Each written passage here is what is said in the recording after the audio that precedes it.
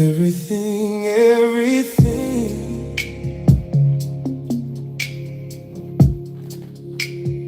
everything in this world causes me to sin.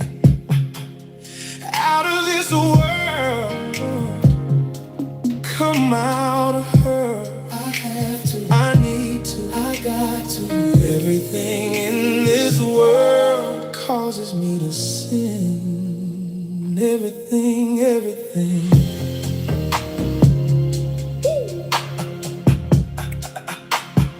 Everything, everything.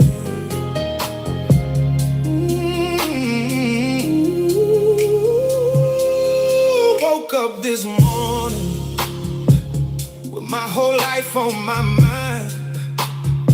I better fix what's wrong with me, 'cause we're running out of time. Trying to categorize everything that I've been through over time. I've collected some enemies. I forget who I've done wrong to. Where did it go wrong for me as a man? Where did I get all this from? Must have got it from man. I know I got it from man. As people, as a tribe, as a clan, thinking about how I was raised and who I was taught to praise and what to call him. I was given this phrase, this name, Jesus. Something didn't feel right calling that name. His name is YAH, and I know that now, but I thought I was doing right calling on that name. Everything, everything, everything in this world causes me to sin. Out of this world, come out of her. I have to, I need to, I got to. Everything in this world causes me to sin. I was dropping to my knees in the night, praying over my family in the night. I even called you Lord and all the other names. I'm so sorry, Heavenly Father, I'm so sorry, yeah, I'm so sorry. Sorry, sorry, sorry. Please forgive me for my transgressions. Every which way I turn, I'm caught up in sin. But I know he knows my heart, he knows my heart posture. Because I'm still here alive and well, although I've done some things that he's not proud of. Oh, I've done some things that I should have been struck down for, like failing to follow his law, statutes and commandments. I turned away when I didn't know I was turning away. Lead by jealousy, lust, and greed. These lips on my face spoke blasphemy. Filling my mouth with curse words. Filling my mouth with pork. Filling my mouth with scavenger birds. Filling my mouth with seafood without fins and scales. Eating clams, crabs, lobster, shrimp, and snails. Eating meat that's not cooked all the way. I'm so sorry, so sorry, sorry, sorry. But everything in this world causes me to sin. Out of this world, come out of her. I have to, I need to, I need to, I got to. Everything in this world causes me to sin. Everything, everything. Have you ever been in love with someone that had your heart in the palm on their hand, and you wanted it to work with them so bad, but they wouldn't understand? If only I loved Yahuwah that way. If I only loved Yahushua that way, I idolized the love of my life. He took that feeling away. We have to come out of this world, out of our own feelings. It's an exquisitely designed trap to keep you from ascending. If we only just trusted in Yahuwah's words and read every day, so you can armor up, put on your shield. Then he gave us idols all over the place and mighty ones everywhere. Oh, Satan set this world up so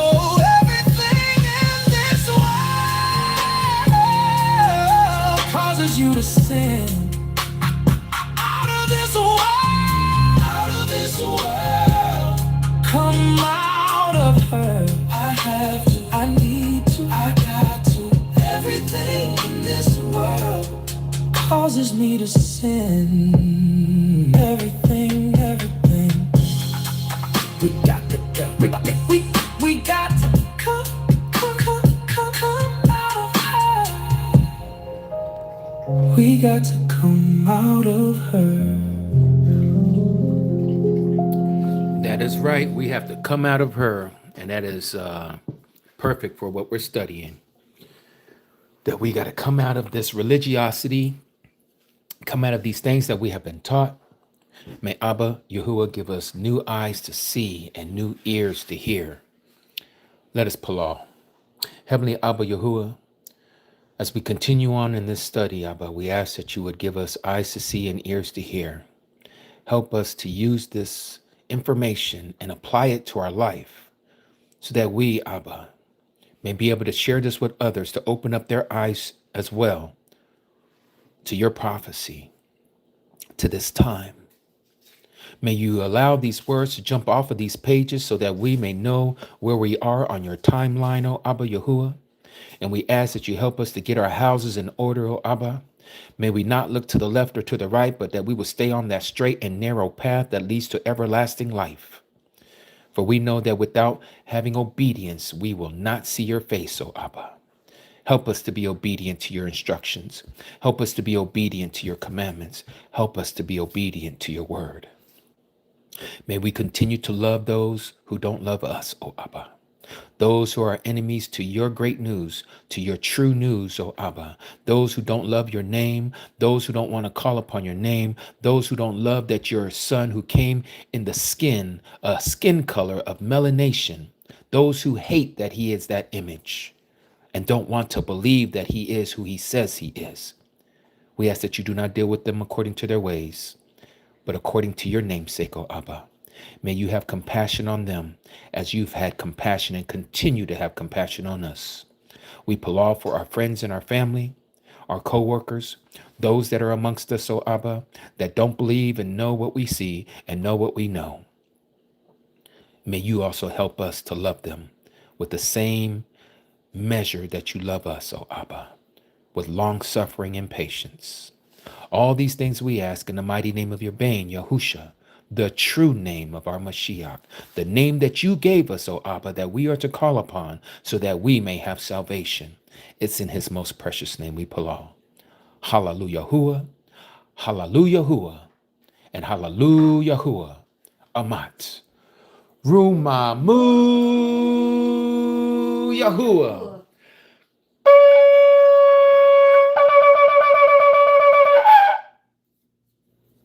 Amat. All right. So I'm going to be cutting off the comments here shortly. And again, I want to thank all of you for being here. This is going to be the third part of our study in the book of Revelation. This is going to take us into the second sequence out of 8 sequences. Again, in case someone is just coming in, I'm going to read a little bit about what sequences mean, and I'm just going to paraphrase it without going in through the whole thing here. So again, sequences, or the word sequence. Hold on, let me get over here to page 31. The word sequence, it means succession, an order of succession, set of things belonging next to one another, an arrangement in a definite order. Other words that are similar, that are synonyms, would be chronology, series, chain, string, course, or serial. This is the definition from the Oxford Dictionary. So again, I want you to imagine that you're watching your favorite sports telecast and that you are watching it and there's multiple camera angles facing the field. Each one of those camera angles in this study would be considered a sequence. Each camera angle gives the viewer a portion of the event that you are watching. And because of the limitation of our visual angle or perspective, we cannot ascertain or to grasp the entire event. even if we were there physically in the arena. And it's for this reason, the way that Yahuwah showed John, he was showing him from different angles of the same event, which is his second coming. He's showing it from different angles, all the things that he is going to be doing that entire time, all the way to eternity. So we're going to now digress into the second sequence. So the first sequence had to do with the seven assemblies, also known as the seven believers. Okay, and the seven believers has to do with all those who believed in the Messiah since the Messiah came, all the way until he cracks that sky. When he cracks that sky, that's going to be 2,000 years from the time that he left to the time that he comes back. Only he knows that exact time. We have no idea. We just only assuming when that time is. But as that time gets closer, he said that we shall know it even at the very doors. So now as we go into chapter 6 of Revelation, that's where we're going to be picking up. I'm going to be reading out of the scriptures, TS 2009. And there you're going to see from chapter 5, now we're going to digress. We're going back. John is being shown a different angle of the same event. Okay?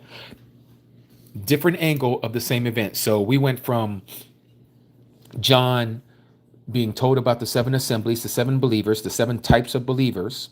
And then he was teleported, he was transported immediately in the spirit. He heard the voice say to him, come up here. He was raptured, if you will, but he was raptured immediately after the tribulation of those days.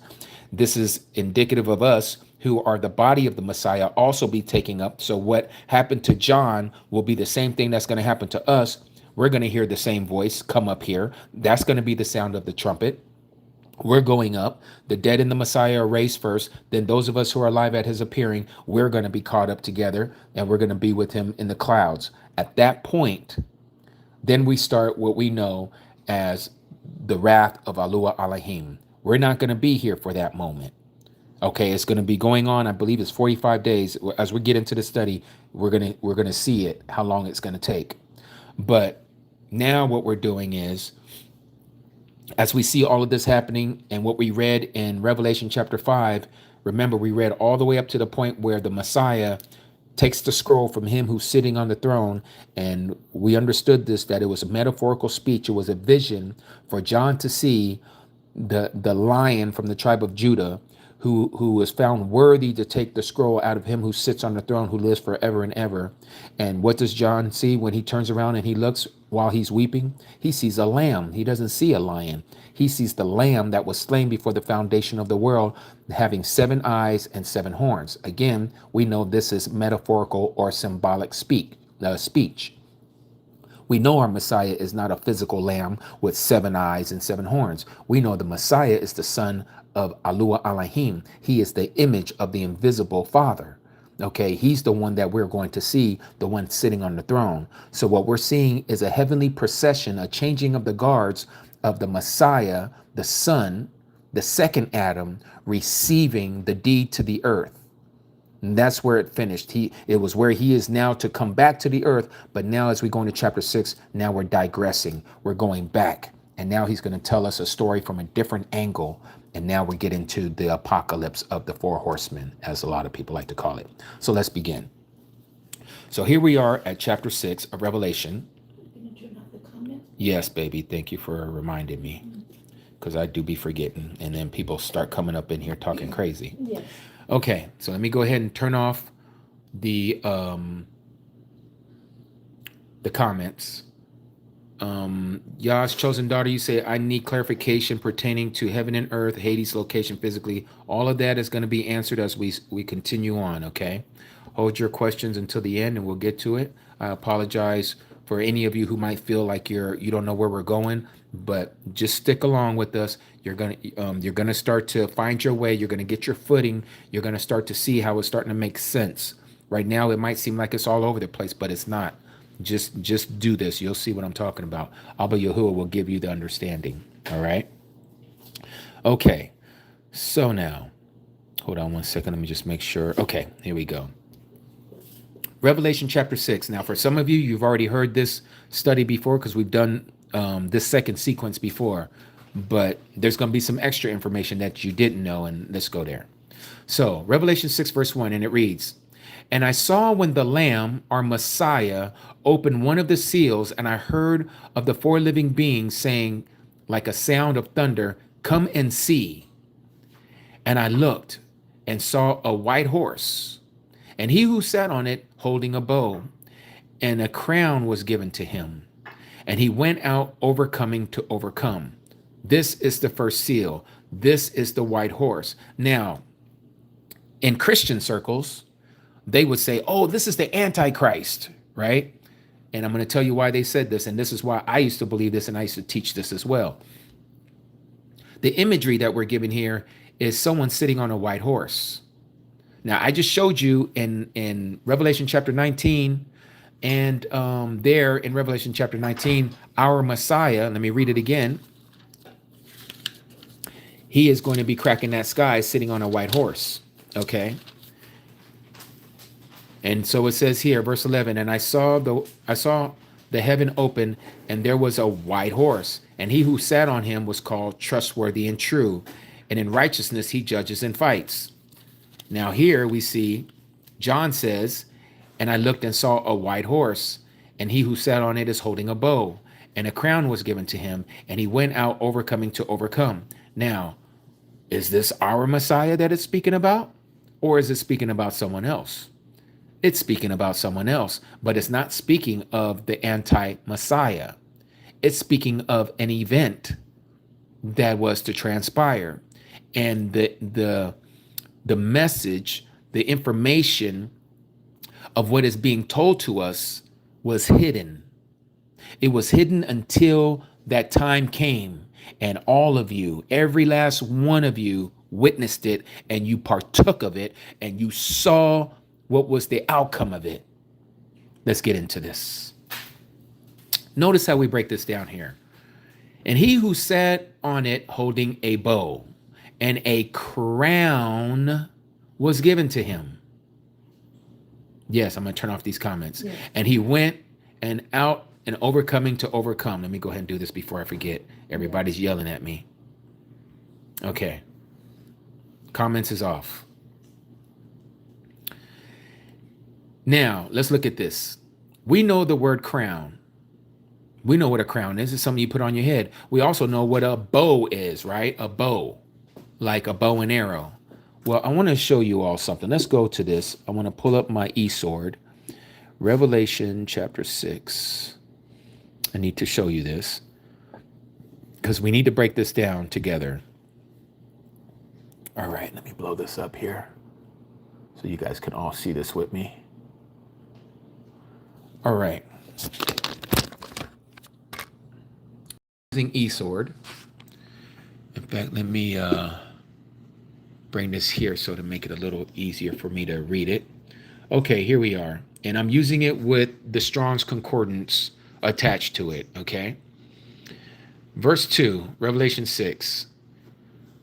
And I saw, and behold, a white horse, and he who sat on him had a bow, and a crown was given unto him, and he went forth conquering and to conquer. Now here we see the word crown, so I'm going to hover over the word crown, G30, what is that, 4735, crown, okay?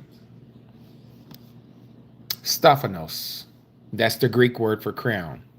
From apparently a primary staphos, to twine or wreath, a chaplet, as a badge of royalty, a prize in the public games, or a symbol of honor, generally but more conspicuous and elaborate than a simple fillet, literally or figuratively, a crown. Now, the way that they describe this crown here is exactly like the crown you would see Caesar wearing. It looks like it's got like, leaves on it, and it's around his head. Anytime you see a picture of Caesar, you see this type of crown. They're getting it from the Greek culture because the Grecians also wear those kind of crowns. Zeus is symbolized with that type of a crown. Nikeo is also with one of those type of crowns. The list goes on and on if you look into Greek mythology. they wear these types of crowns, okay? And the Romans, they depicted their deities the same way, all right? Now, let's go to the word crown in Latin. What is the word crown in Latin? Let me pull this up here. Many of you already know this, but I need to show it to you. Sorry, I'm doing this with one hand here. What is the word for crown in Latin?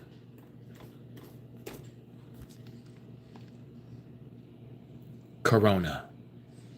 I think you guys are starting to see where we're going with this, right? We all took a part of this. Remember what it says here. And I looked and saw a white horse, and he who sat on it holding a bow. We're going to look at that word bow. And a crown was given to him. Corona was given to him. The name Corona was given to him. And he went out overcoming to overcome. Your translation would say conquer to conquering to conquer. Okay, that's exactly what the coronavirus did, COVID-19 did, starting in the end of 2019 of the pagan calendar. And it's still running right now. People are still getting coronas. Okay, so now let's look at the word bow. The word bow is 5115. Let me unhover from there. So you see it, 5115, the word bow. Hover over that. It's called toxon. From the base of 5088, a bow, apparently as the simplest fabric, bow. Okay, simplest fabric. Let me click on this. Let's look at this because it's giving us an etymology of the word toxon, 5088. And it says ticto, a strengthened from a primary word. And it says to produce from a seed as a mother, a plant, the earth, etc., literal or figuratively, bear, be born, bring forth, be delivered, be in travail. Now let's go back and look at this word again. Bow. The word bow. I want to show you the etymology of the word that we use in the English, that where we get this word toxon from. We pronounce it as toxin, Toxin. Let me show you the etymology of the word toxin.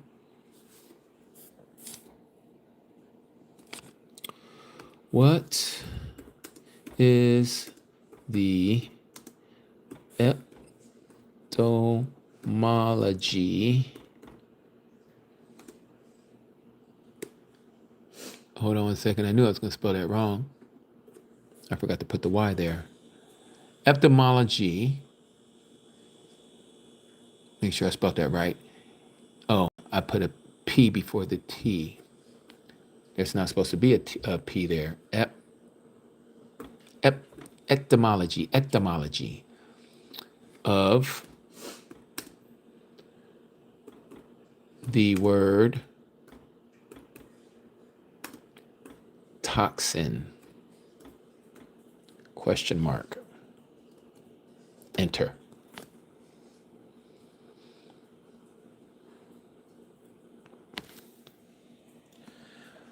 The word toxin comes from the ancient Greek word meaning bow, and later from the Latin toxicum, that refers to a poison used on the tips of arrows. It was first used in English in 1880s to describe organic poisons produced by living, let me go ahead and hit more, living organisms. Well, guess what? What was corona? It was a poisonous substance. This is what happened. And and I say they, I'm talking about those who translated. I believe Yahuwah put it on their heart to mask the true meaning of the word toxon from the Greek, and they put bow when it should have just said a poisonous substance, or to even say holding a toxin, a poison. and Corona was given to him. And he went out conquering to conquer. This started in 2019, but you may say, well, how do we know that that's what that is? The timing of Yahuwah is impeccable. Let me show you something else. I need you to see this. When did the first African Americans, as they call us, came to the USA as slaves? Question mark.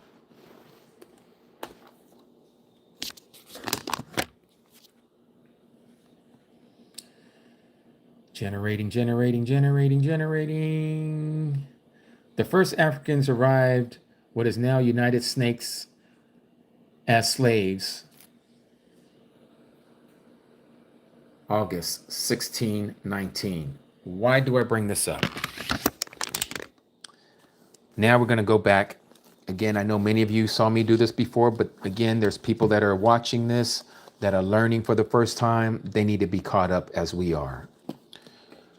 Genesis chapter 15. Notice what it says here. Verse 13.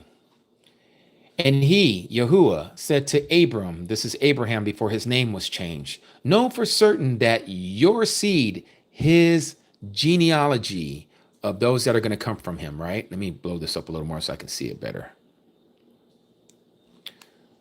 Your seed are to be sojourners, foreigners in a land that is not theirs, and shall serve them, and they shall be afflicted, or shall afflict them, 400 years.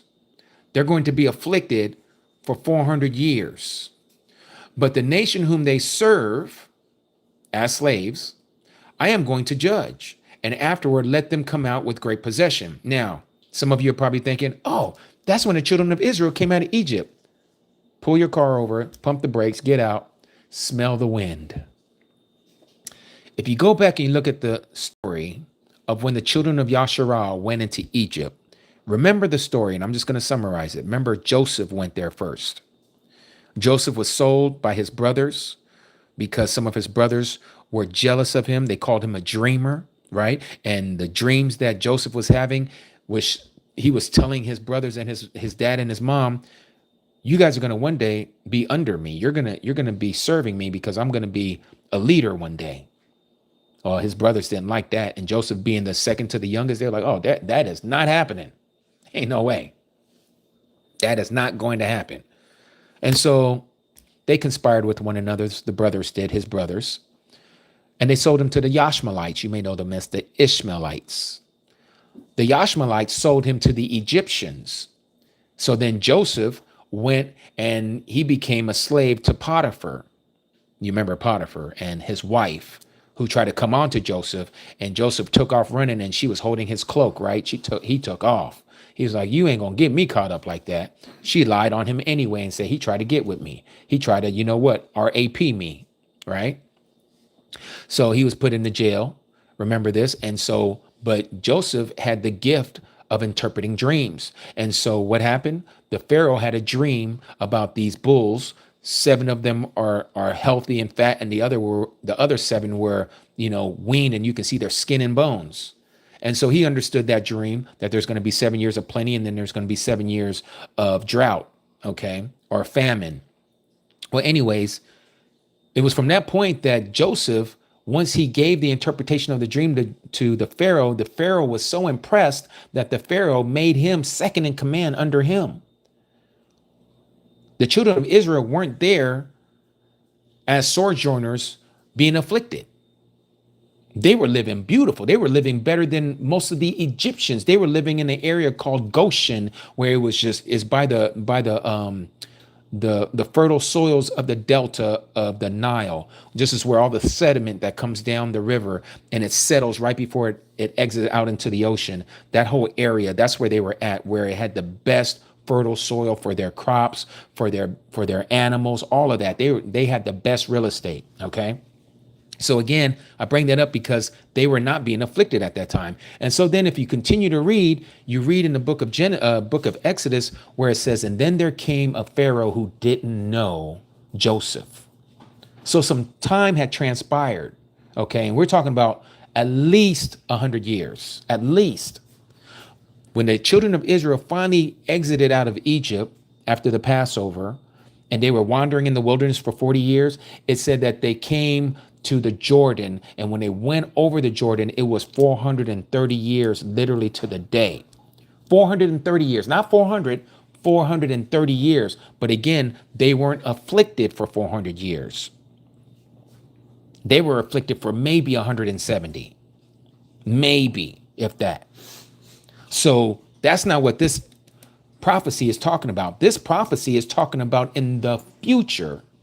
And it's talking about a single nation that is going to be judged for the way they treated Abraham's descendants. So why did I show you, when did the first African Americans come to the United Snakes of America? It happened in 1619. Add 400 years to 1619, what do you get? 2019. Ask me what happened in the end of 2019 that started this judgment upon this earth that started right here in the United Snakes of America and is continuing to be judged to this very day. The coronavirus happened in 2019. This is why they call it COVID-19. The year 2019 is when it occurred. This is exactly 400 years, and his people are still being afflicted. Do some of them deserve it? Of course. In fact, all of us deserve it because of our disobedience to Abba Yahuwah. But a lot of our people are still not awoke to who they are. So the awakening is happening right now during the same time after the 400 years, the curse, the affliction that Abba Yahuwah put upon us because of our disobedience. He has removed that. But what is the United Snakes government still doing? They're still afflicting us. We're still the tail and not the head. We're still last and not first. We're still a byword in this country. We have a president that is racist and prejudiced. Okay. He likes us when we do great things and we're, tapping him and patting him on the back like a Kanye West. Okay. Or when Candace Owens was all, jocking him when he was running for president. But as soon as she changed the script and flips the script, President Trump is talking about how ugly she is and whatever that man's name, the French prime minister, his wife, I don't know if it's a he or a she. They're saying that it might be a he. And that's what Candace Owens is saying. And then President Trump is saying, well, his wife is prettier than Candace Owens. All this stuff. They're still afflicting is what I'm getting at his people. Per capita, there is more African Americans locked up in the prison system than any other ethnicity. It's not because we're worse people. This has to do with the curse. Most of us are in welfare. It has to do with the curse. But the president and the presidents before this president and the people who are running behind underneath the current of this earth, underneath the current of this government, they're making sure that these people are going to stay down and never rise to the top because certain people in certain prominent positions on this earth know who the true people are. And they are not going to let them loose. They're just like Pharaoh. We are not going to let his people go. We're going to keep them under the strong arm. We're going to continue to afflict them. We're going to continue to unalive them anytime they have problems with the police. And we have one of these police officers that we trained a certain way. And this is how their brains work, because everything that they're getting out of the police academy is what we're seeing in the streets. And this is why we're seeing a lot of problems amongst African Americans and enforcement, law enforcement. This affliction is still happening. Me being a mixed breed child, I've had the chance and the opportunity to travel many different countries of this world. And I've seen how they treat us. And I'm not even full black, as we would say.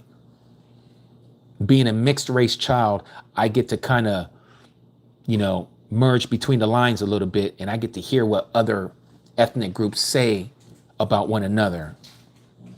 The whites talk about the blacks right in front of me because they don't know that I'm part African American. African Americans talk about the whites right in front of me, not even knowing that I have some partial white ethnic group in me, Irish to be specific.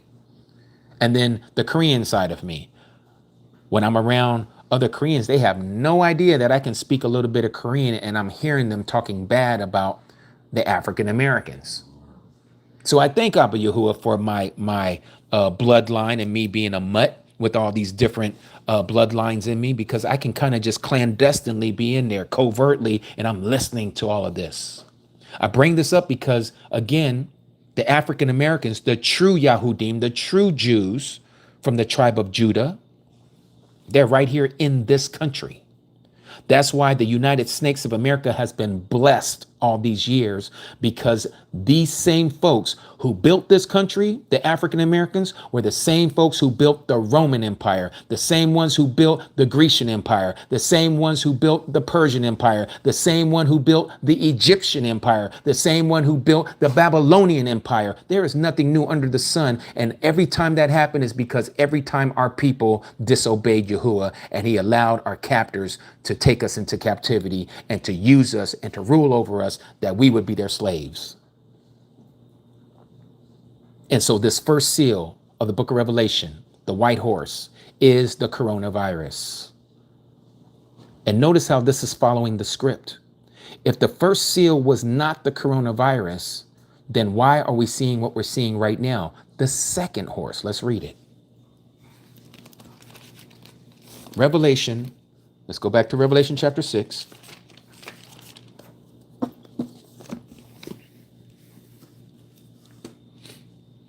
Verse 4.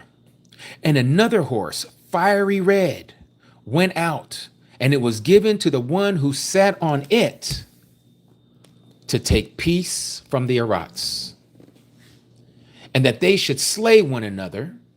And a great sword was given to him. A great sword was given to him.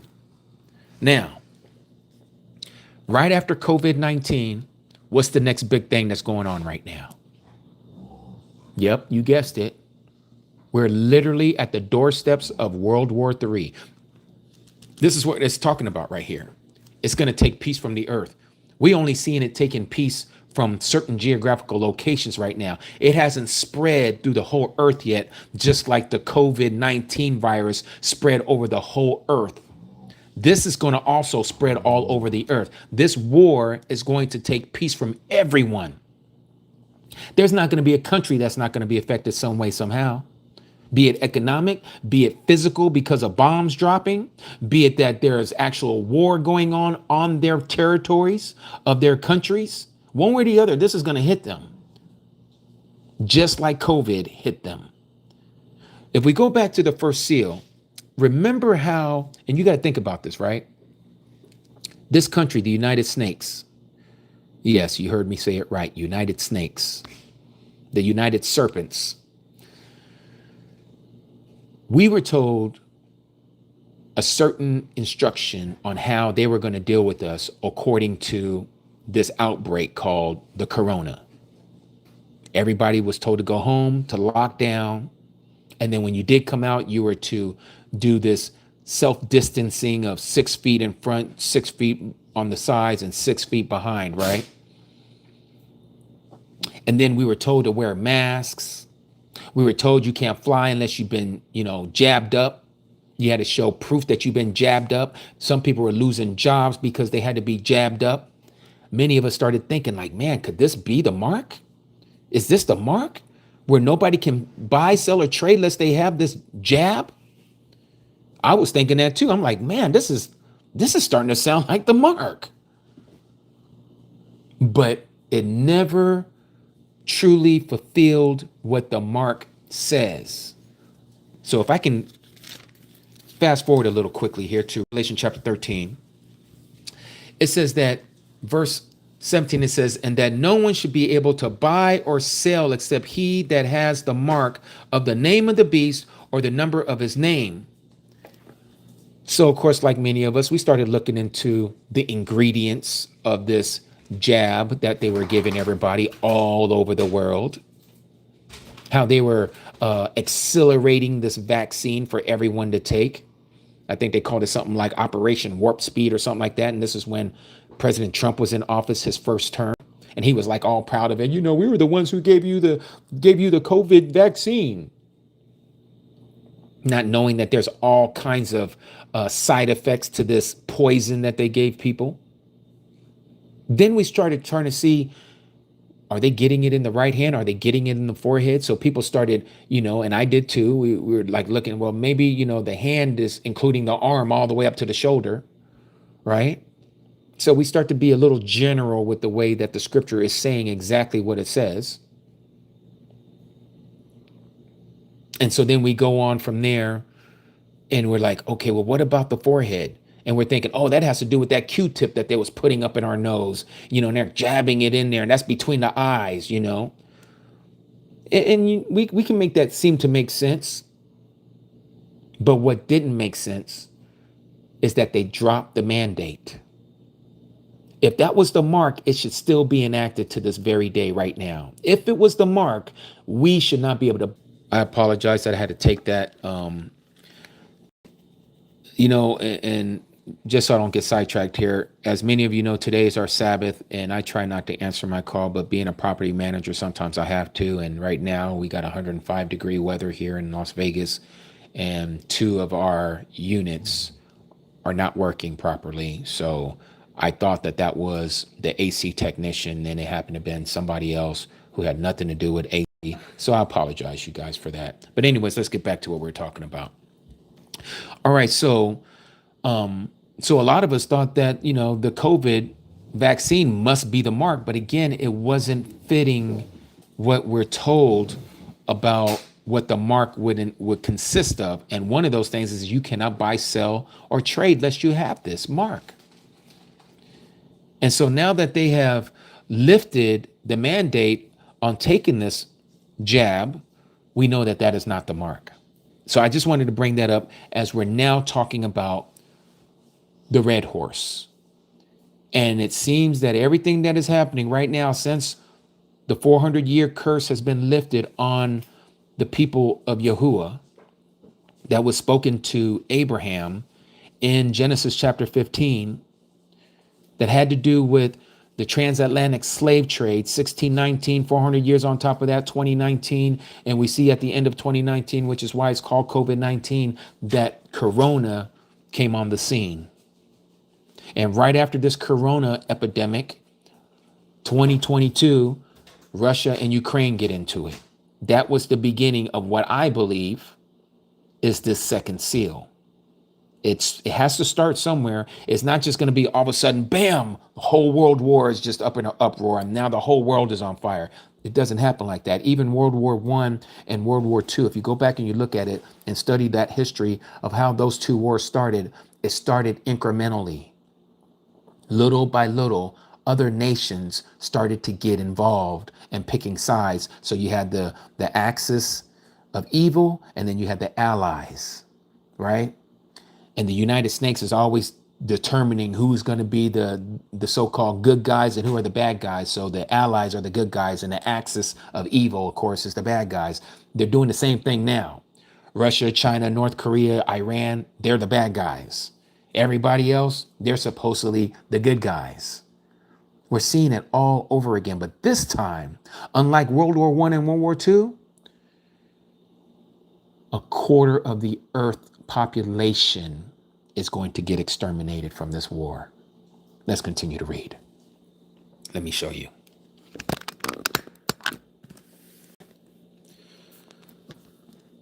Verse 5 of chapter 6 of Hazon, also known as Revelation. And when he opened the 3rd seal, I heard the 3rd living being say, "Come and see." And I looked and saw a black horse, and he who sat on it holding a pair of scales in his hand. And I heard a voice in the midst of the 4 living beings saying, "A measure of wheat for a denarius, and 3 measures of barley for a denarius, and do not harm the oil and the wine."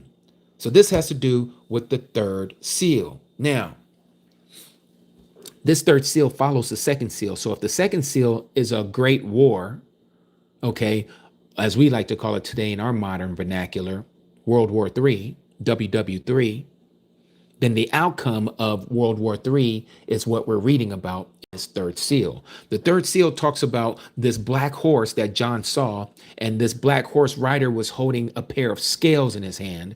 And it talks about how the food, okay, specifically here is talking about a wheat, which is a grain, for a denarius.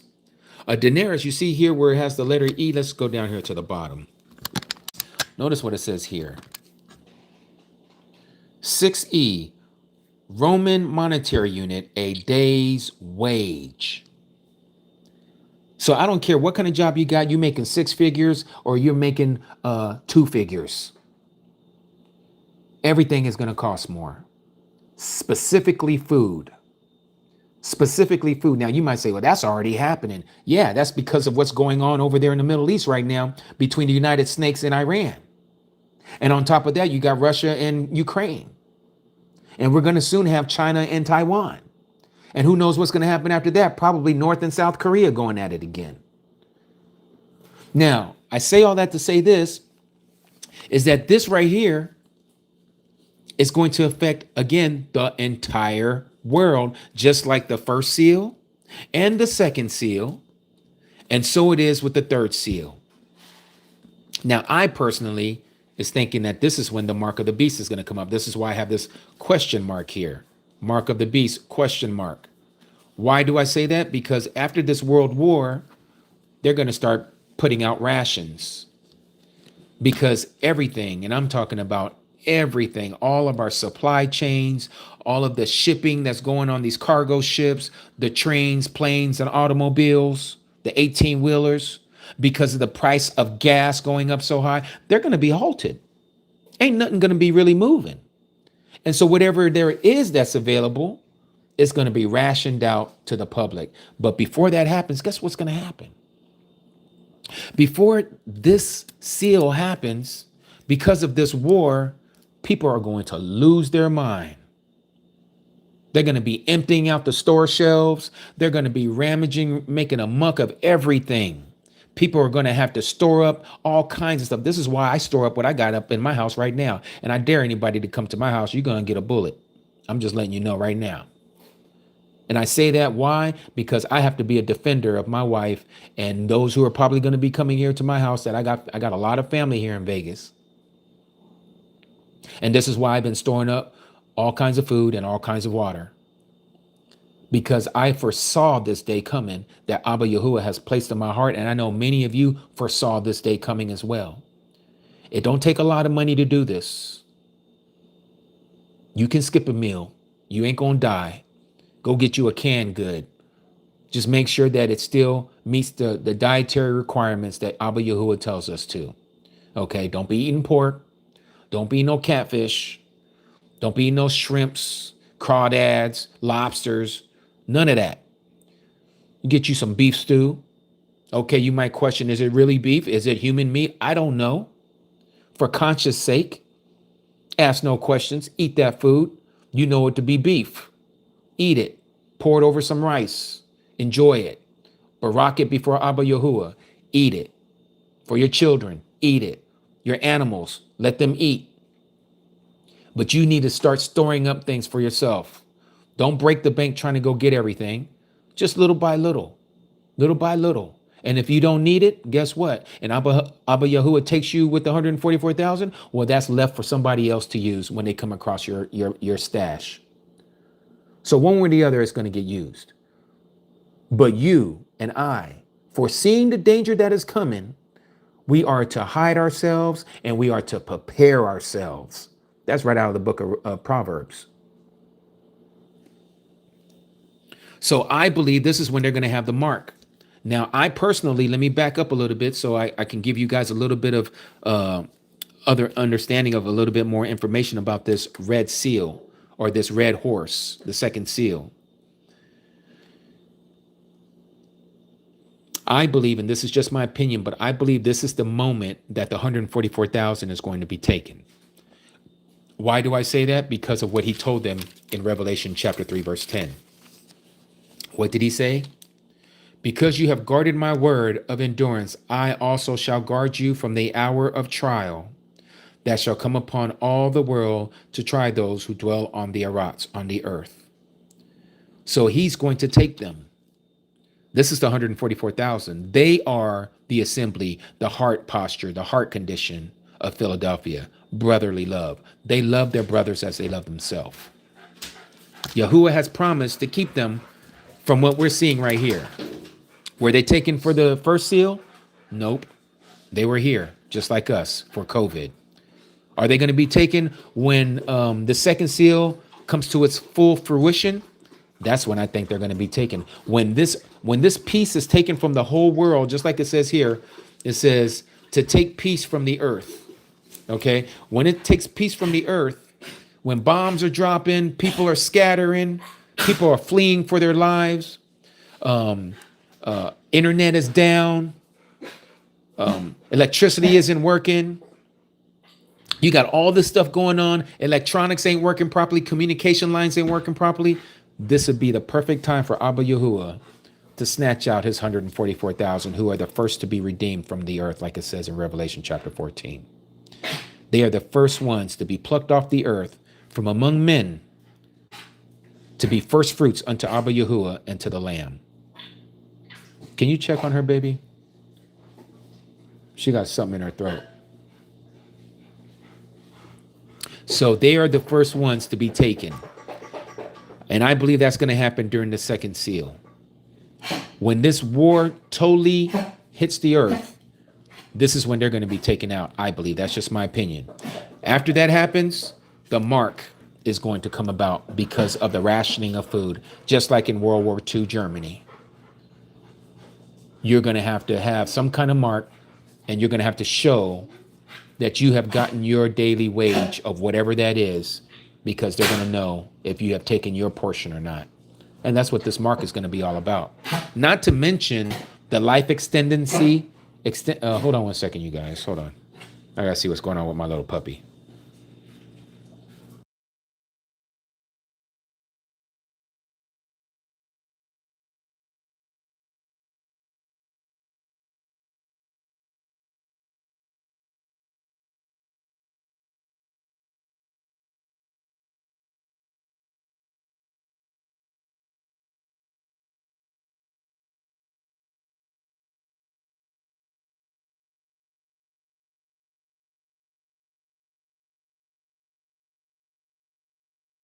All right, sorry about that. My little pitty, she was out there playing with her brother, and they got something in their throat, or she got something in her throat. Okay, so again, so the third seal, I believe, is going to be when the mark is going to be enacted upon the populace. It's going to be whoever's left. So let's go to the fourth seal. The fourth seal says this: and when he opened the fourth seal, I heard the voice of the fourth living being saying, "Come and see."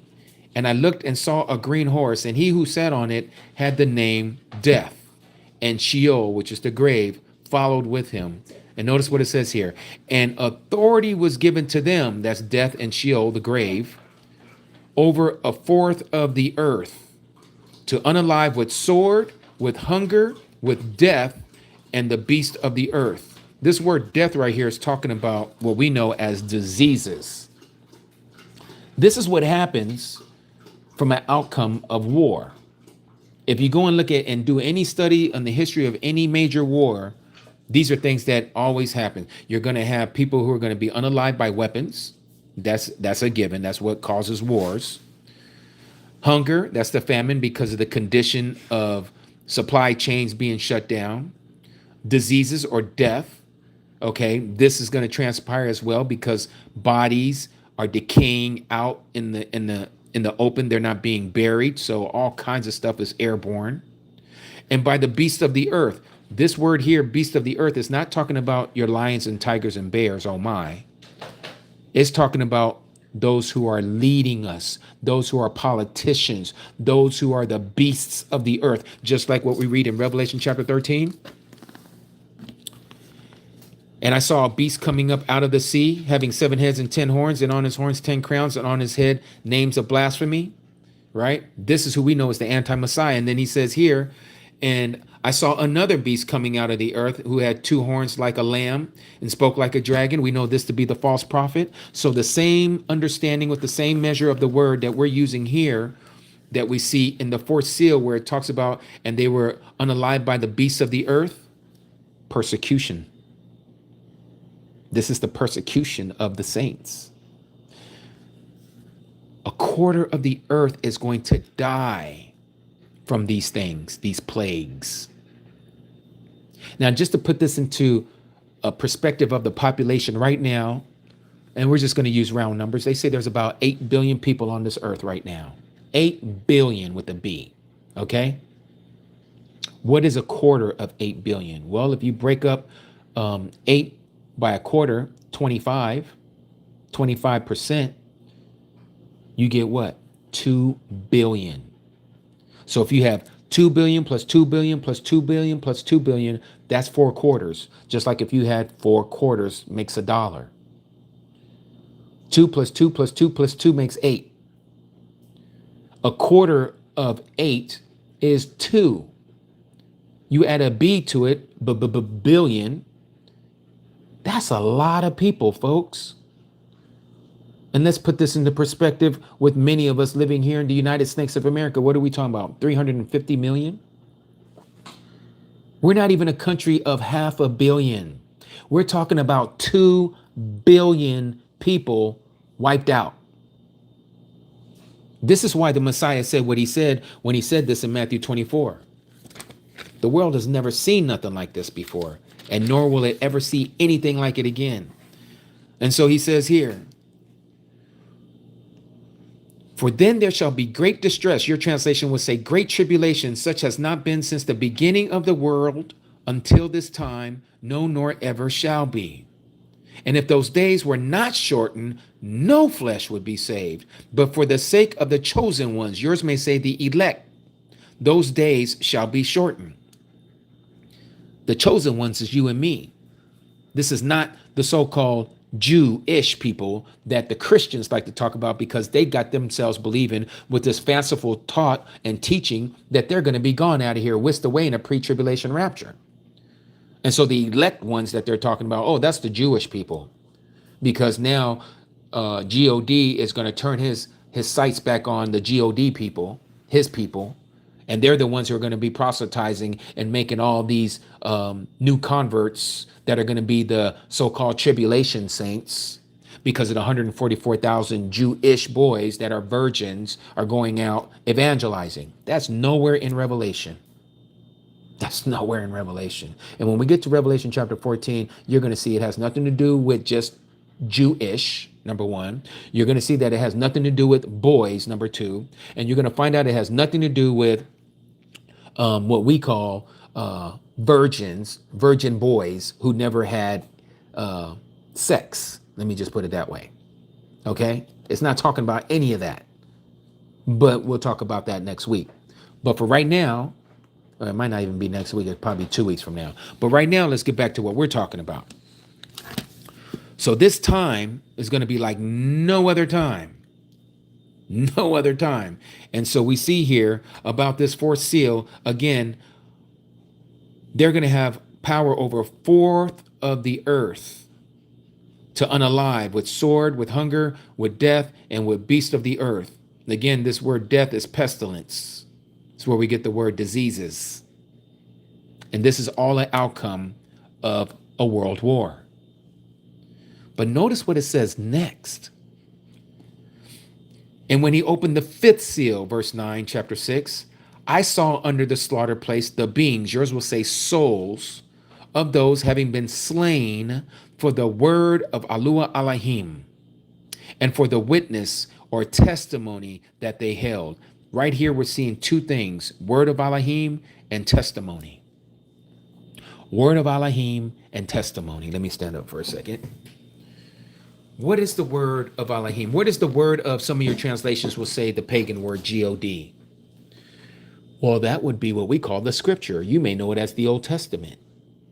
So then what is the witness? Well, the witness, what you be knowing to know, is the New Testament. Let me show you. Revelation chapter 12, verse 17 says this. And he went to fight with the remnant of her seed. This is the woman who was given the 2 wings of an eagle to go to a place that was prepared for her for times and half a time, or 3.5 years, or to say 42 months, or 1,260 days.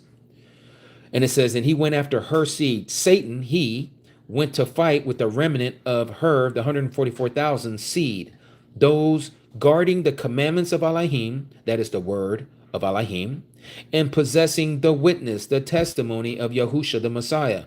This is talking about both the Old and the New Testament. The Old Testament hasn't gone away. It hasn't been nullified. It hasn't been voided out. No, you're still supposed to be keeping it. We're still supposed to be keeping it.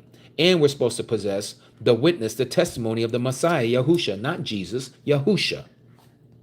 Because Jesus, the way he has been taught to us, is one who tells us you can eat anything that you want. You cannot have to keep the Sabbath anymore. You don't have to do any of the feast days anymore. You can be just like the Gentiles. You can be like the world. You don't keep the commandments following Jesus.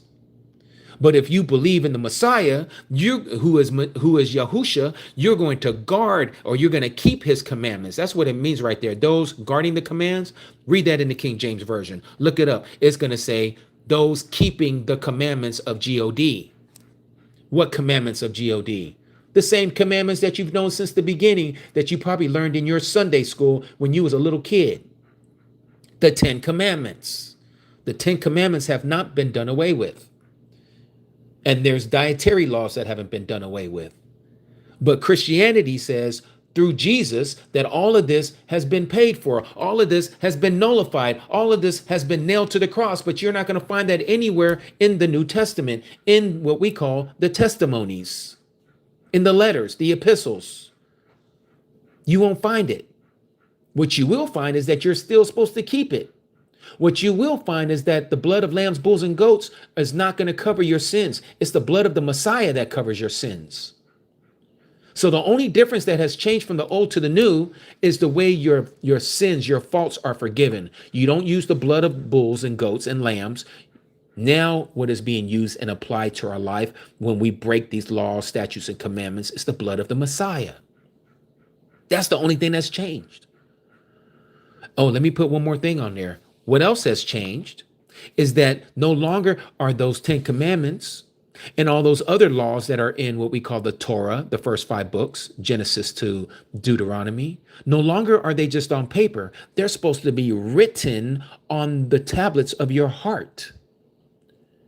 So the laws have not gone away anywhere. Read Hebrews chapter 8, starting at verse 8. And when you get to verse 10, you're going to see it says that he wrote those laws upon your heart. If the laws were done away with, they wouldn't have to be in your heart. But that's a different study for a different time. So when we go back here to chapter 6, this is why these people are being unalived. And when he opened the 5th seal, I saw under the slaughter place, under the altar, the beings of those who have been slain for the word of Alua Elohim, the word of the mighty one. Again, the Tanakh, Genesis to Malachi.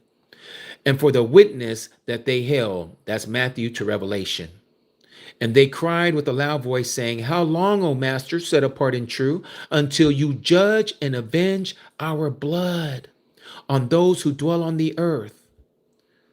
For those of you who don't believe that there's life after death, for those of you who don't believe that as soon as you die, that you're not staying in the grave and that you're just going to wake up on Judgment Day. This speaks against your understanding.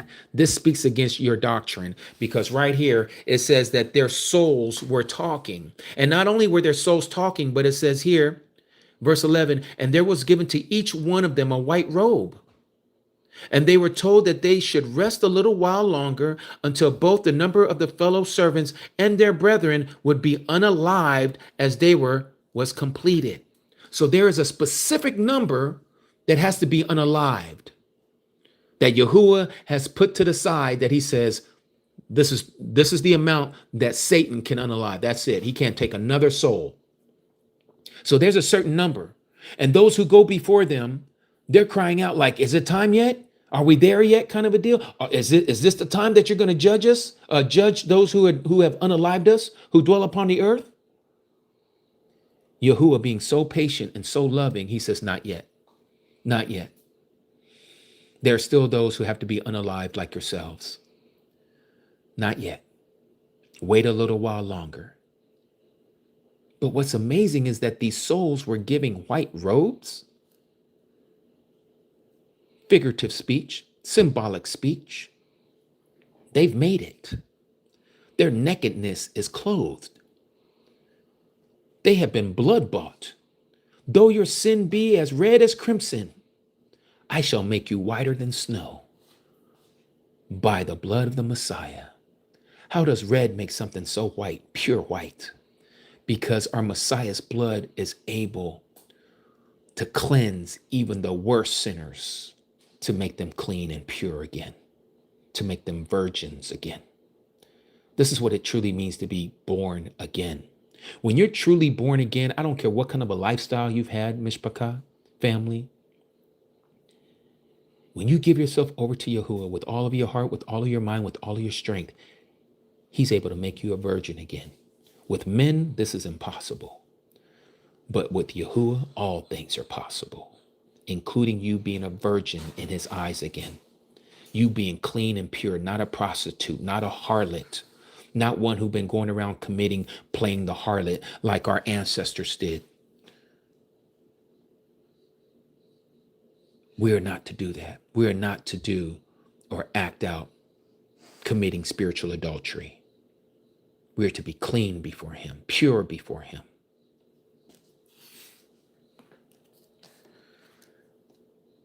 Why would we be getting unalived right here in the fifth seal? We know that the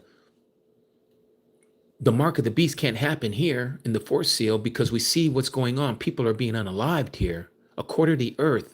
When this is all said and done, when that fourth seal is broken, a fourth of the earth would have been unalived. You're talking about depopulation right there. This is already in their books. Remember, this is what the Georgia Guidestones. Remember, they only wanted 500 million people left on the earth. Well, if we got 8 billion souls on this earth, you're talking about wiping out 7.5 billion people? Oh, but they're just getting started. There's more people who are going to die in this book. There's more people who are going to die in this book, and we're going to read about it. But right now, we're getting started off with just a quarter of the earth's population. 2 billion out of 8 billion souls are going to be taken, snuffed out. And there's rumors, and I don't know how true this is, but we're going to all find out when this time comes, that this next world war is not going to even last a month. They're going to be dropping their bombs, missiles, smart weapons. All this stuff is going to be hitting all over this Arats, this earth. They're going to be dropping it so fast that they can't even replenish it. They're going to be done spilling the blood of man. Everybody is literally going to be tired of fighting. And here comes the anti-Messiah to save the day.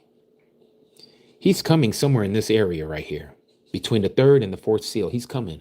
Why? Because we see that we're starting to get unalived in the fifth seal. And we know why that's happening, because of the word of our testimony, just like it says here. Again, and there was given to each one a white robe, and they were told that they should rest a little while longer until both the number of the fellow servants and their brethren who would be unalived as they were was completed. This is the guillotine, Mishpachah. This is for not adhering to the Noahic laws, the Noahide laws. This is because we have the true name of the Messiah and the Father in our mouth. That's a death penalty right there, according to these Jewish people. Anyone who says the name, oh, off with the head, off with the head. So we know that the mark is already going at this time in this second sequence called the seals, the 7 seals. And so this is why I'm assuming, and I can only assume, we'll know here soon, that the mark of the beast happens in the third seal, when there is a rationing of food. And it seems to make sense when you go back and you look at chapter 13, 16, 17, 18, where no man is able to buy or sell unless they have the mark on their right hand or upon their forehead. This does not have anything to do with, as the Seventh-day Adventists like to believe, the Sunday law.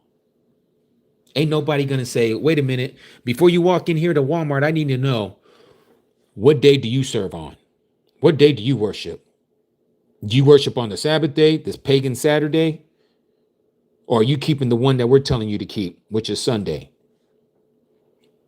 Ain't nobody going to be asking that question before you buy a loaf of bread at Walmart. But Seventh-day Adventists will have you to believe that. Oh, the seventh-day law, the Sunday law, that's the mark of the beast. Okay, Ellen G. White, you keep on going with that lie.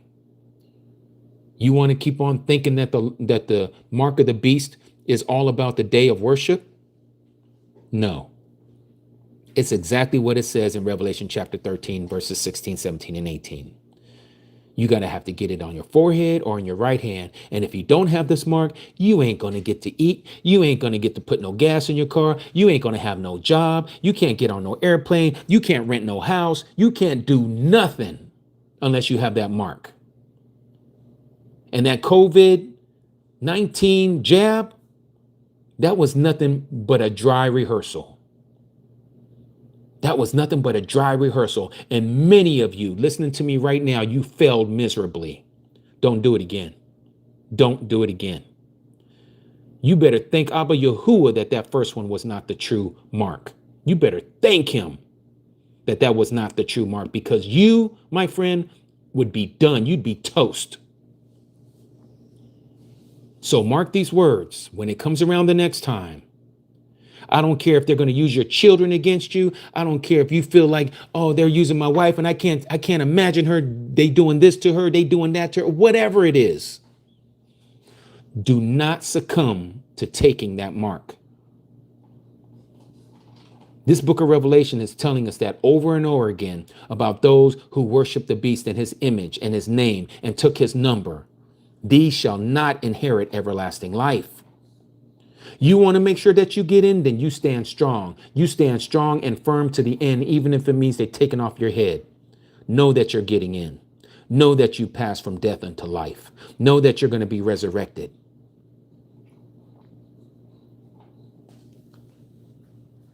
Let's continue. The sixth seal, verse 12, chapter 6. And I looked when he opened the sixth seal. This is going to let you know we're coming to an end of another sequence. And I saw a great earthquake that came to be, and the sun became what? Black as sackcloth of hair. And the moon became what? As blood. And what happened to the stars? The stars of the heaven fell to the earth as a fig tree drops its unripe figs, being shaken by a mighty or strong wind. And the heaven departed like a scroll being rolled up, and every mountain and island was moved out of its place. Oh, this is the day of Yahuwah. This is the day of Yahuwah. Notice what it says. And the sovereigns, the kings of the earth, and the great ones, talking about leaders, those who have money, you know, like those people that the Ish people that run all these corporations, and the rich ones, and the commanders, and the mighty ones, and every slave and every free one, hid themselves in the caves and in the rocks of the mountains, and said to the mountains and the rocks, fall on us and hide us from the face of him sitting on the throne and from the wrath of the Lamb, because the great day of his wrath has come. Who is able to stand? Who is able to stand? Who can bear it? This is the second coming. Let me show you. Let's go back to Matthew 24.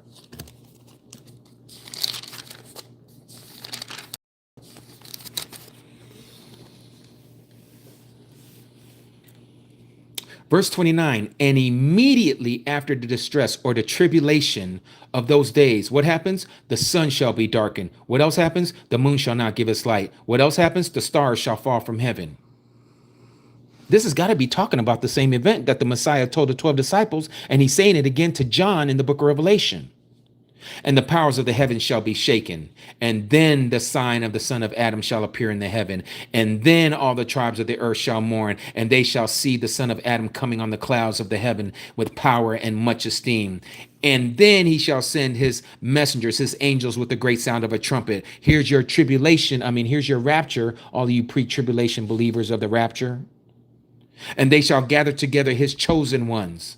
That's the Talmudim. That's you and I. From the four winds, from one end of the heavens to the other. What did we read earlier? In Jeremiah chapter 30, when we was reading about Jacob's trouble. This is why we know this is all connected. Jacob's trouble is the Great Tribulation. It didn't happen in 70 AD. It's going to happen in the near future. And what did he say he was going to do at that time? He said he's going to save Yasharal out of it, and he's going to take them back to their land of their forefathers. We're not in the land. We're still in our captivity. We're still scattered abroad. We're all over this earth.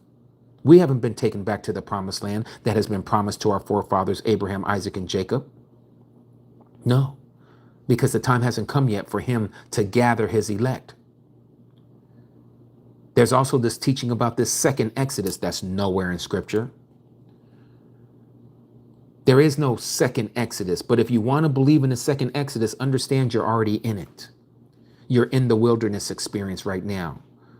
Your second Exodus was when your eyes were open and you came out of Babylon, when you came out of Egypt and her teachings, when you came out of her, my people, lest you share in her plagues, just like it was in the days of Egypt.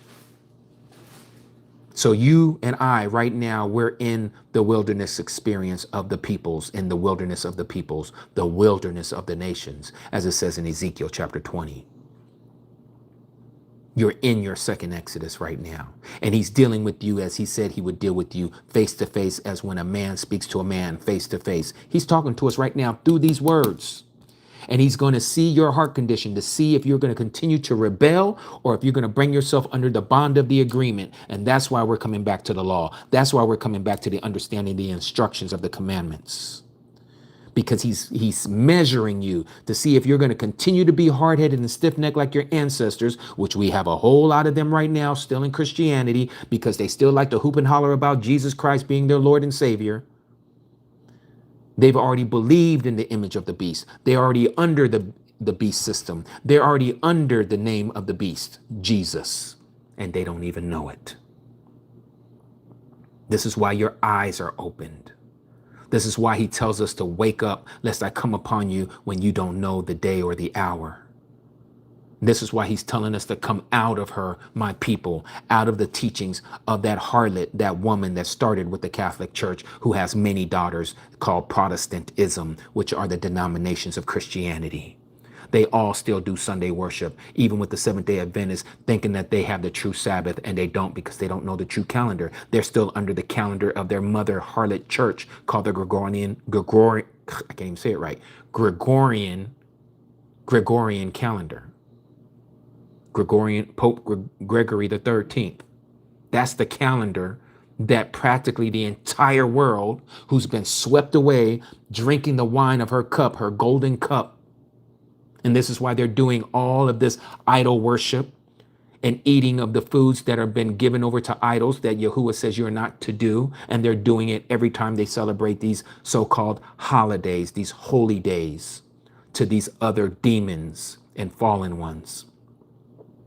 Oh, these are wonderful times for us and the family to come together. Thanksgiving and Christmas and New Year's Eve and Super Bowl Sunday and Mother's Day and Father's Day and St. Patty's Day and Valentine's Day.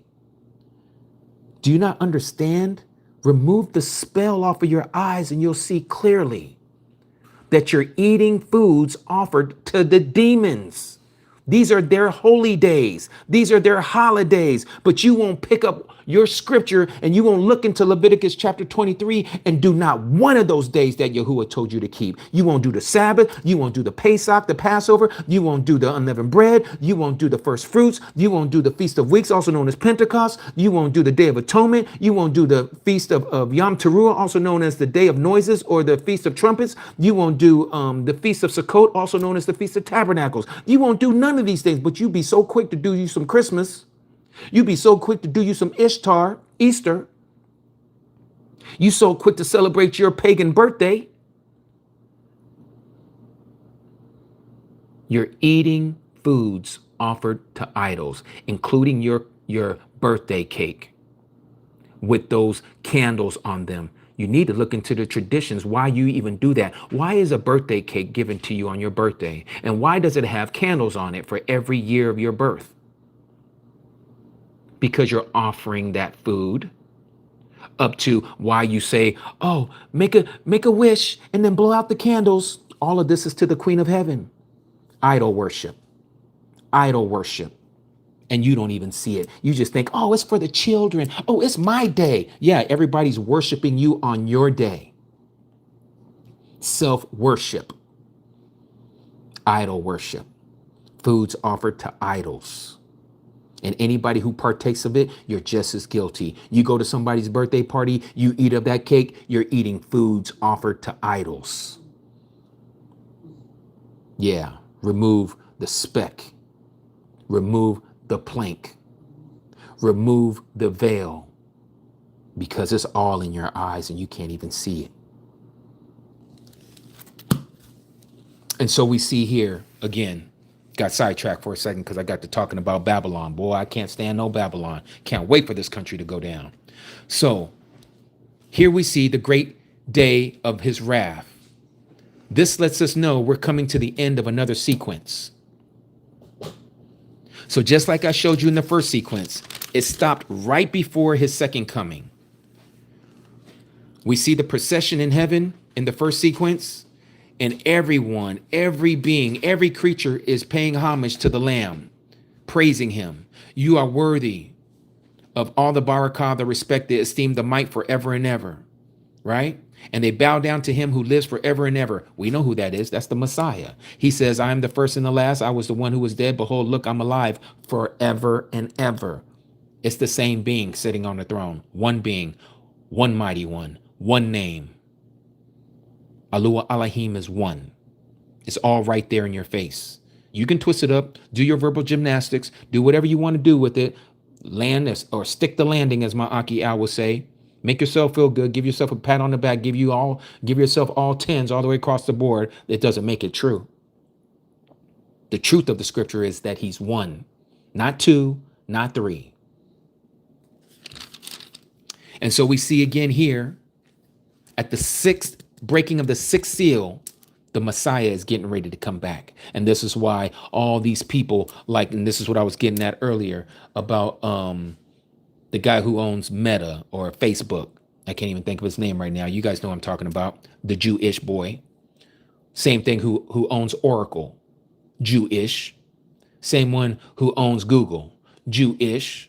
The one who owns Apple. Jewish. All these people have made themselves bunkers like The Rock, right? Dwayne Johnson. And what's that lady's name? Oprah Winfrey, right? These people got money. They're building these mega mansions under the ground. They know what's coming. It's right here. It's written already about them. They're all doing it. From the thugs to the ones that are over there passing the rugs, they're all doing it. If they got money, they building bunkers, just like Rick Ross building bunker. Don't believe in the Messiah, but he believes what's coming. They all know what's happening.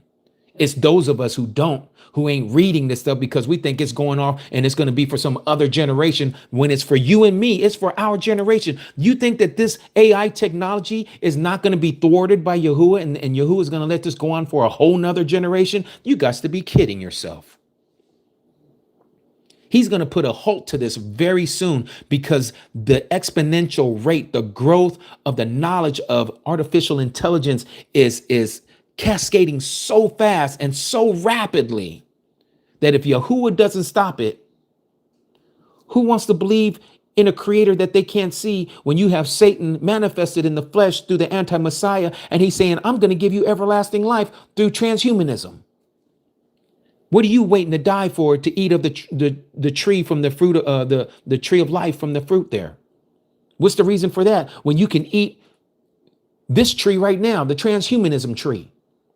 All you got to do is take the mark, and you're going to live a lot longer.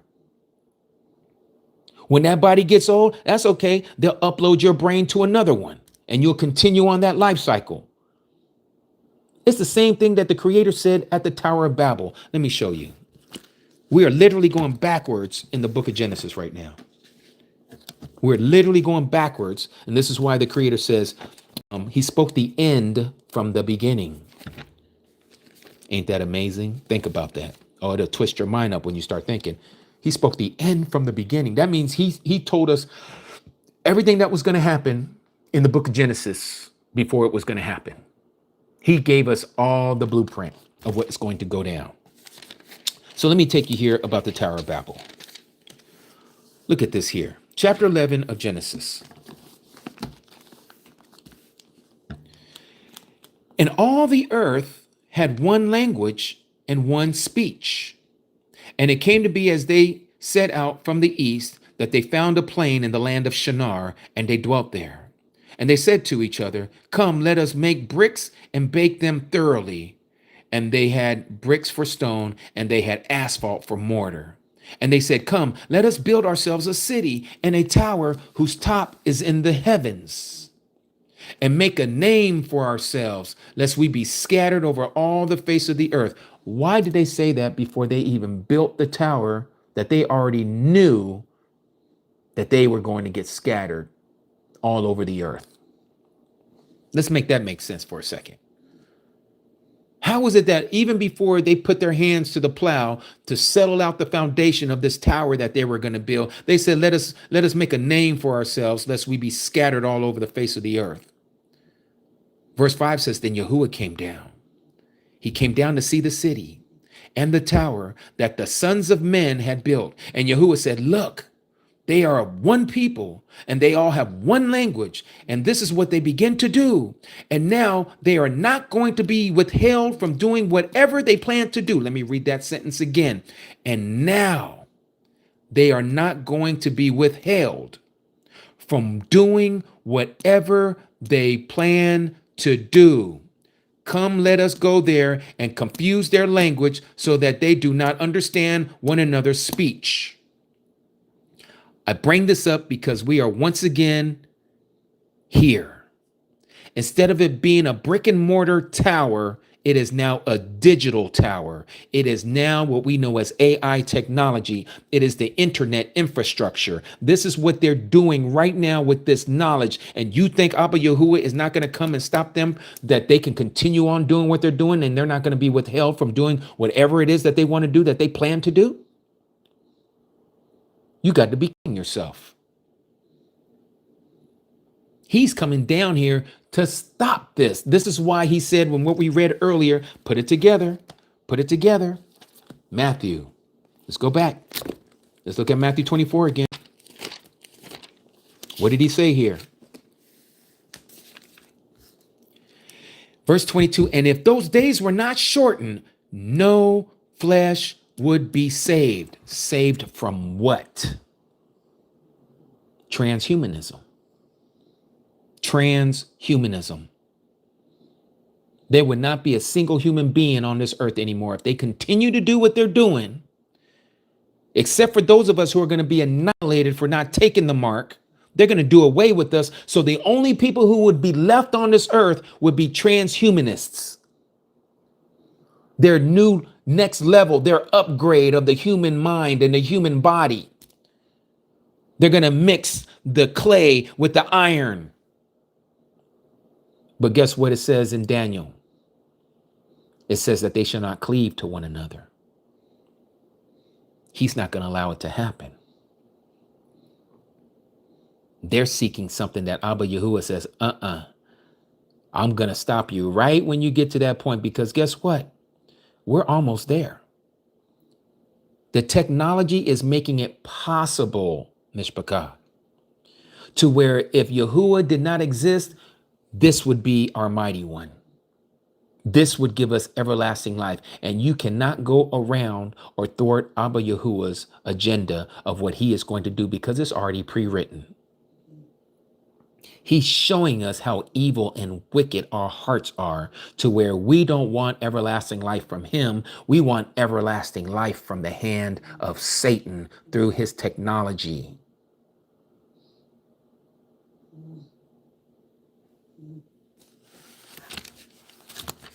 Revelation. Back to chapter 6. And so we see here, the great day of his wrath has come. Who is able to stand? Remember what I showed you. Now I'm going to show you the second timeline here. I showed you the first one about the assembly age, and now I'm going to show you the one about the 7 seals.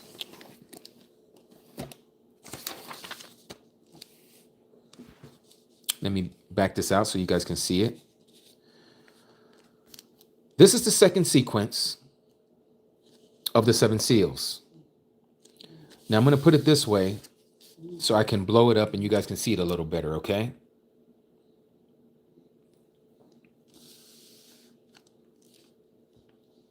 You see how I was propagandized by Christianity. Here I thought the first seal was the false Messiah. I was taught very well by all those Christian theologians. But this now we know is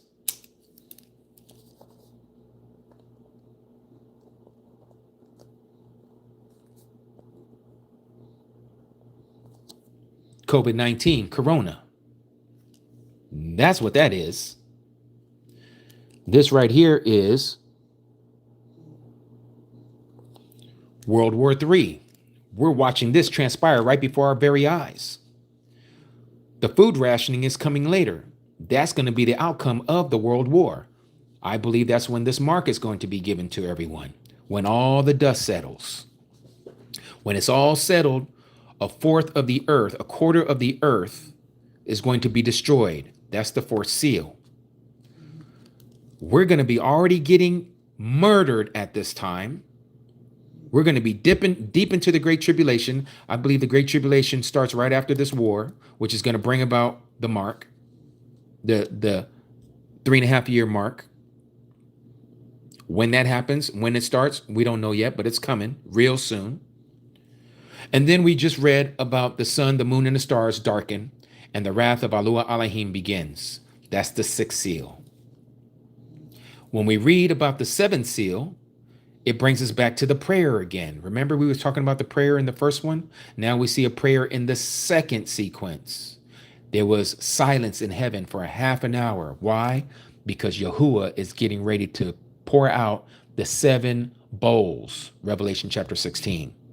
He's so angry that even the 4 beings, the 4 living beings, the 4 angels with the 6 wings flying above him, who don't stop saying, Kadash, Kadash, Kadash, set apart, set apart, set apart. Your pagan King James version will say, holy, holy, holy is the Almighty, Al Shaddai, who lives and reigns forever and ever.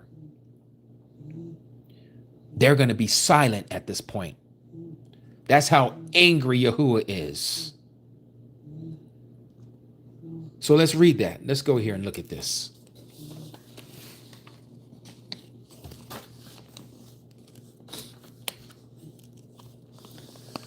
So when you read chapter 7, and I want to put this together so you can see here. So we know that the wrath is getting ready to start. Okay, this is the 6th seal. The wrath is about to start. People are hiding themselves right now in the mountains, in the caves, in their bunkers and all that stuff, right? But now we get into the sealing of the 144,000, 12,000 from each tribe. So that whole second sequence about the seals, the 7 seals, not only have to do with the 7 seals on the scroll, but it's also talking about those that are the 144,000 that are also sealed. Okay? Take note. The second sequence has to do with the 7 seals, but there are 144,000 who shall be sealed. Chapter 7. When are they going to be sealed? They're sealed right now.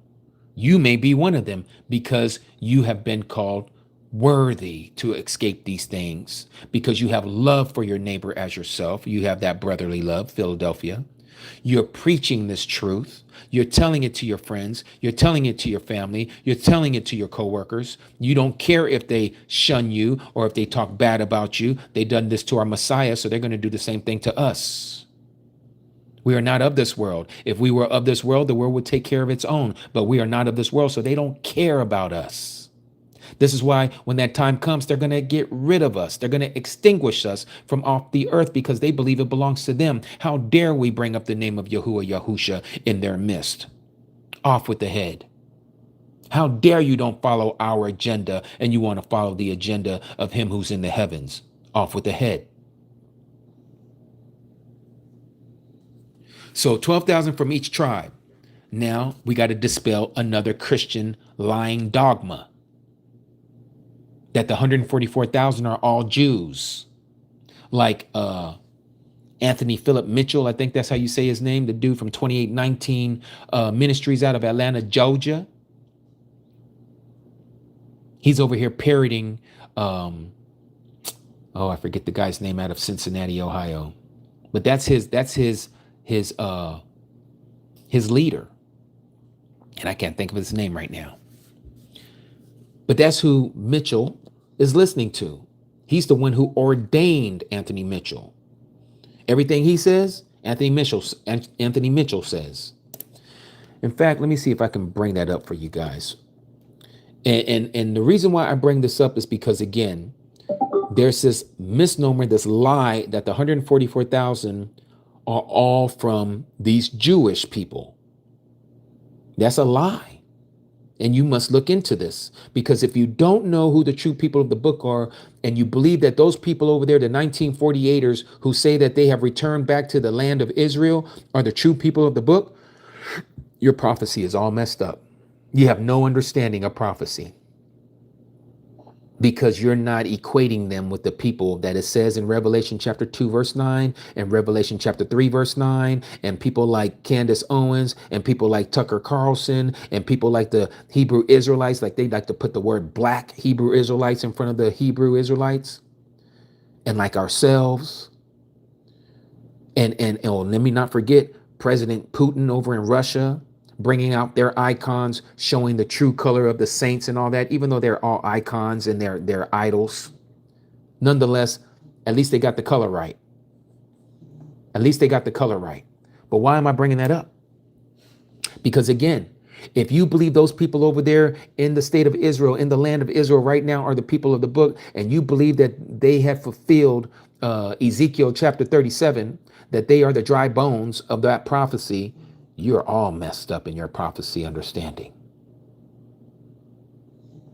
That's why I had to show you when the first indentured servants came from the transatlantic slave trade from West Africa, who are called the African Americans, even though we're not Africans. That's where our ancestors hid out from the Romans when they left Jerusalem, because when the Romans came to ransack Jerusalem, this is what the Messiah was prophesying. When he says, when you see Jerusalem surrounded by armies, you are to flee, get out of here. Well, that's more than just one prophecy. That's a double reference, because it's going to happen again. It's going to happen on a grander scale throughout the whole earth. And so the 144,000 are 12,000 from each of the 12 tribes. Even if those people were the Jews and they were from the tribe of Judah, they would only comprise of one of the 12. They would only be 12,000 and not, 6 million that's over there right now? They're not the ones of the book. They're not the ones that is being spoken of here in Revelation chapter 7. They're spoken of in Revelation 2:9 and 3:9. And so the 144,000 shall be sealed. And we know that they're not going to get harmed, because notice what it says here as we read this. And after this, I saw 4 messengers standing at the 4 corners of the arats, holding the 4 winds of the arats, that the wind should not blow on the arats, nor on the Mayim or the sea, nor on any tree. And I saw another messenger, another angel, coming up from the rising of the how do you say that in Hebrew? Shamish. I got to look at that again. How it says the sun, holding the seal of the living Alua Alahim. And he cried with a loud voice to the 4 messengers, to whom it was given to harm the arats and the sea, saying, do not harm the arats, nor the sea, nor the trees, until we have what? Sealed the servants of our Alua Alahim upon their foreheads. This is a digression of everything we just read in Revelation chapter 6 about the 6 seals up to this point. The sealing of the 144,000, before all this happens, it has to happen somewhere in this, or no, somewhere here in this area, the 2nd seal. Because again, this is when peace is taken from the earth. And there's going to be trees that are going to get messed up, seas that are going to get messed up, animal life in the seas and in the forests are going to get messed up because of these bombs and bullets and missiles and tanks that are dropping stuff all over the place. So nothing can happen on this earth until the 144,000 have been sealed. And so he says, I heard the number of those who were sealed. 144,000 sealed out of all the tribes of the Jews.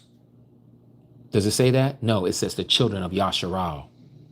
It doesn't say Jews. Yasharal. Now, notice what it says. Of the tribe of Yehuda, that's Judah. That's where we get the word Jew from. 12,000 were sealed. Only 12,000 from Judah. Even if you want to claim those people to be the Jewish people, only 12,000 of them are going to be part of this 144,000 count.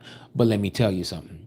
Not one of them people, unless they know the Messiah and they believe in him and keeping his commandments, are part of this 144,000 count. Mark that word. And so we go on and it says here, verse 9. And after this, I looked and saw a great crowd that no one was able to count.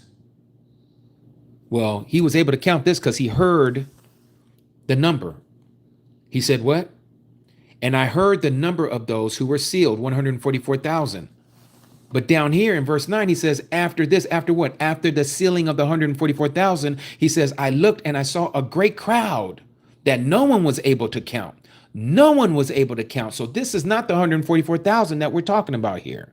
And it says, out of all the nations, all the ethnicities, tribes, that's the families, the clans, the peoples, and tongues or languages, standing before the throne and before the Lamb, dressed in white robes and palm branches in their hands. How many times have we talked about this white robe?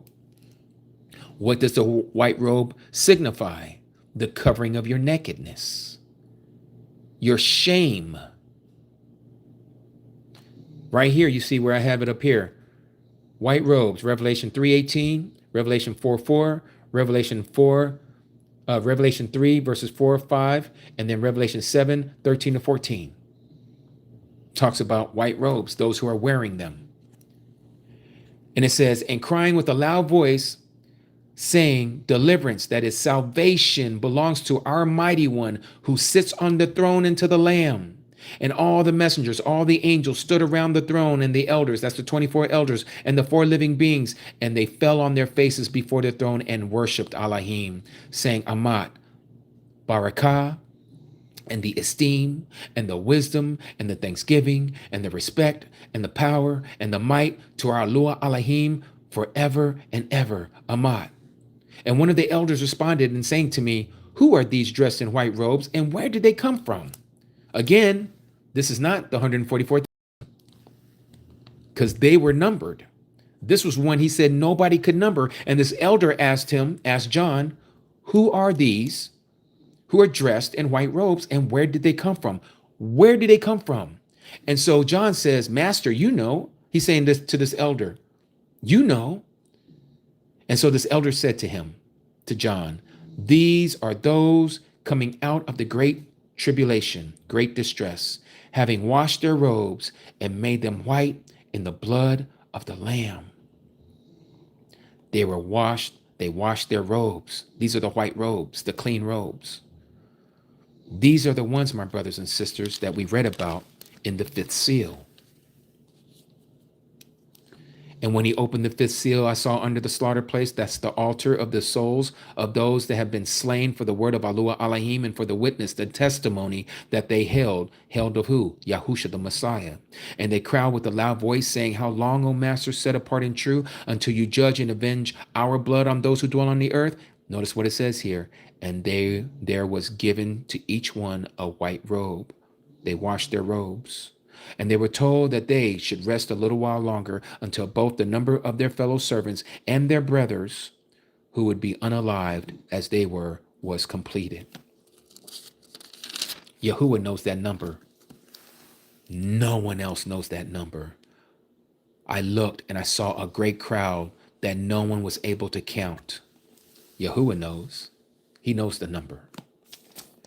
Out of all these nations, out of all these ethnicities, out of all these languages, and they worship before the throne. And so it says here again, and they made them white in the blood of the Lamb. That's how they made their robes clean and pure. They made them white in the blood of the Lamb. The power is in the blood. Because of this, they are before the throne. This is talking about you and me. We are reading about ourselves right here. I need you to see this. John is seeing us and himself standing before the throne, praising him who lives forever and ever, praising the one who created us all. We're serving him countlessly in his dwelling place. And he who sits on the throne shall spread his tent over them. They shall hunger no more, neither thirst any more, neither shall the sun strike them, nor heat any more, because the Lamb who is in the midst of the throne shall shepherd them and lead them to fountains of waters of life. And Alua Alahim shall wipe away what?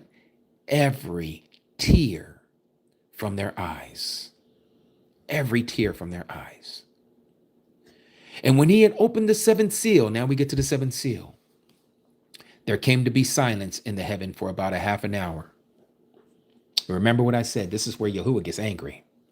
This is where he's like, get away from me, all of you. I got to do this. I'm about to wreak havoc on the earth. And it goes on and says, and I saw the seven messengers who stand before Alua Alahim. To them were given 7 trumpets. And another messenger came and stood at the slaughter place, holding the golden censer. Notice this, holding a golden censer, and much incense was given to him, that he should offer it with the prayers of the set apart ones upon the golden slaughter place that is before the throne. And the smoke of the incense with the prayers of the set apart ones, which is the saints, that's you and me, went up before Alua Alahim from the hand of the messenger. Why is this happening now? Because he's getting ready to answer all those who are praying underneath the altar. Remember, back to the 5th seal. He saw under the slaughter place the souls, the beings of those having been slain for the word, right? They cried, they prayed. This is the prayer of the saints, saying, how long, O Master, set apart and true? This is what the prayer says. Until you judge and avenge our blood on those who dwell on the earth. This is what you're reading. This is what we're all reading here in Revelation chapter 8, verse 4. And the smoke of the incense with the prayers of the set apart ones went up before Alua Alahim from the hand of the messenger. And the messenger took the censer and filled it with the fire from the slaughter place and threw it to the earth. And notice the heavenly power techniques go off again. And there were noises and thunders and lightnings and earthquake would come to another end of another sequence. But I want to show you how awesome this is about the prayer of the saints, the smoke of the incense. So again, if we go back here, and we was reading this, right? And it said here, hold on, let me find it.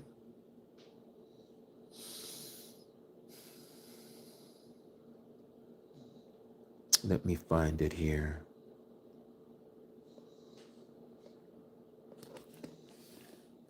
First, this was the first sequence. And it says that the four living beings and the 24 elders fell down before the Lamb, each holding a harp and what? Golden bowls filled with incense. That is the prayers of the set apart ones. And they sang with a renewed song, saying, "You are worthy to take the scroll and open its seals, because you were slain and have redeemed us to Alua Elohim by your blood out of every tribe, language, people, and nation, and made us kings and priests to our Alua Elohim, and we shall reign upon the earth." Right? And it talks about how there was so many of us before the throne, myriads and thousands of thousands was before him, saying, "Worthy is the Lamb, having been slain, and to receive power, riches, and wisdom, and strength, and respect, and esteem, and barakah." And every being, every creature that is in heaven and on earth and under the earth, and those that are in the sea, they all worshiped him. It says, "To him sitting on the throne and to the Lamb, barakah, respect, esteem, and might forever and ever." And we all bow down before him who lives forever and ever. This is when I told you earlier, this stops right before he's getting ready to crack the sky and come down. We're talking about the battle at Armageddon. We're not talking about us being taken up. We're already here. We've already been taken up. We've been raptured immediately after the tribulation of those days. What we're seeing here, again, is the heavenly procession, the changing of the guard, where Abba Yahuwah gives the kingdom to the Son, and the Son is getting ready to wage war against the kings of the earth, and we are coming with him. And so that is how this ends here, the first sequence. And now the second sequence, we see the same thing, the prayers of the saints going before the throne. Abba Yahuwah is getting ready to answer our prayers. That's what the fifth seal was all about. How long, you who are just and true? How long until you avenge our blood on those who dwell upon the earth? That's what we're reading here in Revelation chapter 8, verse 5. And right after that, we see, "And there was noises and thunders and lightnings and an earthquake." This is the end of the third sequence. And so you'll notice that these things, and this is why I told you, you're going to start seeing how these sequences end, because you're going to see it repeat. Like here in Revelation chapter 4, verse 5, "And out of the throne came lightnings and thunders and voices," right? And then I showed you here in Revelation chapter 8, verse 5, "And there were noises, thunders, lightnings, and earthquakes."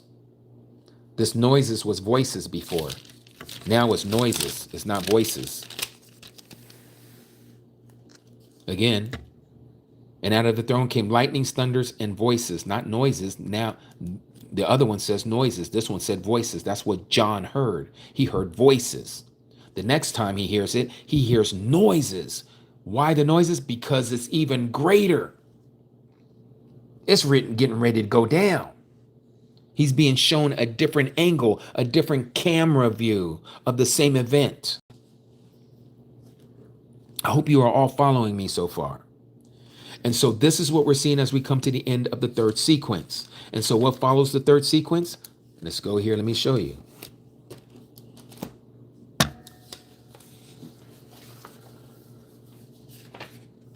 So I read this one earlier to you about the first sequence. What follows the first sequence? The fifth sequence, and then the seventh sequence, and then the eighth sequence. Here's the second sequence. Okay, and we just read, that goes from Revelation 6:1 to Revelation 8:5. We just finished that 8:5. Okay. Second sequence. What happens after the second sequence? Same thing. Fifth sequence, the seventh sequence, and then the eighth sequence. So what we're finding out is the first seal and the seven assemblies, they're happening at the same time. They're happening in succession, paralleling one another. And so it is also with the trumpets, the seven trumpets. Since we have some time, let's go to the fourth sequence, also known as the trumpets.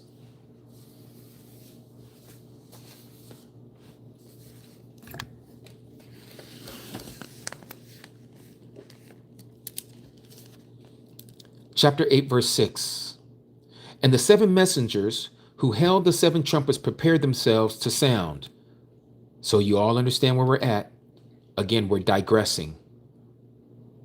It's like the Messiah brought John all the way to the point up to the seventh seal.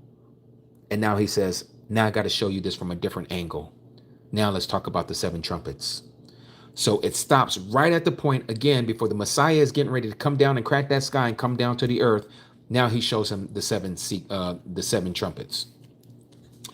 And so it goes on and says, verse 7, and the first messenger sounded, and there came to be hail and fire mixed with blood, and there were thrown to the earth, and a third of the trees were burned up, and all the grass was burned up. This is happening right before our very eyes. Every year this happens. Wherever you live on this earth, somewhere there is acres and acres and acres being burned up of trees right now. From the Amazon to the petrified forest of the Black Forest in Germany, to areas of the Congos in Africa, right here in the United States of America, trees and forests are burning all throughout the West Coast. Even on the East Coast now, you're having these so-called fire seasons. Australia, back in the outbacks, they're having problems with fires. Southeast Asia is having fires of their trees and their jungles over there as well. Some of us think that when this first trumpet blows, it's like a third of the trees are just going to ignite and they're just going to burn up. That's not how this is. This is happening little by little, to where those who don't even have eyes to see don't even see. They just think that this is just the same thing that's happening every year. But those of us who have eyes to see and ears to hear, we're seeing the culmination effect of all of this that is coming together, that is summing up. By the time when all this is said and done, a third of the trees would have been burnt off the earth. This is transpiring right before our eyes. Now listen to the second trumpet. And the second messenger sounded, and what looked like a great mountain burning with fire was thrown into the sea, and a third of the sea became blood. And a third of the living beings or creatures or animals in the sea died. And a third of the ships, boats, were destroyed. Let's stop right there. Now, remember what we were talking about the second seal over here in Revelation chapter 6. Remember, the second seal is the great war. That peace was taken from the earth, and a great sword was given to him, the one who sat on this red horse. Now, the sword represents a weapon. A great weapon was given to him. A great military was given. Okay? When this happened, which is happening right now, everything's being built up. If you parallel it with the second seal, the second trumpet, it's talking about how the third of the ships were destroyed. Now, again, this is just my opinion. For those of you who have been watching the news, the president of this country has sent 3 fleets, 3 armada groups of the U.S. Navy to the Persian Gulf. They are sitting there at the mouth of the Strait of Hormuz, right off the coast of Iran. Could it be that something is going to ignite in that area, and all those ships that are there, not only of the United States of America, but also Iran's? Russia got some ships over there. China got some ships over there. They don't talk about it, but you can look it up. China and Russia is right there. They're waiting in the wings. When this stuff goes off, what I'm getting at is, my opinion, they're going to go to war with each other, and they're going to destroy one another's ships. When it's all said and done, a third of those ships are going to be at the bottom of the sea. This is getting ready to transpire, I believe, very soon. Now, the outcome of the second seal, what we just read here, okay, about this great war, along with all these trees burning up in the first trumpet, and then a third of the ships being destroyed. This is why a third of the sea life that's in this area is going to die also. It's going to be polluted. Okay, you got all of these aircraft carriers of the Navy They don't use gas to propel those ships. They use nuclear reactors. They never need fuel. It's always combusting a nuclear reaction in the belly of these ships. Imagine one of those going down to the sea, and the canisters of those nuclear reactors have been broken open. It's going to seep into the waters. It's going to contaminate, radiation, and destroy a third of the sea life.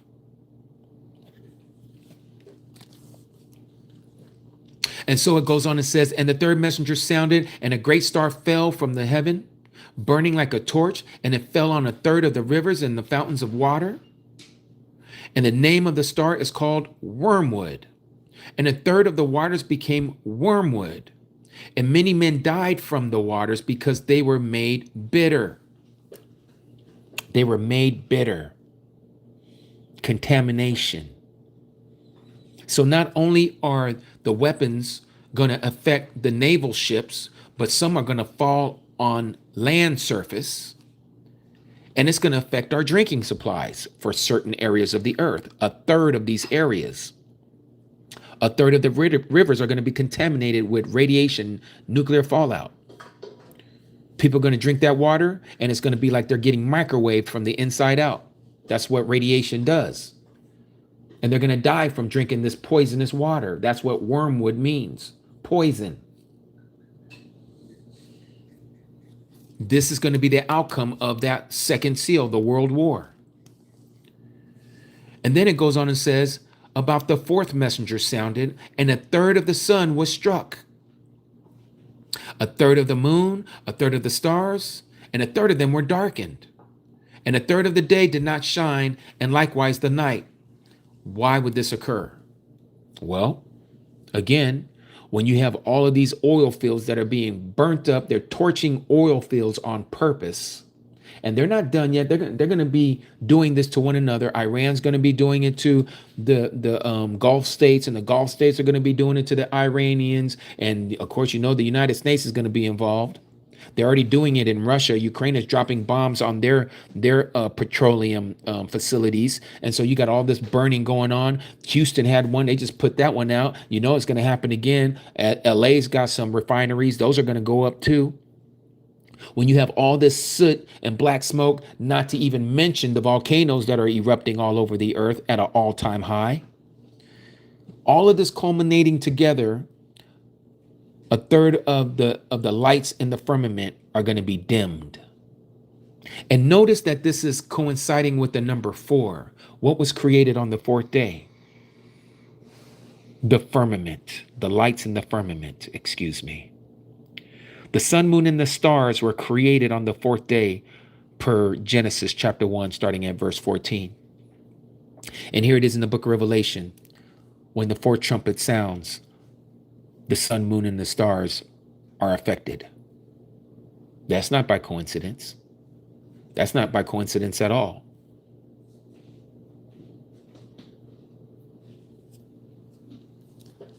And so it goes on and says, and I looked and I heard an eagle flying in the midst of heaven, crying with a loud voice, woe, woe, woe to those dwelling upon the Arats on the earth, because of the remaining blasts of the trumpet of the 3 angels who are about to sound. But boy, I tell you what, this is where the Seventh-day Adventists, they done made a whole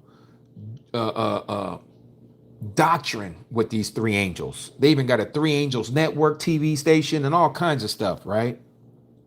I used to watch what's that dude's name? Baxter, Seventh-day Adventist teacher. He comes on and got all this glossy, nice artwork and all that stuff, and he has a lisp when he talks. Some of you probably know who I'm talking about. A lot of knowledge, but no understanding. A lot of knowledge.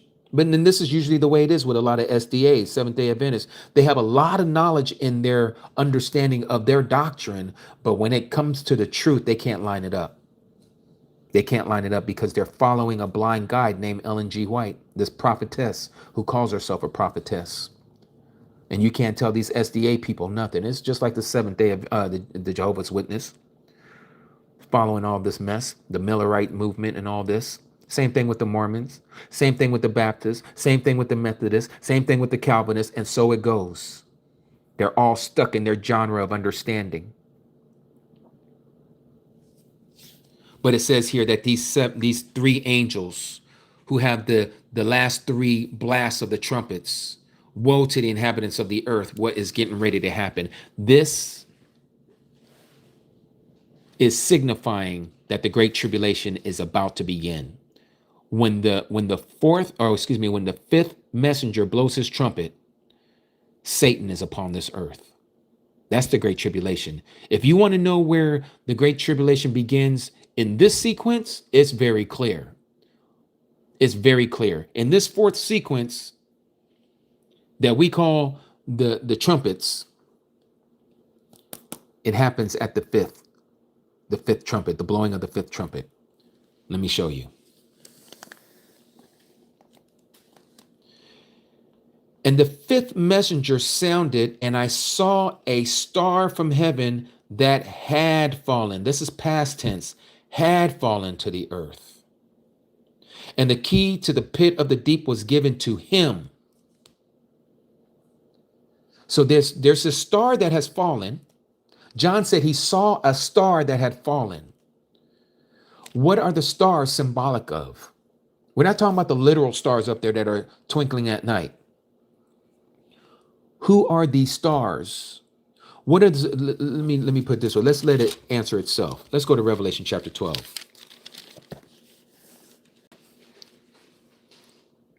Verse 3, and another sign was seen in the heaven, and see a great fiery red dragon, having 7 heads and 10 horns, and 7 crowns on his head.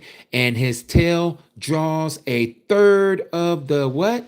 Stars of the heaven, and throws them to the earth.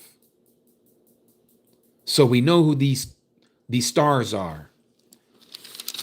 This star right here in chapter 9 that had fallen, this means that he fell from being perfect. This is a fallen one. This is one of the fallen angels, but not just any fallen angel. This angel is the leader of the fallen angels. He was given this key to the bottomless pit, to the pit of the deep. It was given to him, to this fallen star. And it says, and he opened the pit of the deep, and smoke went up out of the pit like a smoke of a great furnace, and the sun was darkened, and also the air, because of the smoke of the pit. Let's stop there. What pit? What abyss was opened? Some of you already know. It's CERN. CERN, C-E-R-N. What is CERN? CERN is located in Geneva, Switzerland. CERN is a hadron, how do I say this? A hadron collider. It takes atoms, and atoms are tiny, and they have, I think it's something like a 17-mile tunnel in the shape of a circle, and they have these two atoms going in opposite directions in this tunnel that's 17 miles long in a circle, and they're going in opposite directions of each other, and they smash into one another at almost the speed of light, and it creates an effect. Now, from the things that I have read about this CERN Hadron Collider is that they're trying to make it stable when these two atoms hit one another. Now, they're telling the rest of the world, oh yeah, we're trying to see what is the primordial elements that was made in the Big Bang. Stop it. Who do you think you're talking to? You might get others who don't study to believe that, who don't know anything about scripture to believe that. But those of us who know scripture, we know that is not what you're doing.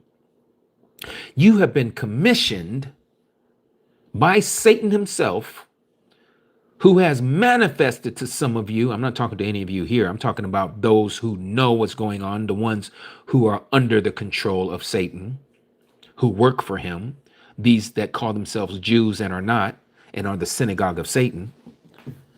They know what they're doing, and they're trying to stabilize the impact of these two atoms to stay open so that they can open up this bottomless pit.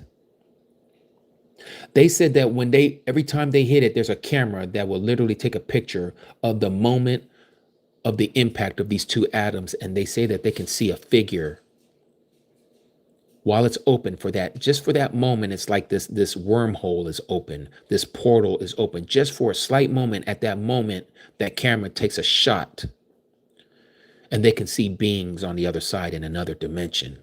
How scary is that? These people are playing with these evil, wicked entities that are ready to unleash themselves upon the earth. And Yahuwah is going to allow it. That's what we're reading here about this fifth seal, this fifth trumpet. And this is why this other angel here said, woe, woe, woe to those dwelling upon the earth, because of the remaining blast of the trumpets of the three messengers who are about to sound. And so what we're reading here, the first messenger who sounds of the woes, it says that the star that had fallen to the earth and a key of the deep was given to him. This, I believe, is the understanding, the knowledge of how to stabilize what they're doing over there in CERN, Switzerland, Geneva, Switzerland, with this CERN Hadron Collider. And it says, and he opened up the pit of the deep. He opened up this portal, if you will, and smoke went up from the pit like a smoke of a great furnace, and the sun was darkened, also the air, because of the smoke of the pit. So now here we have John, who was in heaven at one point. Now he's teleported back to the earth, and he's watching this being, this star that fell to the earth, and he's watching this pit that's being opened. And he says that he sees the smoke of this furnace going up, and it's covering up the light of the sun, and it's darkening also the air because of the smoke of the pit. And it goes on and says, and out of the smoke, locusts came upon the earth. Again, this is imagery, metaphoric speech. Listen to this. These are not physical locusts. Listen to this. It says this again. Let's read this. And out of the smoke, locusts came up upon the Arats on the earth, and authority was given to them as scorpions of the earth possess authority. So what is it that these locusts have, that they have power of a scorpion? We're going to see here in a minute.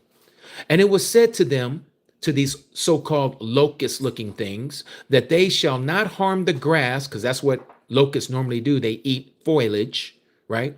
They eat plants that have, what do you call that? Man, I can't remember what they call it. Not fluorescence. What is that called, baby? I can't even think right now. Chlorophyll. They'll usually eat chlorophyll that's in these plants. That's what locusts eat, right? But that's not what they're eating. It says, do not harm the grass of the earth, nor any green matter or any tree, because again, that's normally the food of locusts. But only those men who do not have the seal of Alua Elohim upon their foreheads. Now, who's the ones who have the seal upon their foreheads? It's the 144,000. They have it upon their foreheads. They have it upon their foreheads.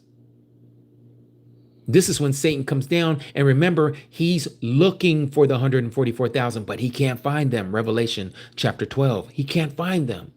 So what does he do? He goes after her seed. That's the rest of us, the assembly of Smyrna. Those that the Messiah says, don't be afraid of what Satan is about to do to some of you. Put you in prison for up to 10 days. But that if we would stand and handle all that torture, and when we die, because the guillotine is coming at that point, if you continue on until your head is cut off, he's going to give you the crown of life. This is why that angel says, woe, woe, woe to the inhabitants of the earth. The 144,000 households will not be a part of this. They can't be hurt. And so it goes on and says here, verse 5, and it was given to them, these locust-looking things, they should not kill them, but to torture them for 5 months. Now, we know in Scripture, every month is 30 days. We're not talking about the Gregorian calendar. We're talking about Yahuwah's calendar. 5 months. So what's 5 months? 5 times 30. What do we get? What's that, baby? 150? 150. 150 days, right?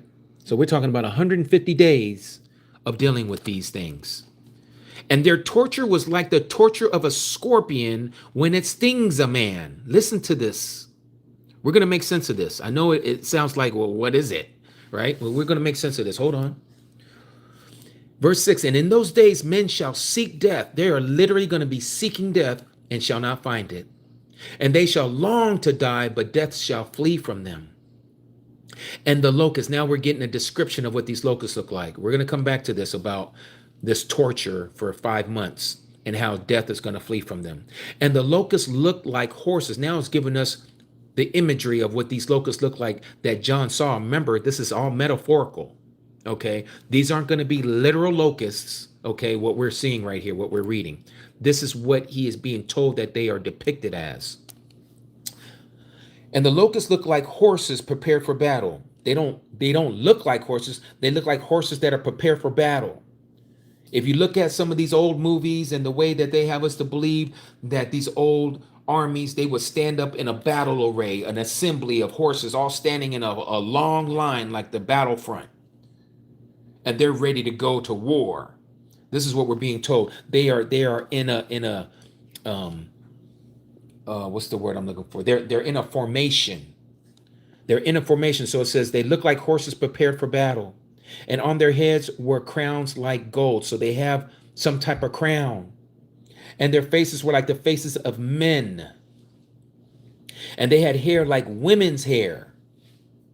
And they had teeth that were like lion's teeth. Not that they were lion's teeth, but like lion's teeth. And they had breastplates like breastplates of iron, or look like iron. And sounds of their wings was like the sound of chariots and many horses running into battle. So let me stop right there, because I know some of you have seen stuff, and some of you, just like myself, you're like, this sounds like a helicopter. I used to think this for years. I used to argue with people, man, this is talking about an Apache helicopter. You seen those Apache helicopters? They got paint on the sides of the military helicopter, and it looks like it's got jagged teeth, and then the man sitting inside the bubble, he's got a face like a man. Helicopter blades, when they're going on, sound like a whole bunch of horses going to battle. This is what I believed. And I can see why many of us would think this, but this is where we have an issue. This is where we find the issue. Let me show you. This is why we know it's not a helicopter.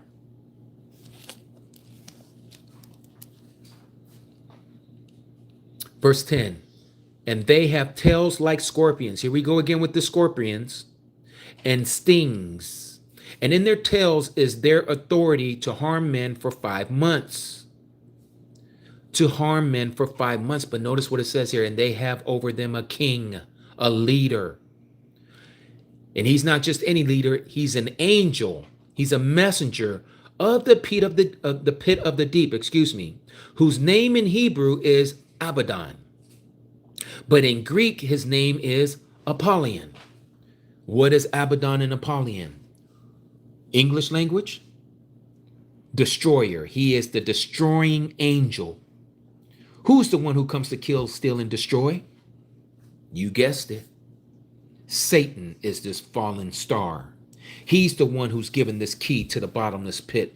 He's the one who is the king of this earth. He's the one who's the king of these third of the angels that fell with him.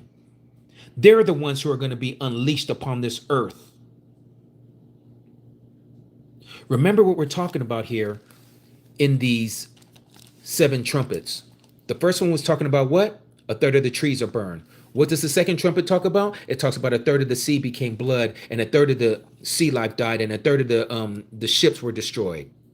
What does the fourth trumpet talk about? A third of the sun, the third of the fresh waters, the rivers and the lakes were contaminated with wormwood.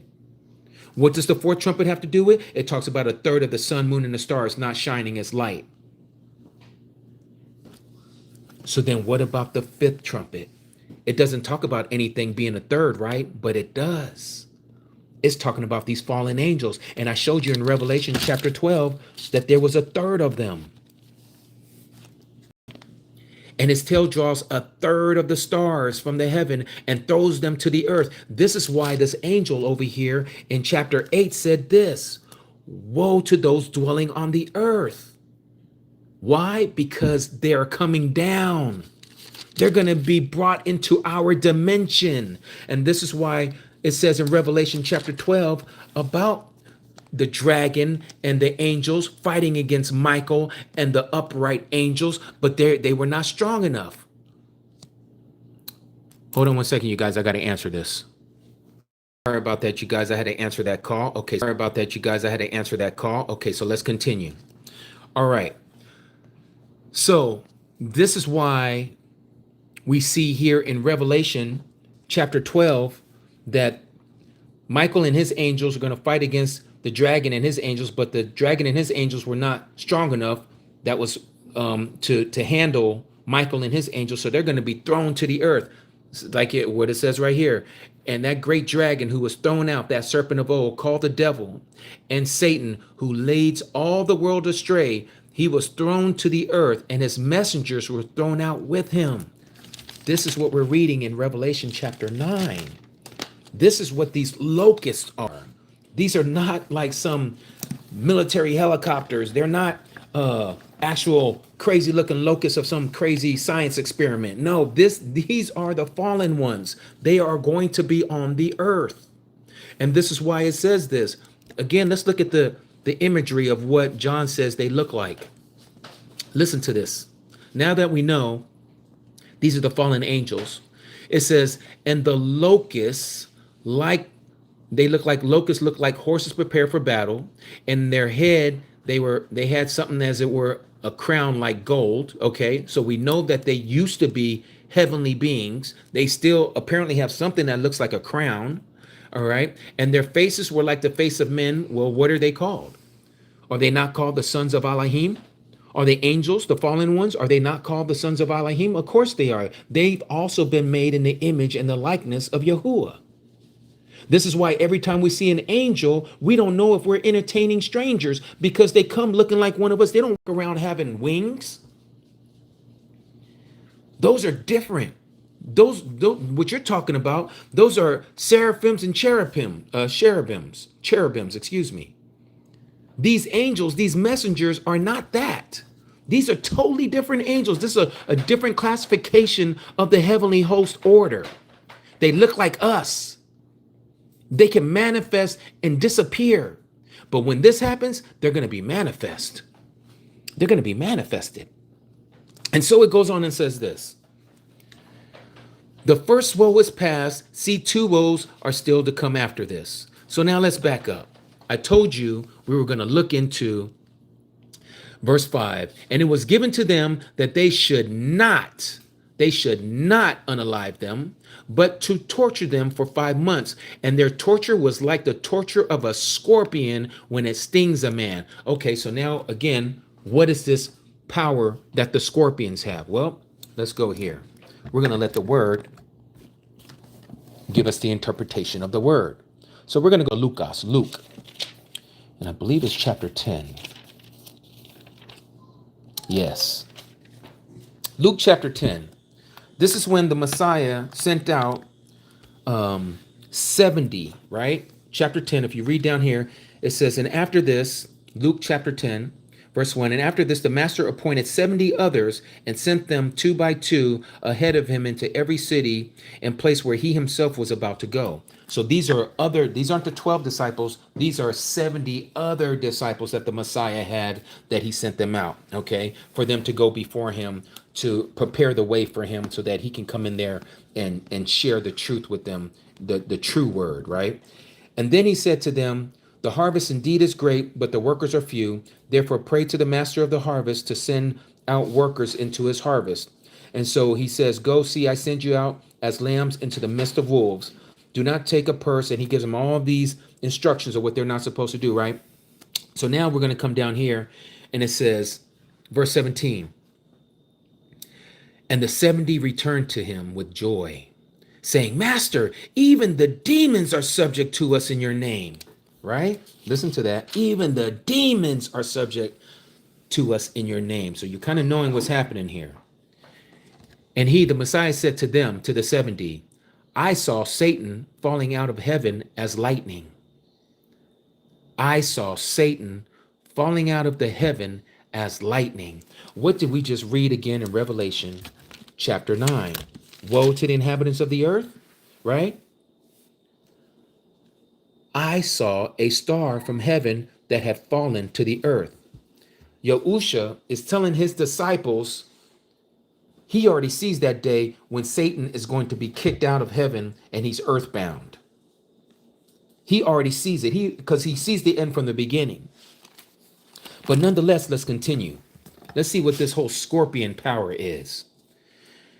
He said, see, I give you authority to trample on serpents and scorpions, and over all the power of the enemy, and none at all shall hurt you. But do not rejoice in this, that the spirits are subject to you, but rather rejoice because your names have been written in the Shamaim. Written in what? The Lamb's Book of Life. The Lamb's Book of Life. So what is this power of scorpions? It's called possession. This is why, and it was given to them that they should not unalive them, but to torture them for up to 5 months, or for 5 months. And their torture was like the torture of a scorpion, that is possession, when it stings a man, when it possesses a man.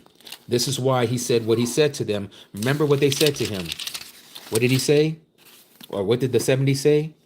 Master, even the demons are subject to us in your name. So he's equating the demons and the fallen ones, for that matter, serpents and scorpions. He says, see, I give you authority to trample on the serpents and scorpions. He's talking about these wicked spirits and the fallen ones, and over all the power of the enemy, just not the demons, and none at all shall hurt you. He says, but do not rejoice in this, that you have this authority over these scorpions and serpents. But now let's see exactly what it says here in Mark, I believe it's chapter 5. Let me see here.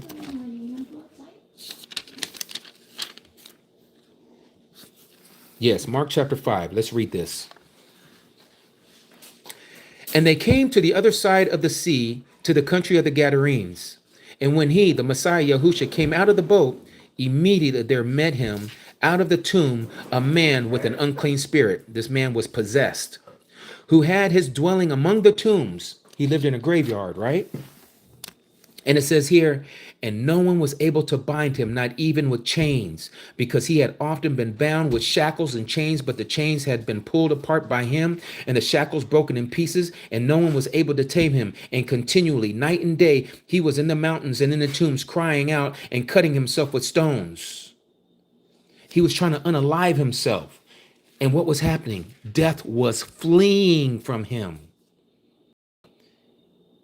He wanted to be freed of these wicked spirits that were in him. This is what we're reading about the power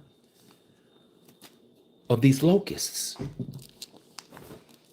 And it was given to them, to these fallen angels, that they should not unalive them, just like that man that made his stay in the tombs, but to torture them for 5 months. And their torture was like the torture of a scorpion when it stings a man. And in those days, men shall seek death and shall not find it. You know why? Because the host that's in them, that wicked, evil spirit that's in them, would not allow them to die, because it needs a host body to stay alive. It's the only way that they can materialize in this dimension. And so again, it says here, and they shall long to die, but death shall flee from them. So there's going to be worldwide possession all over the place. All over the place.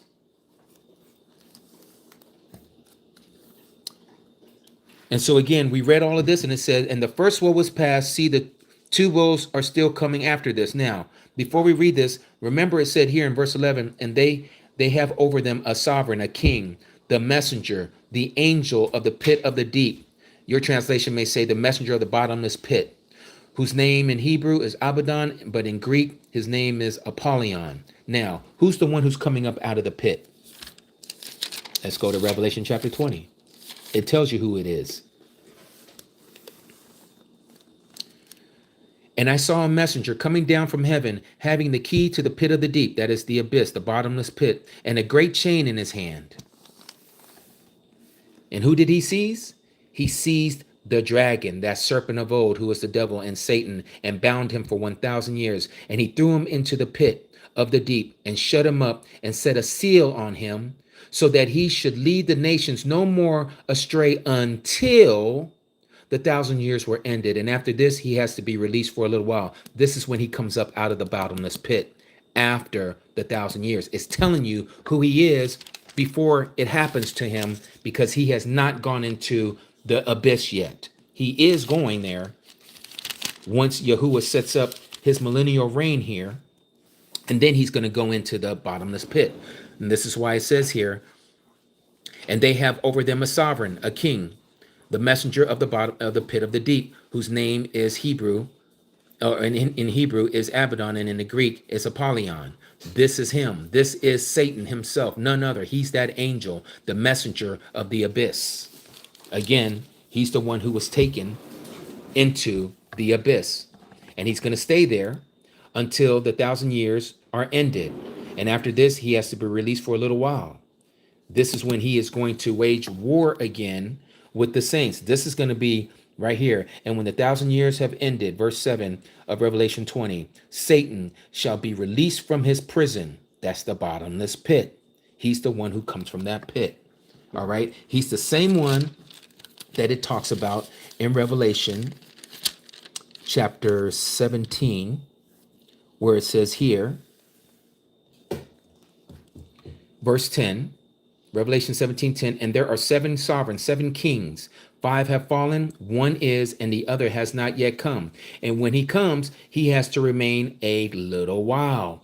And the beast that was and is not, and is himself also the 8th, and is of the 7, goes to destruction. How is the 7 also of the 8th? Because it's the same being. It's Satan. He's the 7th one, and when he comes back out of the pit, he's the 8th one as well. This is after the 1,000 years. Okay? It's all there in us, or in our face, but you wouldn't know this unless you start to see the evidence that's right there in the book.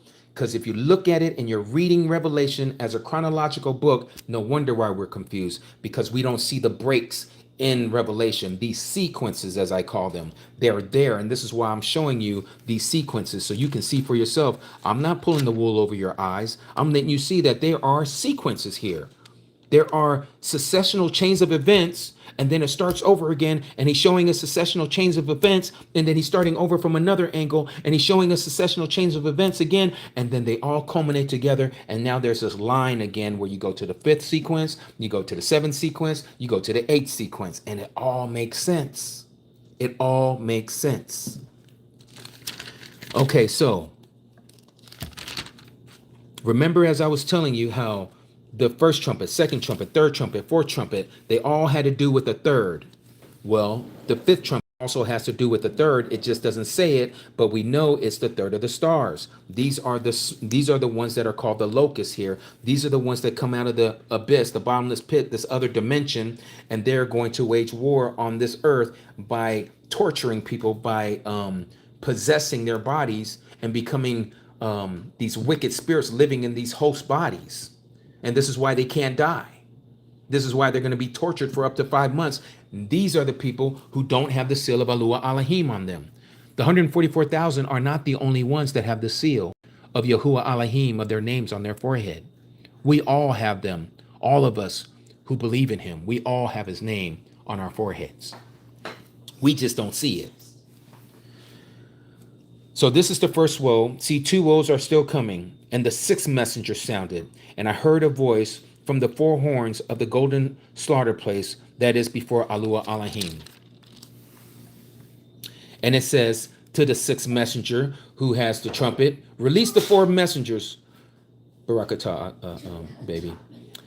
Release the 4 messengers, those being bound at the great river Euphrates. Many of you already know, you've seen all the posts of people saying, look, Euphrates River is drying up, just like it says in the book of Revelation. And so it is.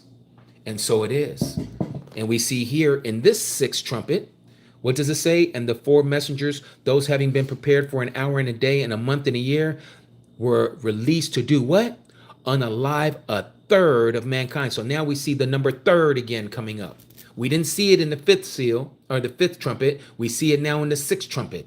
So this is why I'm telling you the fifth trumpet has to do with the third of these fallen ones coming and they're earthbound. So here we see now the third of mankind is to be taken out. So let's put this together. Remember, let's say there's 8 billion souls on this earth. We were told earlier in Revelation chapter 6 that a quarter of the earth's population is going to be destroyed, right? What did it say here? And it says, and authority was given, this is verse 8 of chapter 6, and authority was given to them over a fourth of the earth to kill with sword, with hunger, with death, or pestilence, and beasts of the earth. Those are the leaders of the earth. I showed you that the beasts are just like the beast from the sea and the beast from the land, which is the false Messiah and the false prophet, right? So here we see again, it talks about how a quarter of the earth is going to be taken out. So if 8 billion souls are here at that time and a quarter of them are taken out, that's 2 billion people. That leaves 6 billion left.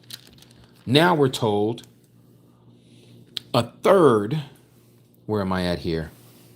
A third of what's left is going to be destroyed. So if there's 6 billion souls left, guess what happens? Another 2 billion are gone.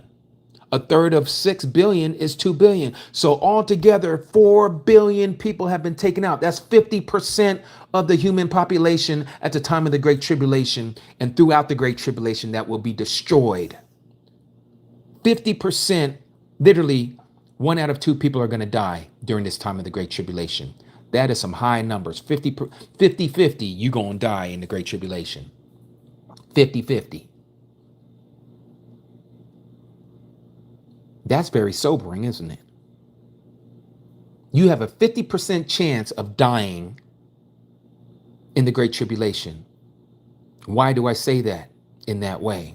Because we need to get our houses in order. You need to strengthen your relationship with Yahuwah. You got to understand who you are, and what you're supposed to be doing, because your purpose is everything. Your purpose, why you were created, is everything.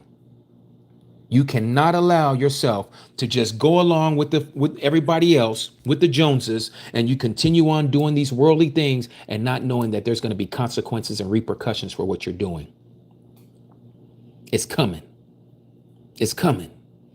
So you better have your houses in order so that when you do breathe your last breath, when you are taken out, you're going to wake up in his esteem. You're going to wake up before his throne. You're going to be a part of the eternal family, and you don't have to worry about anybody ever harming you again. You don't have to worry about any sickness or illness or diseases ever again. You ain't got to worry about death ever again. You're going to live forever in a young, youthful age forever.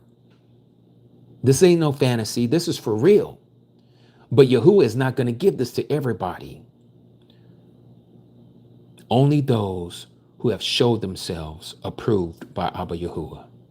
It's the only way. It's the only way.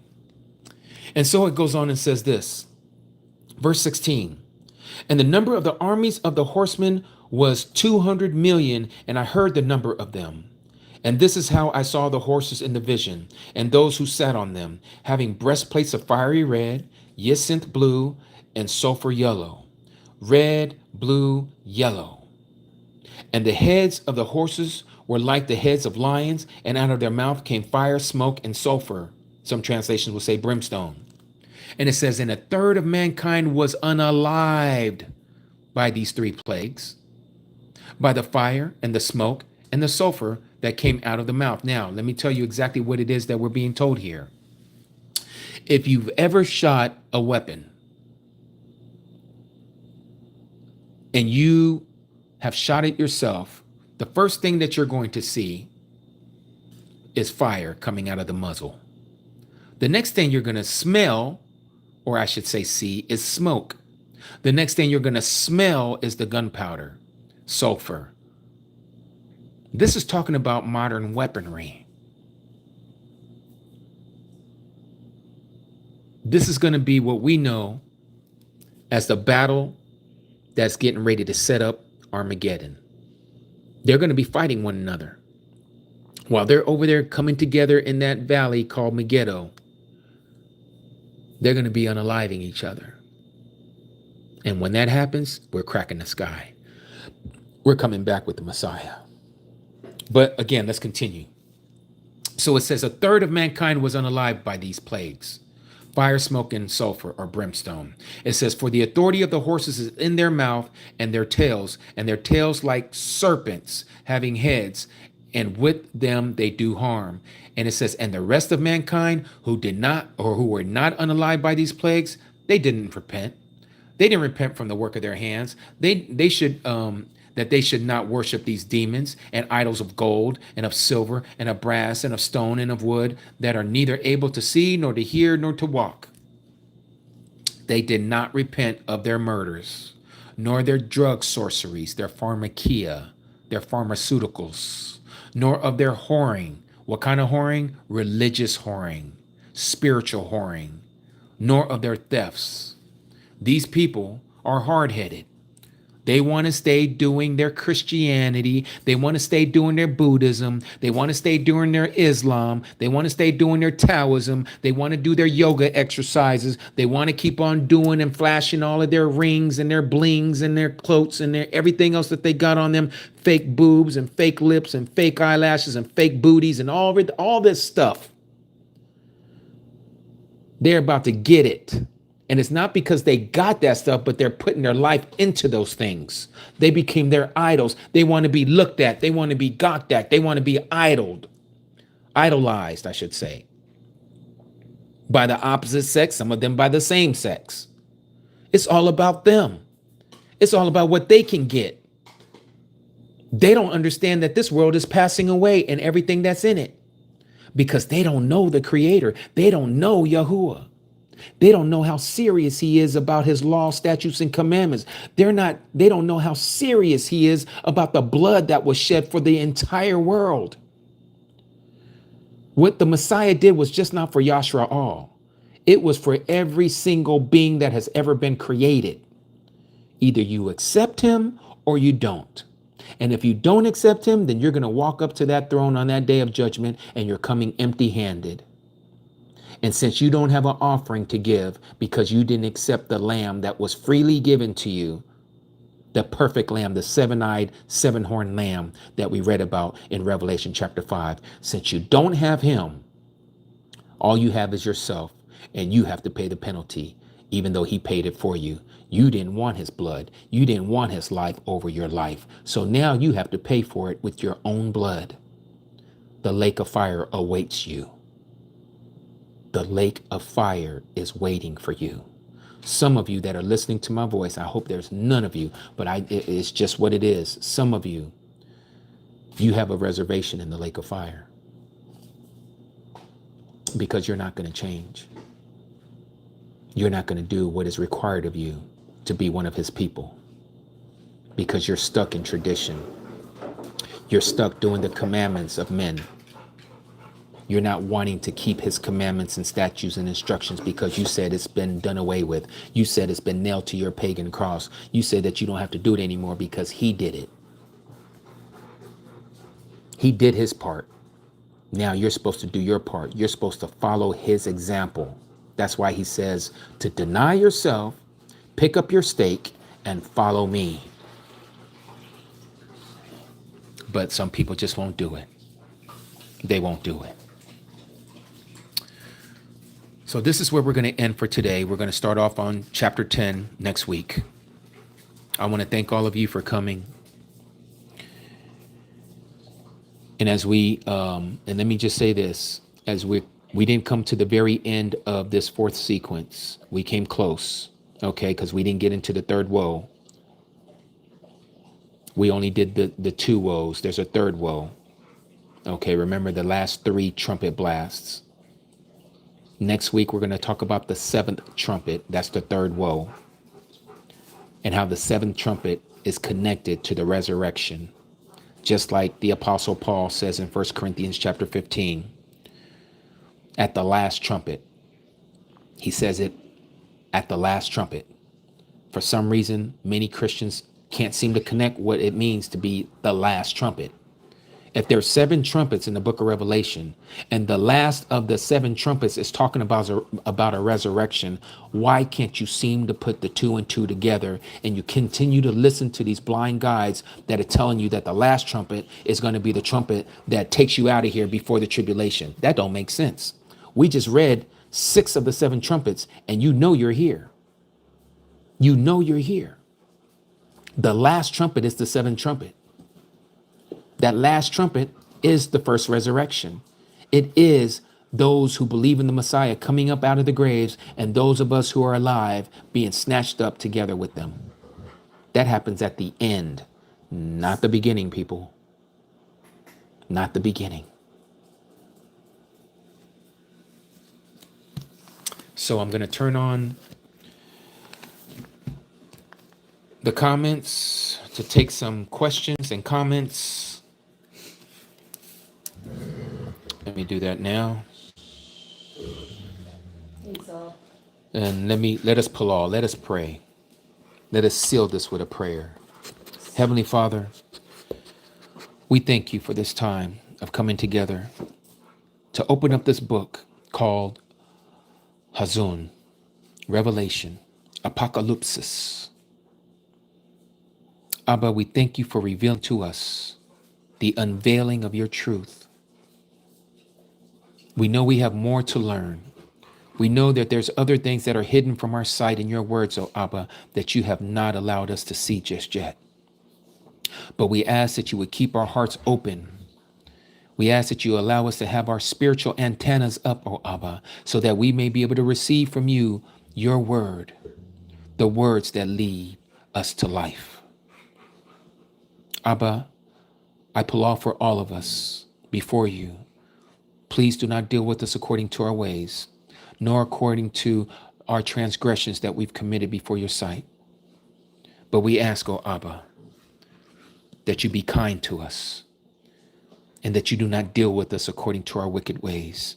Have mercy upon each one of our beings, O Yah, and may our names not be blotted out of the Lamb's book of life, but may it stay there so that we may live with you forever and a day.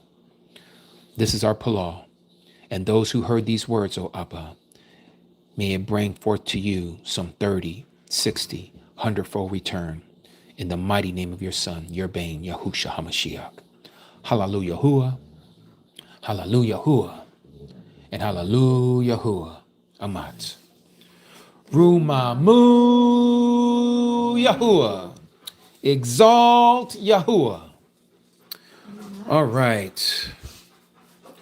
So who do we have and what do we have here? Any comments or questions on what we went over today?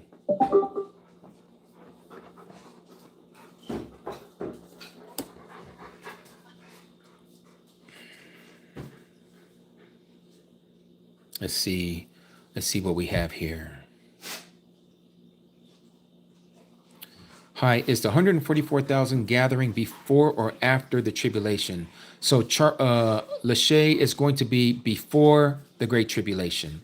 This is why he said in Revelation chapter 3, verse 10, again, if we read that together, notice what it says here. What's up, Sheba? What did he say in verse 10? Because you have guarded my word, you have kept my word of endurance or patience, some of your translations will say, I also shall guard you or keep you from the hour of trial. This hour of trial is the great tribulation, Lachey, that shall come upon all the world to try, that is to test those who dwell on the earth. What is Yahuwah testing them? To see if they're going to keep his commandments or not. Same thing that he said to the children of Yasharal in Exodus chapter 16. Notice what he says there. Exodus 16. He said here, and Yahuwah said to Moshe, see, I am raining bread from the heavens for you, and the people shall go out and gather a day's portion every day in order to try them. That word try is to test them. Whether they do what? Whether they walk in my law or not. Let's put this in a prophetic way. See, I am raining my words from heaven down to the earth for you. Remember, the Messiah says, I am the bread of life. I am the bread that come down from heaven. Not as your forefathers ate, that they ate and died. No, this bread that we eat brings life. Okay? So this reigning of the bread is his word. And he says, and the people shall go out and gather a day's portion every day. What is the prayer? What is the prayer that the Messiah told us to pray? Let's go to Matthew. What does he say here in Matthew chapter 6?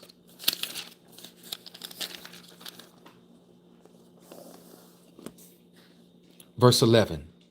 Give us today our daily bread. Daily bread. What was he going to do? See, I am raining bread from the heavens for you, and the people shall go out and gather a day's portion every day. This is the daily bread. In order to do what? To test them, whether they walk in my law or not. Do you see the spiritual application to that?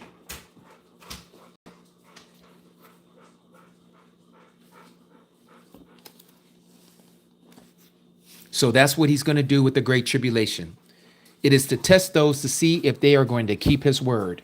That's what the Great Tribulation is all about. The great testing, the great trial.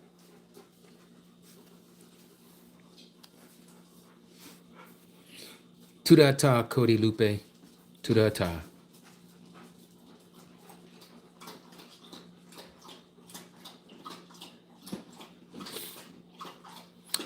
Nico, is it wrong to wear makeup and eyelashes, etc.? Also, thank you. Great study.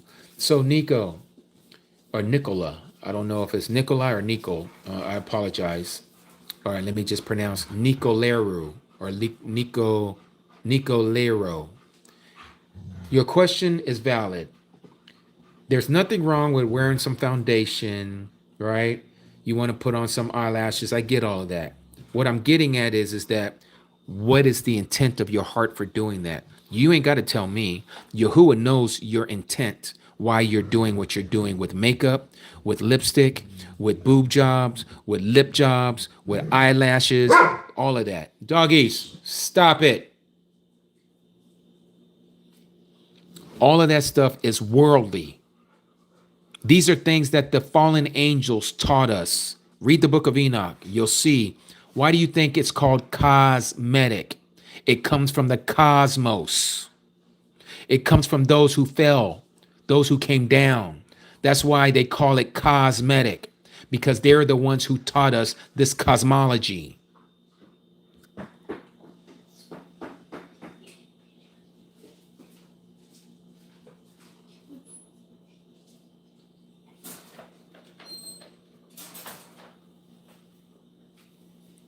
You're very welcome. You're very welcome, Nico. It's up to you what you do with the information. Again, you know, some of you who do things to your body, I'm including men as well. It's just not the sisters. It's just not the brothers too. Why do you go to the gym to flex? Why do you go to the gym to have your pecs all out of your wife beater shirts? You know what I'm saying? Who is that for? If you want to be in shape because you want to carry your body, that's one thing. You want to take care of your temple, nothing wrong with that. But what's the intent? Yahuwah knows. You can't hide it from him. You can hide it from man.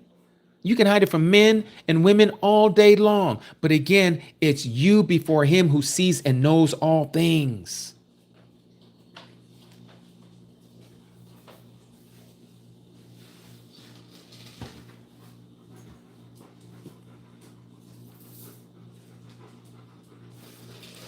Any other questions or comments?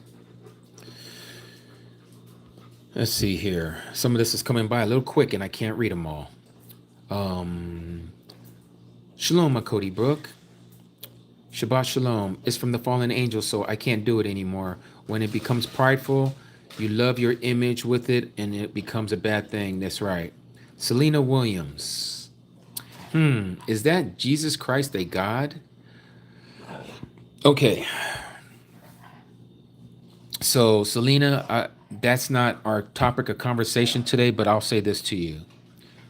JC Jesus is not the name of our Messiah. JC, Jesus Christ, is not the one that is spoken of in Scripture. JC was the one that was placed in the Scriptures, and they removed our Hebrew Messiah and gave us a Greco-Roman Messiah. You know him as Jesus Christ. You see him in the blonde-haired, blue-eyed image. You see him as this Roman figure. You see him with the name Jesus that comes from Greek. It has to do with Zeus.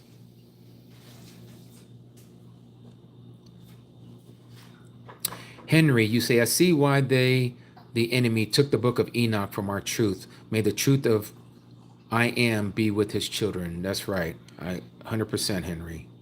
Ladybug, shalom, shalom. Praises, honor, and esteem to Yahuwah in the name of Yahusha. I was wondering what Bible would you suggest I read besides KJV, and also what is your website, brother? Okay, so Ladybug, you can get the one that I'm reading here. This one's called The Scriptures, TS 2009. This is a great one. You can get this on Amazon, under 30 bucks. Also, you can get another beautiful scripture called the Hallelujah Scriptures. Okay, and it has the Father's name in Paleo Hebrew. This has the 66 books as well. This is also available. You can go directly to their website, hallelujahscriptures.org, or I think they also sell this on Amazon. I don't know quite the cost of that, but this is my favorite.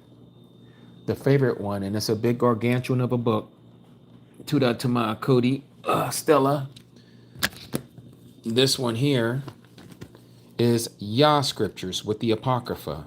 Okay, this big boy right here, it's as thick as these two combined. Look at this. You think I'm joking? Look at this. You see that? Yeah. When I put these books side by side, you can see the difference. You see how big this book is? But it has the Apocryphas in it as well, and that's why it's so huge. Not to mention it also has, or not for me to forget to mention, that the font is bigger as well. So this one is available if you go to YAHscriptures.com, or is it YAHscriptures.org? I can't remember. I think it's .com. One word, YAHscriptures.com. This may be on back order. If it is, it's worth the wait if you can get your hands on it. Okay. Ren R5V, great to see you here. Shalom, Shabbat Shalom. Question, does any of the 144,000 know that are one of the 144,000 beforehand? I would say no. Well, none of us know if we are the one. We won't know until the day we get snatched up.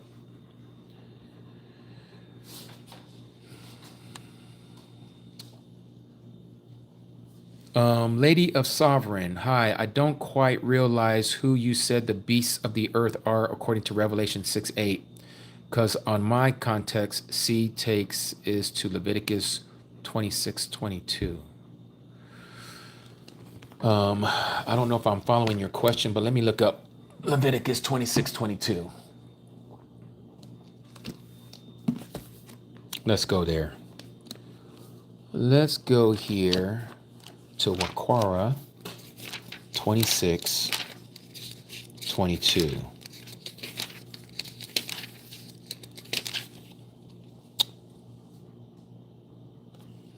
Okay, so here you're talking about where he says he shall send wild beasts among you. Okay, so let me read this for everyone here, so we're all on the same page. Start at verse 21.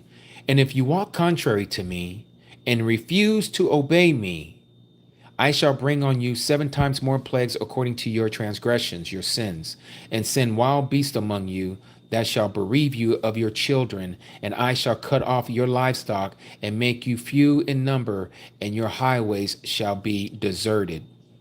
And if you are not instructed by me, by these, but walk contrary to me, then I also shall walk contrary to you, and I myself shall smite you 7 times for your sins. And I shall bring against you a sword executing vengeance of my agreement, and you shall gather together in your cities, and I shall send pestilence among you, and you shall be given into the hand of your enemy. So again, all of this is talking about exactly what we just talked about in Revelation. This beast here send wild beasts among you that shall bereave you of your children. Make that make sense. How does animals bereave you of your children?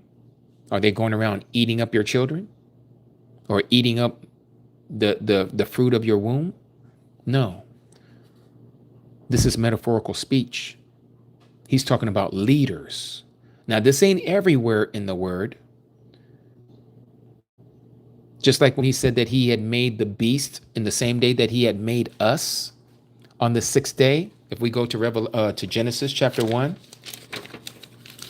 it has to do with the context of what you're reading, right? So you got to know when to use what. So here,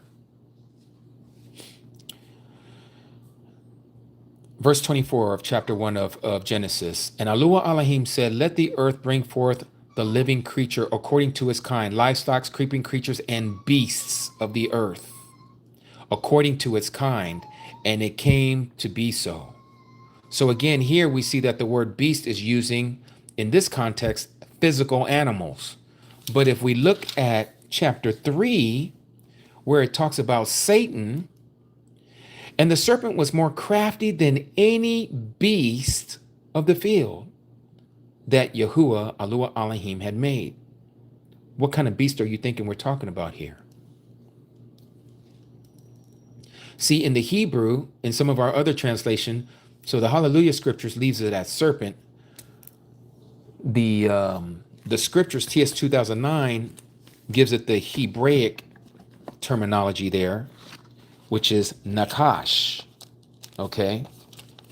And Nakash, and the Nakash was more crafty than all the lives of the field. You see how it doesn't say beast here? Because it's talking about a different type of beast. So you can't always use the word beast and think that it's the same all throughout scripture. You have to use it in its context. So the same thing in the book of Revelation, when I was showing you guys about the beasts there in chapter 6 of Revelation, that the beasts of the earth are going to unalive people. These are the leaders. Just like it calls the beast in Revelation chapter 13 about the false Messiah. He is considered the beast of the sea, and the false prophet is the beast of the earth. And it talks about the 10 kings as the 10 beasts that are those that have given their power over to the dragon. And these shall hate the woman, which is Christianity, and shall devour her with fire. They shall destroy her. Christianity is only going to be here for a little bit longer, and then they're going to bring out the Luciferian doctrine. This is what Satan wants to do. He's been using Christianity for this purpose up until the moment when this world war is done. Christianity is going to be out the window. That's when the no hide laws are coming into effect. And that's when they're going to bring out the Luciferian doctrine, the pure Luciferian doctrine, as they call it. Let me catch up with you guys because I'm way behind here. I apologize if I don't get to some of your questions and some of your comments.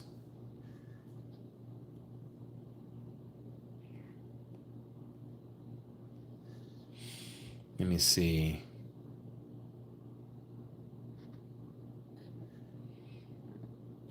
You're very welcome, Selena.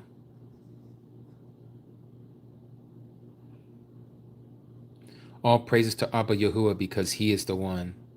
He's the one. Sneer, let me see if I can say your name because it looks a little hard to pronounce. Sneer-Resenid. You say that the mRNA V thing is the mark of the beast, and I'm sorry to tell you, but it's not. If mRNA was the mark, then you would still see people not being able to buy, sell, trade, travel, have employment, any of that. Because again, no one is able to buy, sell, or trade unless they have the mark. Okay? But look now, look at us. Even those of us right now that are talking about what we're talking about. There's no law of them telling us, you can't go to Walmart, you can't go to Albertsons, you can't go to this, or you can't go to this unless you have or proof that you've taken this mRNA.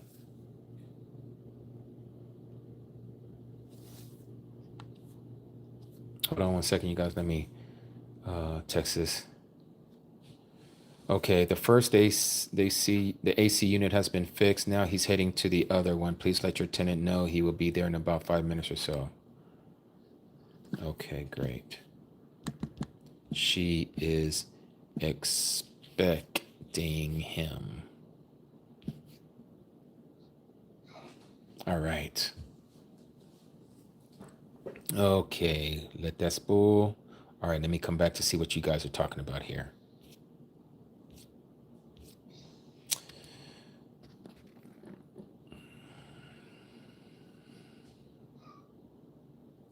Michael Efren, is the Ethiopian BIBLE worth getting? I have a copy of the Ethiopian BIBLE. In fact, they are mass produced here in all places, of all places, Las Vegas, Nevada. We have a huge Ethiopian Coptic so-called church gathering out here in Vegas. And but anyhow, is it worth it? I guess it is worth it, if you just want to compare. But here's the thing. From their language, from the Ethiopian language, and they translated into the English. They did the same thing as the King James Version with Tyndale and Nelson Publishing and Zostervan or Zondravan or whatever they call them. They're still putting in, these pagan words into the English. They're calling him Yahweh instead of Yahuwah. They're calling him JC all throughout the New Testament. They're still using those words. So, I mean, if you just want to look into it, because it does come with the Apocrypha, but you can get these other ones. Like I just showed you, YAH Scriptures is a better translation than the Ethiopian.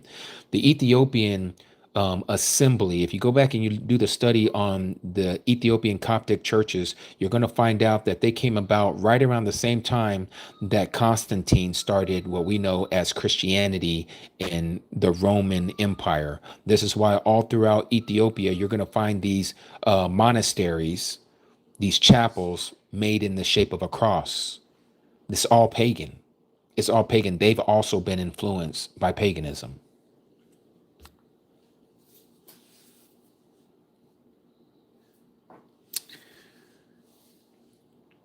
Is J a real letter? It's a real letter, but there is no J in the Hebrew, and in a lot of other languages for that matter, there's no letter J. The letter J is very new. If you look it up, it'll say that it began to take traction around 1524 AD. I can't remember the guy's name. He's a Latin dude from Italy, but he made the I a hooked I. This is why in the English alphabet, the letter J, the lowercase j, looks just like a lowercase I, but with a hook. It comes after the letter I. So the letter J changes the name, or changes the sound of the I. So if you look at some of the old King James versions of the BIBLE, the so-called authorized version, you're going to see the letter I instead of the letter J for Isis. It was pronounced that way before the letter J came around. So before 1524, everybody in the English-speaking world was calling the Messiah Isis and not Jesus.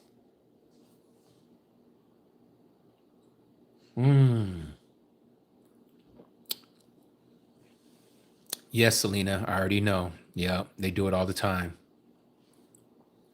They're not the only ones. TikTok does it to me too. It's because of the stuff that I talk about. So they don't really promote my channel. And that's okay. Abba Yahuwah already knows who he's going to bring in here, because he's the one who is bringing you to his truth, right? And I'm not the only one who's talking about this. Far be it from me to think that we're the only exclusive channel on all of YouTube or of all the social medias, as if we're the only one with the truth. Now, I will say this, there's not too many of us out there telling you all this truth. I only know of a handful, okay? And most of them are on TikTok.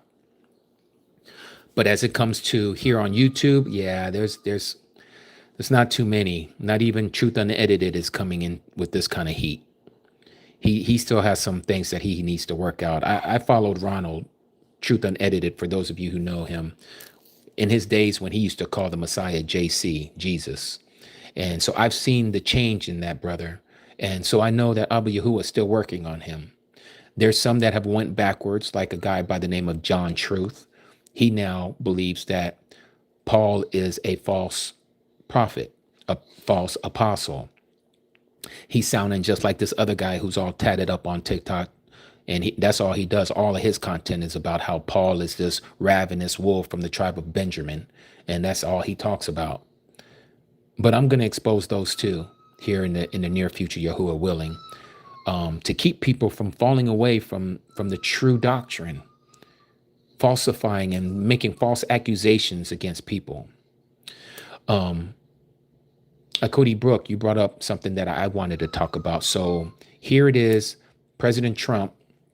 If he's never told anybody before, he's about to tell everybody now that he's about to make a national Sabbath day, that everybody is supposed to, and I think it's supposed to be voluntary, but he's pretty much making it a national Sabbath day.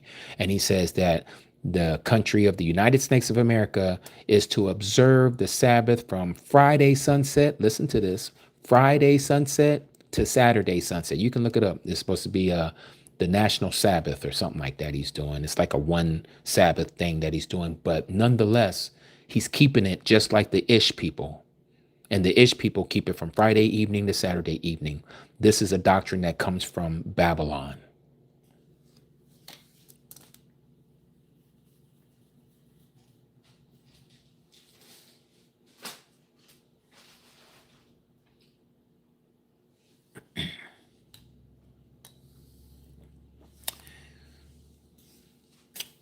Yes, Selena. 17th of May. Is that when he's supposed to be doing it? Okay. Yeah. Yep. Yes, Johan. Janine. Yep.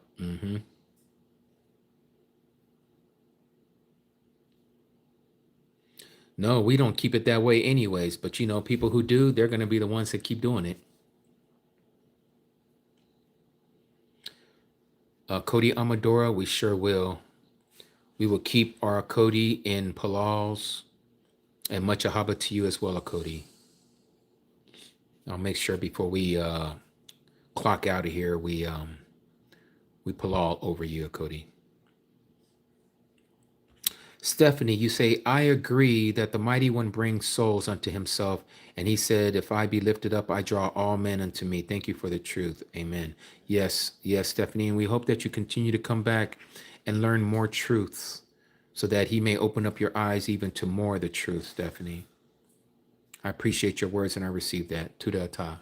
That means thank you in Hebrew. Yes, Blanca, it just might be another test run. MABO, when is the Sabbath? You're in our Sabbath meeting right now, MABO. Today is our Sabbath, according to the true calendar.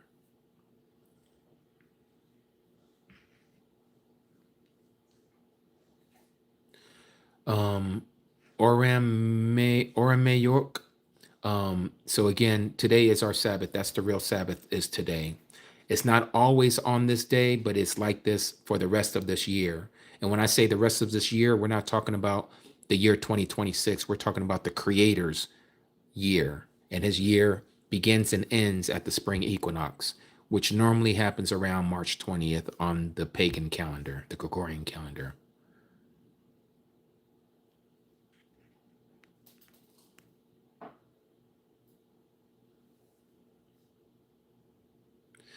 BioHeal Labs. The BIBLE that is before you is called The Scriptures, TS 2009, available on Amazon.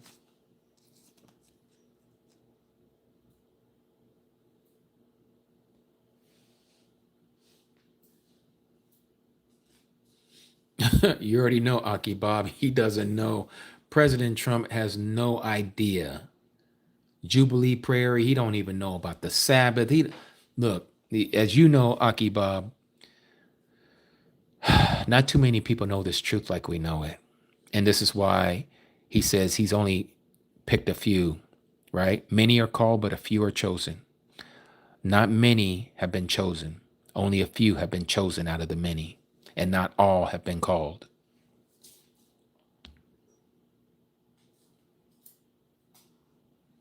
Is it also sundown to sun up? No. York, it is sunrise to sunrise.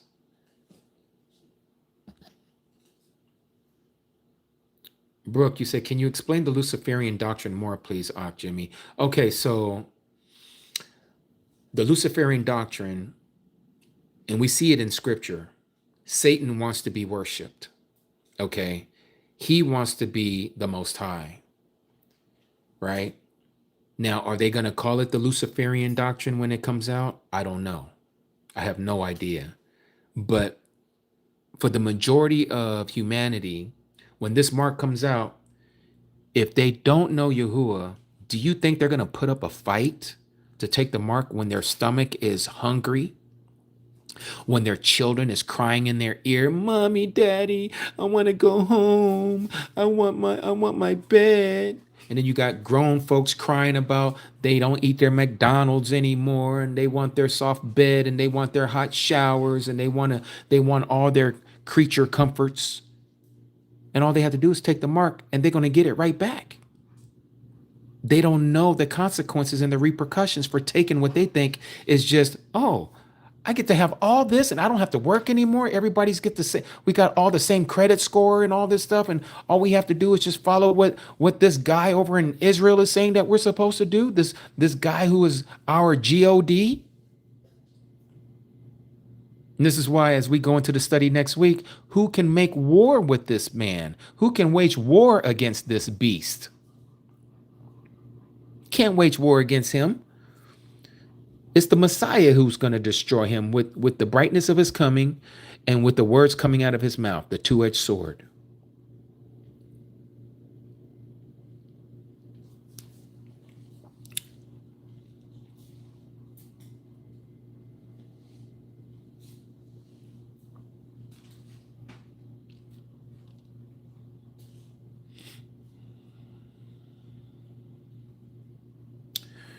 One more question. Does the 144,000 consist of those who died and also the ones who are still alive?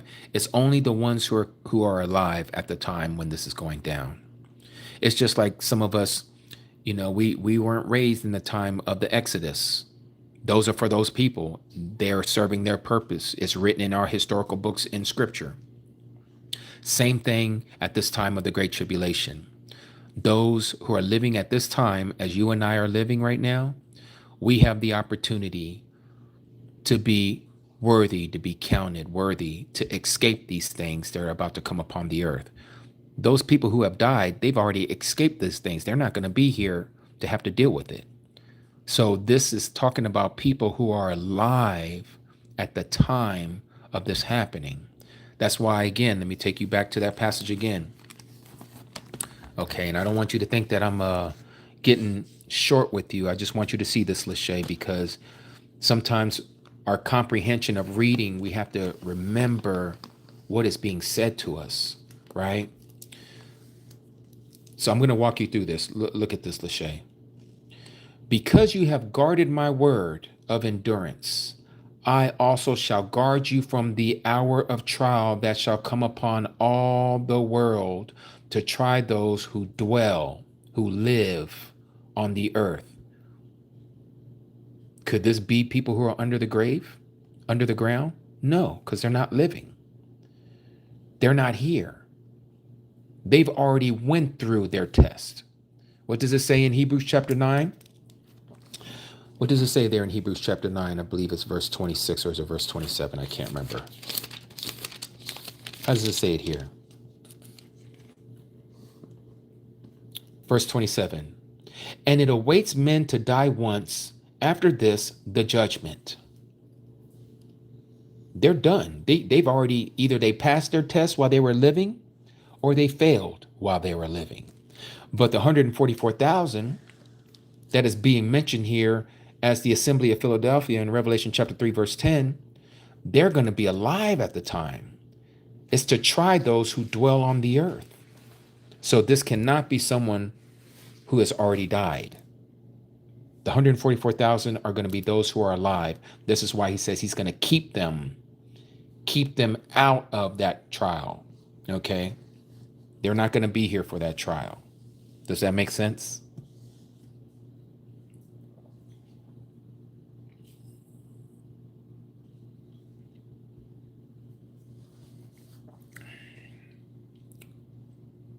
Beautiful, beautiful. Yapa, yapa.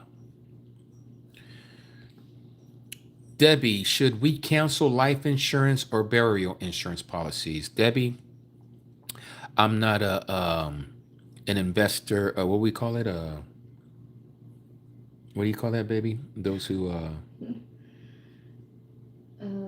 can't think of I it. can't think of it either. But anyways, I can't give you any suggestions on what you should do with your insurance. Let me say this: nobody knows the day or the hour that Yahuwah is going to have them breathe their last breath, right? So continue on doing what you're doing as long as it's not going against the laws of Abba Yahuwah. Having insurance is not going against his laws. You're not breaking any commandments by having life insurance or medical insurance or any kind of life insurance policies, right? Because we don't know when we're going to be taken. What many of us do know is we are that generation to see this stuff happening. That is without a shadow of a doubt. It's not for another generation. We are the generation. Again, everything is pointing to us right now. All the signs are not for those who don't believe. The signs are for those who do believe, because you know what you're looking for. You're seeking and you're looking for these signs. Those who don't know the Creator, they don't even know what signs to look for. Most people that have an argument of not wanting to follow the Creator or don't know his real name, even Christians, most of these people don't even read the word. But they have all these opinions and they're going to tell you, oh, this is a lie and there's contradictions. And oh, really? Can you show me one? Oh, I don't know where it is, but it's in there. I know it's in there. Okay. Well, you probably believe that. I'm sure you believe that. But if I was to tell you there's none, it's only because you don't want to believe it.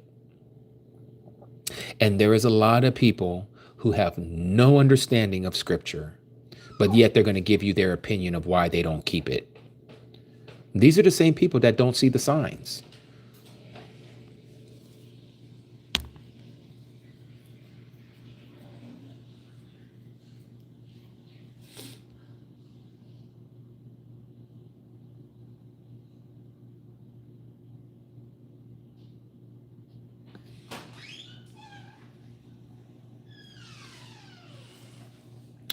Madman. In Revelation 22:16, and you use the pagan word Jesus, calls himself the bright and morning star. Yes, and what are you getting at, madman?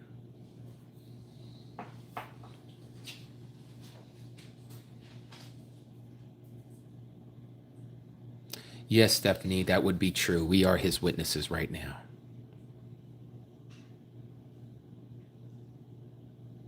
I'm glad you like the new virus, Denise. I don't know what virus you're talking about, but I'm glad you like it.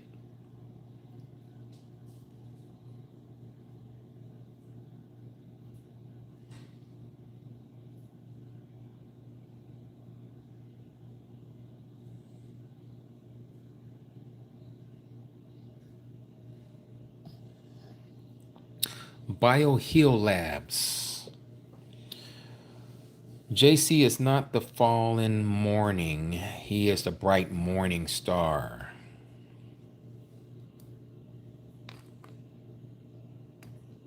Oh, well, I would say JC is Lucifer as well. Yes, JC is Lucifer. But that passage that you're talking about in 22:16, you're mistaken. First of all, the word Lucifer is Latin.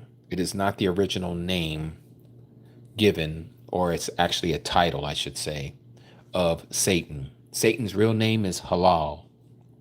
Halal, okay? It means praise, or to one who shines. So Lucifer in the Latin means the light bringer or the shining one, okay? It is not the bright and Bakor star, the bright and morning star. Two totally different things.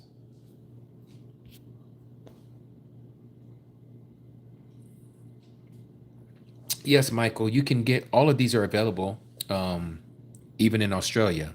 Hallelujah Scriptures, the YAH Scriptures, TS 2009, they're all available there in Australia. We have people that are here. I don't know if they're here right now, But our Aki Robin, he's from Australia.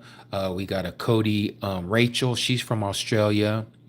Um, who else do we have in Australia? There's a few others, and I can't think of it.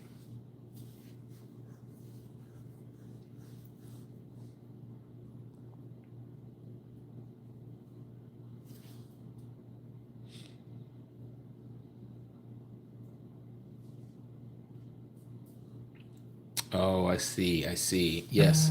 So we're getting ready to, it's not quite there yet, but we're getting ready to do the evening prayer. The sun is still up here on the West Coast, but when that time comes, we're going to be doing the evening prayer and we're going to call it a day. He was on? Okay.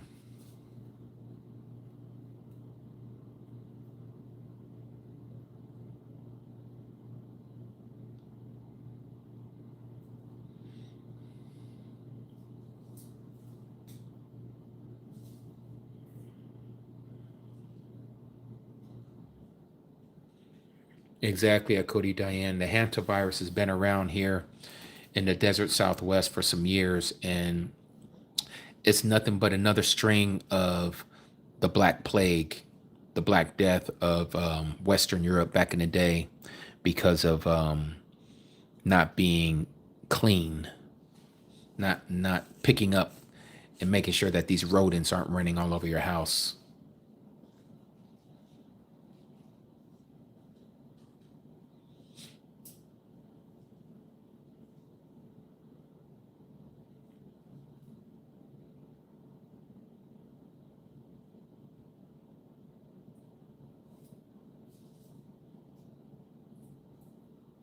I heard that same thing too, Cody Stella. Shabbat shalom to you, Cody. I heard that same thing about the C19 jab that because they be putting all kinds of mess in those things. They'll give you viruses to make you have a so-called immunity to those same viruses that they put in you. And they say, well, we're putting in dead viruses, not live viruses. It doesn't matter. Let me put it this way. When I was in prison, yes, I was in prison, 8.5 years. But here's the crazy thing, right? So the population in prison, we're pretty much ostracized from those outside, right? And I'm talking about the public. The only ones who can bring in any kind of contamination to us is the correctional officers, the CO as we call them. However, we don't touch them. They don't touch us. They hardly come in and touch things that belong to you. And if they do, they're wearing rubber gloves and stuff, right? So nobody would have the flu in the entire prison yard until the nurse of the prison comes and says on the loudspeaker, we're giving out flu shots. Those of you who want flu shots, line up and get flu shots. Guess what? The very next week, there's an outbreak of flu all over the prison yard. I've seen this 8 years in a row locked up. I stayed away from people who took the shot.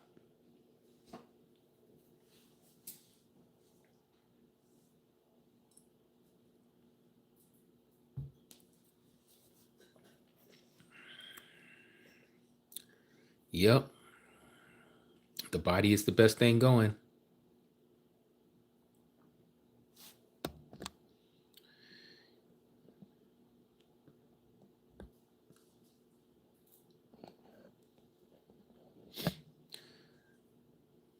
YAH's chosen daughter. So if the earth is where we will reign forever, where will people who die in their sins go? Where is the lake of fire? So the word Hades is a Greek deity. Okay, just so you know. I don't know if you knew that. Hades is a Greek deity. He's the deity of the underground. Okay. What is the first, third in heaven? First, second, and third heaven? Matthew 16, 19, 18, 18. All come in here.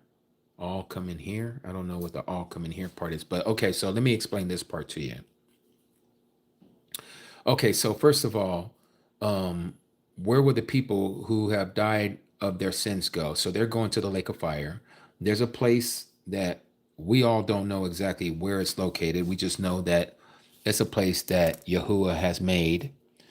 And It's not in the belly of the earth, as many of us have been taught, but it is a location. And let me just read this for you here in Revelation chapter 14. And it says here, verse 9, and the third messenger followed them, saying with a loud voice, if anyone worships the beast and his image and receives his mark upon their forehead or upon their hand, he or she also shall drink of the wine of the wrath of Allah Elohim that is poured out undiluted into the cup of his wrath. Now I'm going to get deep into this when we do this study, when we get here to this passage of Revelation. But to answer your question, it says, and he shall be tortured with fire and sulfur before the set apart messengers. So the Kadash angels and before the Messiah, the Lamb, they're the two that are going to see the smoke of their torture, those who are reserved for the lake of fire, their torture that goes up forever and ever, and they have no rest day or night, those worshiping the beast in his image, also if anyone receives the mark of his name. So again, we're not told exactly where the lake of fire is going to be, but it's a location where the angels and the Messiah is able to watch them burning. It's not for us to watch. It's for them to watch, because again, for us to see that, it would be a reminder when Yahuwah says that he is going to erase all the former things. Everything is going to become new. He's not going to allow us to remember the things that got us to do what we did and all that stuff, and seeing people being tortured. That has nothing to do with us. That's not us having life and life more abundantly, watching others burn in the lake of fire. That's not for us to see. Those set apart angels, that is their mission. Yahuwah has commanded them to watch over that lake of fire. The Messiah will always see it because he is who he is. He's omnipresent. So he's going to be able to see it. But for us, we're going to know that that's where they're going, but I don't want to even see it. I don't even want to feel the heat coming out of that blast area. I don't even want to know.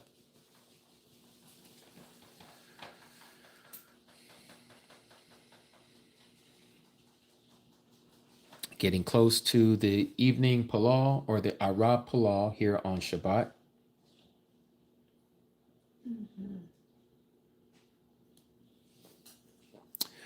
Zara, what is the version that I am reading from? I've been reading from two different ones today. Here's the Hallelujah scriptures. Okay. And then this is the one that I use the most, the scriptures, because I have a lot of notes and underlines and stuff, and I already know, photographically where everything is, or not everything, but most of the stuff. So it's easy for me to point out when I'm sharing this word with you guys. And it lessens the time between me trying to find something and I already know where it is.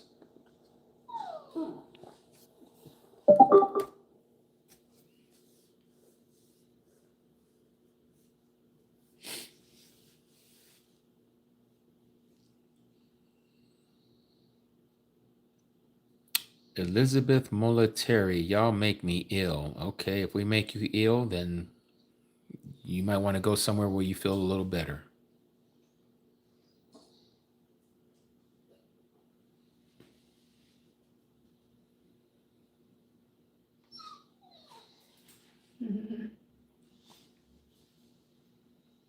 Hazel's just whining. Gina says, "Oh, I hear Hazel." Hazel's Was she in the cage? tomorrow, yes.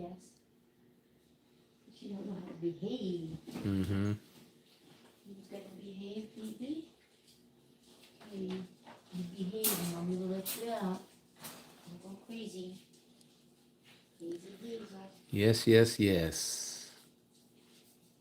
Can you expound on truth unedited? Like exactly what, Humble, we are? What about truth unedited?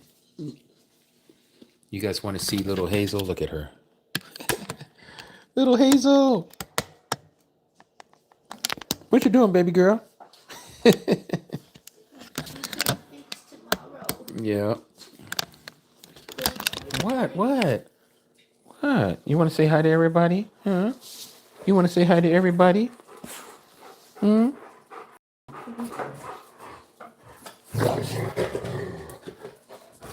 Tell her, Sheba.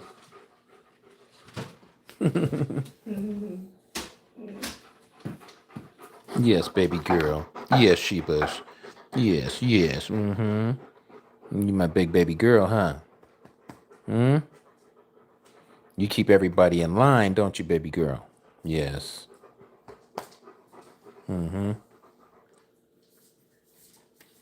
Let me see, Humble. Let me see what you said. You said he has some things to change or something to that nature.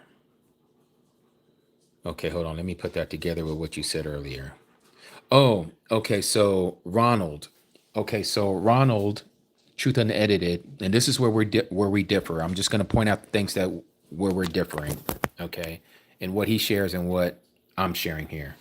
First, he doesn't believe that the Messiah is the Father. Okay, he doesn't believe it's the Father manifested in the flesh that came down to save his creation. The scripture for me clearly says that, and I can give you one, and there's many others, but I can give you just this one by itself. In fact, I like to read that one out of the King James version because it just makes it plain. Isaiah chapter 9 verse 6 says this, Humble.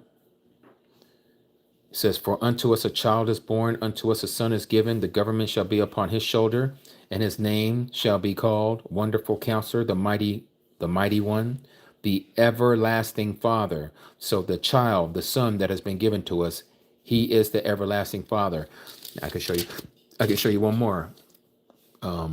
Chapter 7 of Isaiah, verse 14. This is the Emmanuel prophecy. "Therefore, Yahuwah himself shall give you a sign. Behold, a virgin shall conceive and bear a son, and shall call his name Emmanuel." Those of you, you don't have to be a Hebrew doctorate degree in Hebrew to know that Emmanuel means the mighty one with us. You'll even see that in Matthew, right? So we understand that the Son is the Father manifested in the flesh, okay? So Ronald doesn't believe that. He separates the two. He is what I call a twinity. He believes the Father is one being and the Son is another being, but he believes that the Spirit is the Father, I believe. I could be wrong about that. The other thing that him and I don't agree on is that he believes in this thing called the second Exodus. He thinks it's something that's coming later where the Messiah is going to gather his people and he's going to deal with us out in the wilderness like he did with the children of Israel when they came out of Egypt the first time. That's nowhere in the book. What we do see in the book, in Ezekiel chapter 20, he says that he's going to deal with us, okay, in the wilderness of the people. That word people there, you can say in the wilderness of the nations where he has scattered us. We are all scattered right now all over this earth. We are actually in this wilderness experience right now because we're not in the promised land, right? The children of Israel have been scattered to the four corners of the earth. And as long as we're not in the promised land, we're in the wilderness. So for someone to say, like Ronald, truth unedited, that there's a second Exodus coming, and I don't know if he believes to the degree like some of these other people. There's some people that say, hey, there's going to be ships that are going to be pulling up on the shores. Don't ask no questions. Just get on the ship because it's going to take you out of here. What? Where's that in the book?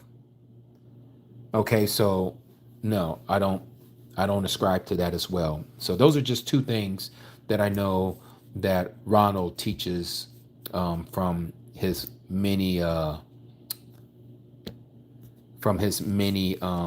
what do you call it, postings that he has put on YouTube that him and I don't see the same on.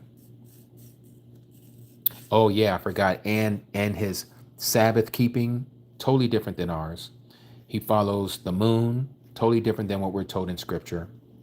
So yeah, I forgot about the calendar. Thank you for that, Cody Nazareth. Yep, that's another thing that we don't agree with.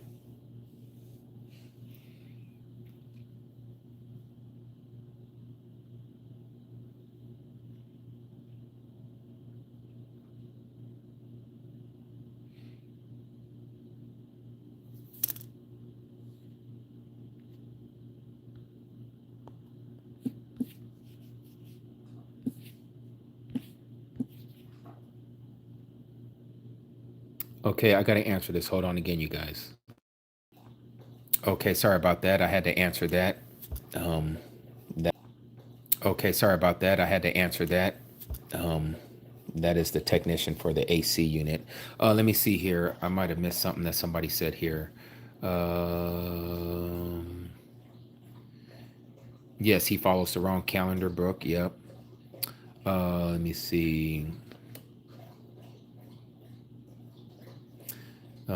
He's got some doctrines as well, along with believing Father and Son are not one exactly. He's a moon child. Dawood says, Trinitarians both do not know who is coming back for them. I always ask them, which one is coming back, the Son or the Father? Exactly. Exactly, Dawood. So true. So true. Yes. Exactly, Aki. It is that time. A little bit more here in Vegas, and then we're going to pull off. That sun is staying up a little longer. York, you said, I don't want to be rude, but can you please show me about the Sabbath being sun up? Oh, yes, you're not being rude by asking something like that. And I appreciate you even asking that, because some people don't want to look into it. So I'm going to show you straight from, and again, there's 3 witnesses. I'm going to show you 2 of them, okay? We're going to start off right here in Genesis chapter 1. Yes, Genesis chapter 1 literally tells us it's from sunrise to sunrise. Okay, let's look at verse 5 of chapter 1. Exactly, Ed Yahoo. Tudata, Shabbat Shalom to you, Aki. So here in the King James Version, it says, and the mighty one called the light day, and the darkness he called the night, and the evening and the morning were the first day. Everybody likes to say, well, look, see, it says evening. So the day starts in the evening. Pump your brakes. Pump your brakes. Look at what is being told us to us here. It says, and the evening and the morning were the first day. Now, before I go any further, York, what does it say is the very end of the first day? Right here in verse 5, what does it say here? It says, and the evening and the morning were the first day. So what's the ending of the day? I need you to think on this. That's why I'm asking you, York. Yes, smell the wind. Smell the wind. Smell the ruach.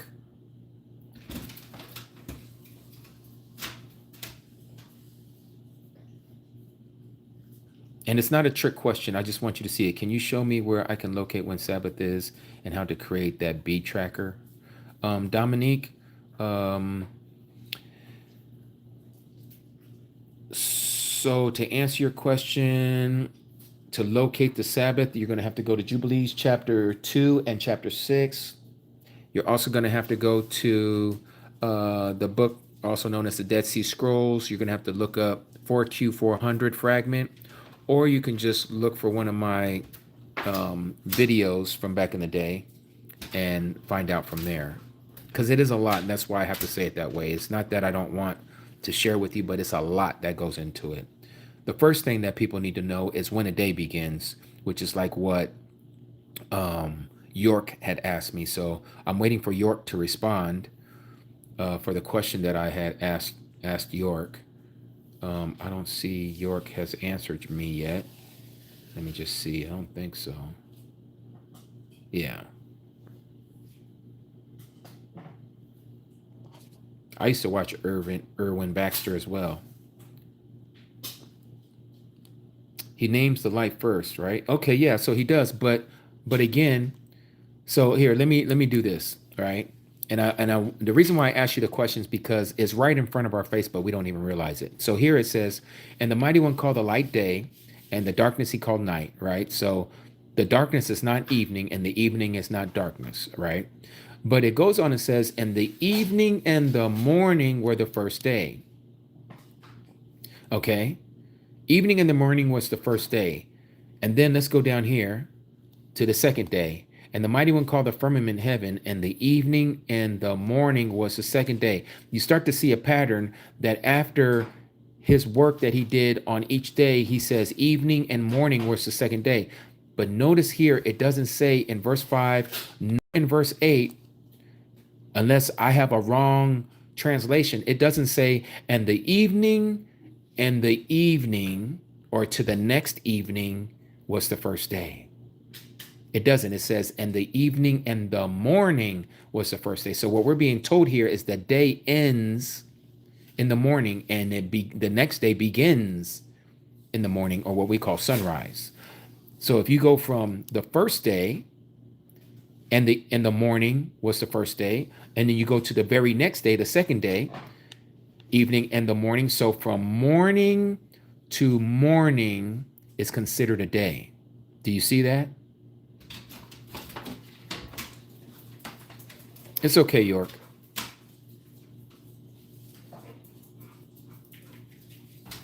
Do you see that though, York? I hope it stopped ringing. Sometimes you might have to go out and then come back in.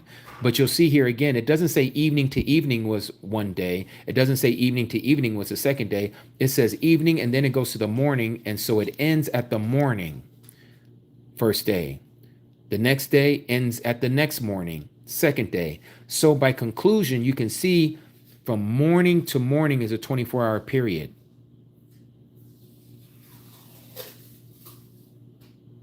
Do you see that, York?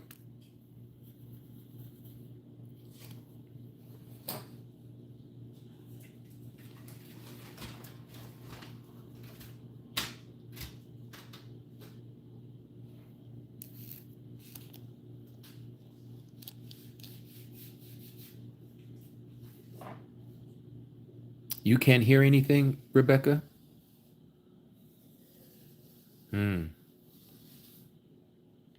They're messing with our channel, huh?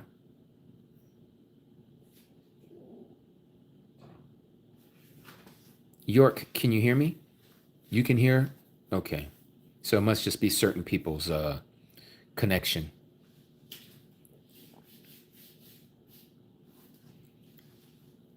For those of you who are having an issue, you might have to leave and then come back in.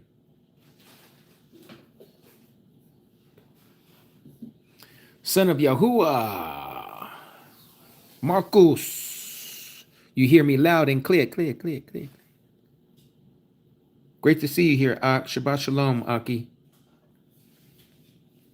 Williami, Shalom, Ak. Shabbat Shalom. Okay, let's pull all. It is at that time now. We need to hear. We need to pull. It's not what about morning to evening. It's not what about morning to evening. I'm not quite understanding you, York, but I'm going to show you another one here in a second. Hopefully that'll open your eyes. But let us pull all. Let us pray. It's that time of the evening prayer here on the West Coast. Heavenly Abba Yahuwah, to the Atah for all that you do for us, O Abba, by giving us your truth, by allowing us to see and read your word, O Abba, together as a community of believers. Abba, we thank you for all the questions of those who are searching, who are hungry and thirsty for righteousness, for they're seeking your truth, O Abba. To the Atah for allowing me to be used, that you would share your word through me, O Abba. I am not worthy to open up my mouth to speak to my brethren and to my sisters about your truth, O Yah. But I thank you nonetheless. I thank you, O Abba, for allowing us to be this mishpachah, showing love one for another, true ahaba. And Abba, we ask that these words will dive into the deepest parts of our hearts, O Abba, to the deepest parts of our being, that it may give you all the praise, honor, and esteem that you have bestowed upon us, O Abba, by giving us life. We continue to palau for our friends and our family and our co-workers. We palau for our Akis and our Kodis all around the Arats who call upon your name and seek your face, O Abba. And Abba, at this moment, we palau for our Kodi Amadora. We palau for whatever it is that she is going through right now, O Abba. She is calling out to you. And we, as the Mishpachah, we palau over our Kodi, asking, O Abba, whatever it is that is her desire, that it lines up with your will and your desire, O Abba, and that you will give her whatever it is that she is asking from you. For we know that if we keep your commandments, whatever we ask for, you shall do it. And so, Abba, we ask that you would move in her heart in a mighty way, move in her life in a mighty way, and that she may give you all the praise, honor, and esteem for what you have done. All this we ask in the mighty name of your Son, Yahushua HaMashiach. Hallelujah. Amat. Amat. Okay, so York, I'm going to show you one more. Okay. Apparently you're not seeing here where it's showing you right before he numbers the day, the morning comes right before he's letting you know what constitutes the end of the day. The end of the day is at morning. And so right after the morning, because we know what a morning is, the sun is rising. So as the sun is rising, that begins the next day. So at the beginning of the morning is that end of that first day, which means the second day starts at that exact moment as the sun is rising. And so then after the day is done, just like when you go to work, York, I don't know if you work on a swing shift or if you work in a graveyard, but if you work like we're supposed to work, which is from sunrise to sunset, then you wake up, you go to work, clock in 9 o'clock in the morning or somewhere around there parts, right? You do your work all through the day, and then it's time to clock out. It's almost after the afternoon has come, almost evening. Now you're fighting with rush hour traffic. If you live in a decent sized city, you're dealing with traffic. You get home, play with the kids if you have children, play with your hubby or your wife, play with your dogs, your cats, whatever, right? Evening time. You eat your meal, your dinner, take a shower, or vice versa. And now you're relaxing, you're winding down. Now it's time to go to bed. It's now nighttime. Okay, the evening has passed. Now it's nighttime. The word evening means even light, even darkness. That's why we call it evening in the English. In the Hebrew, the word evening is Arab, or what we would pronounce as Arab, like Arabic people. Arabic are half European and half either Shamite or Hamites, hence why they have the look that they look. They have this olive complexion. They're half light and half dark. That's why they're called Arabs. Okay. This is where the word Arab comes from, half light and half dark. Evening. Okay. Now, let me take you to Exodus chapter 16.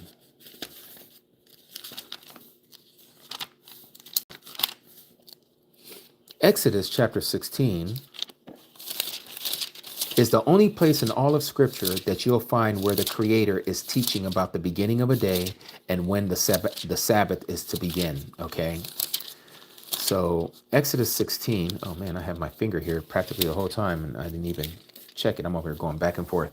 All right. Exodus 16, notice, and I had brought this up earlier, but we didn't read the whole thing, right? It says here, verse 4, then Yahuwah said unto Moshe, behold, I will rain bread from the Shama for you, and the people shall go out and gather a certain rate every day. Notice that. He's gonna rain bread from the heaven for them, and people shall go out and gather a certain rate every day, and that I may prove them or test them, whether they walk in my law or not. And it says, and it shall come to pass that on the sixth day they shall prepare that they bring in, and it shall be twice as much as they gathered those other days, those days that they gathered daily. So it goes on and said, and remember, he said he's going to test them by raining bread. I'm going to rain bread from the heaven for you. So this is what he's going to use to try them, to test them, to prove them, as it says right here, right? So it goes on in verse 6, and it says this, and Moshe and Aaron said unto all the children of Yasharal, at evening, even Old English, you shall know that Yahuwah has brought you out from the land of Egypt. And in the morning, the same verbiage like we see in Genesis chapter 1, verse 5, evening and morning, evening and morning, okay? And in the morning, then you shall see the esteem of Yahuwah, for that he hears your murmurings or your grumblings against Yahuwah. And what are we, says Moses, that you murmur or complain against us? And so Masha said, this shall be when Yahuwah shall give you in the evening flesh to eat, and in the morning, there we have the evening and morning again, and in the morning bread to fulfill. So he's going to give them meat or flesh to eat in the evening, very specific, and in the morning he's going to give them bread. Okay. And then it goes on and says, for that Yahuwah hears your murmurings, your grumbling, that you grumble against him. And who are we? Your argument is not against us, but against Yahuwah. And so it says, and Moses spoke to Aaron and say to the congregation of Yasharal, to the children of Yasharal, come near before Yahuwah, for he has heard your murmurings, your complaining.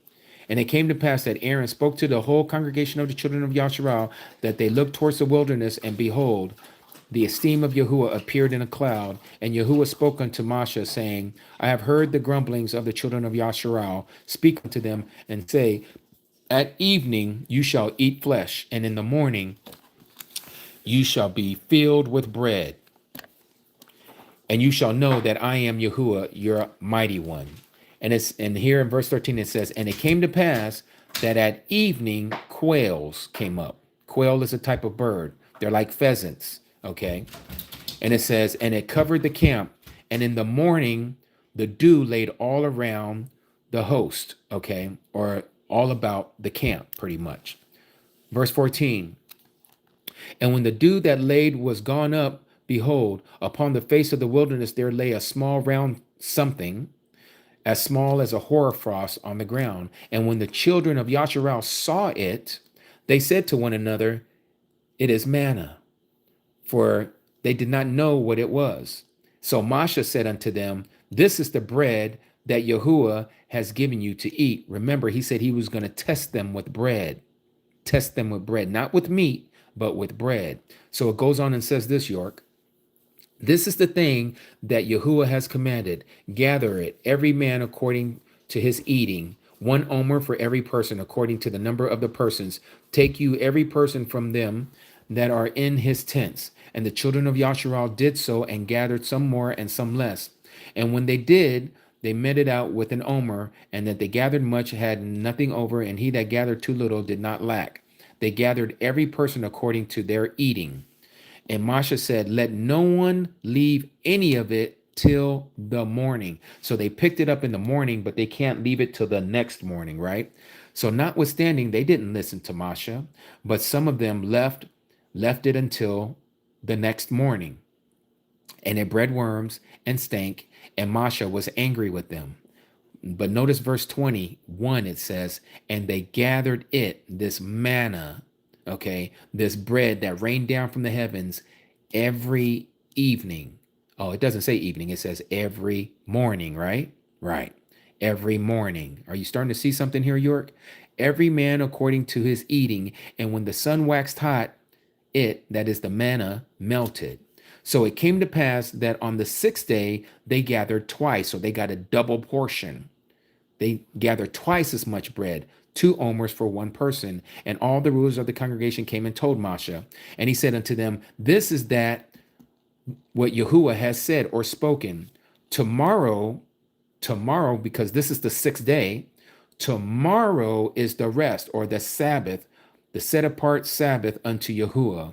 Bake that which you're going to bake today, and seethe what you're going to seethe today, or grill what you're going to grill today, right? That remains over, you may lay up until the next morning. So now they can lay it over to the next morning, unlike the other 6 days. And they laid it up till the next morning as Moshe commanded. Excuse me for that. And it did not stink, neither was there any worms therein. And Moshe said to them, eat that today, for today is the Sabbath unto Yahuwah. Today you shall not find it in the field. Well, when did they find it in the field? Every morning. They would come out their tent and they would look for it every morning, because remember, they had to pick it before the sun got up too high in the sky and it would melt the manna on the ground. So it was time sensitive. They had to pick it up early in the morning, not in the evening, in the morning.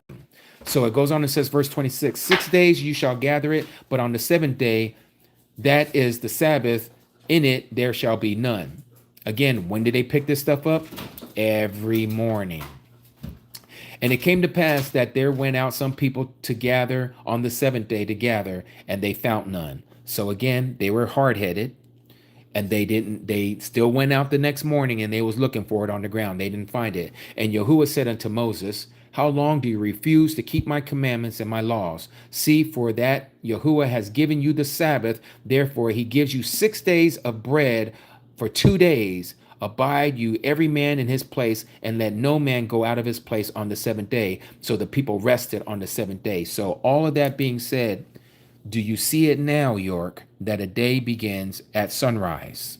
He showed them that the Sabbath begins when the sun comes up. This is why he gave them a sign on the sixth day, a double portion. So the next morning, when they come out peeking out of their tents, they're going to know, oh, today is the Sabbath. We're not going to find any of this stuff on the ground. Do you see it now? Do you see it now, York?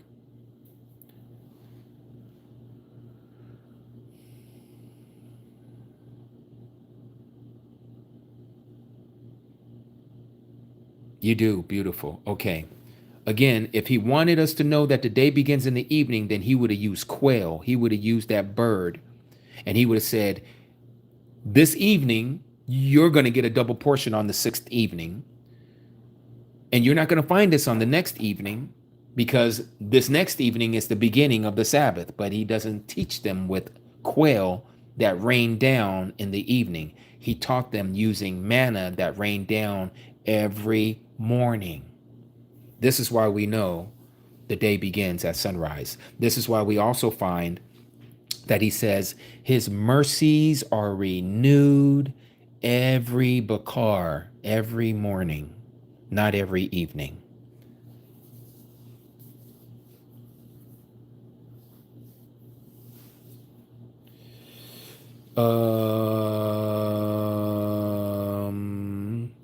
Mike Furman, yeah, I believe seething is to boil. Yeah, I believe that's what it is.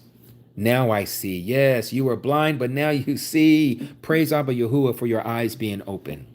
He's the one who opens our eyes. Cherry, you asked the question, if we rest on the Sabbath, should we go to an assembly? Well, first of all, you're probably not going to find an assembly that keeps the Sabbath like you're supposed to keep the Sabbath. That's number one. But if you did have an assembly that keeps the Sabbath, why wouldn't you go? It was the custom of our Messiah to go every Sabbath to the synagogue, and he told us to follow him.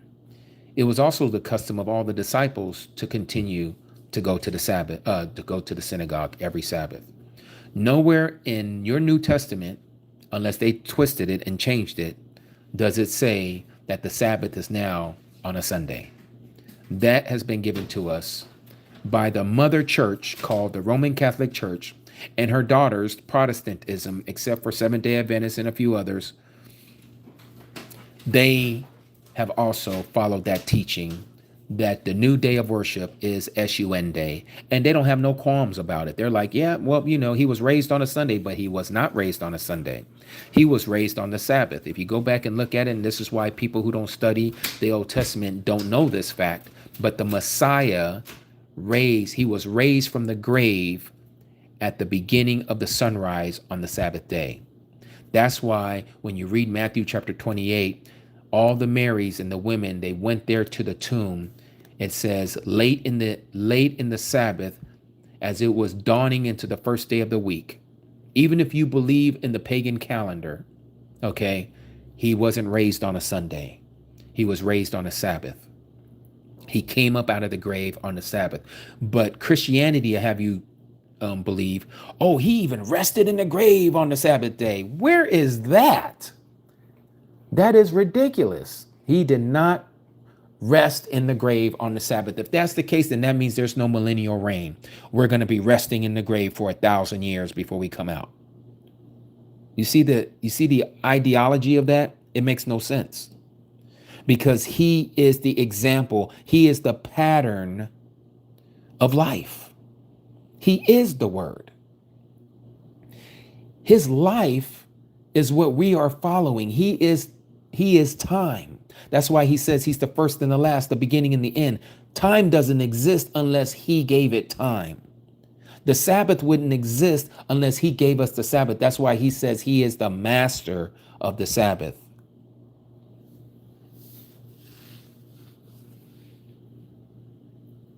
Exactly, Alexis. It's going to be a long sleep.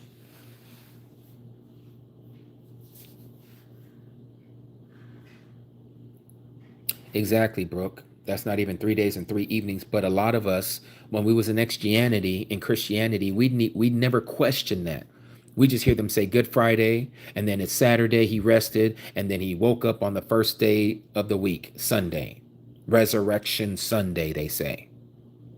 That's not even 3 days and 3 nights. We make the Messiah a liar.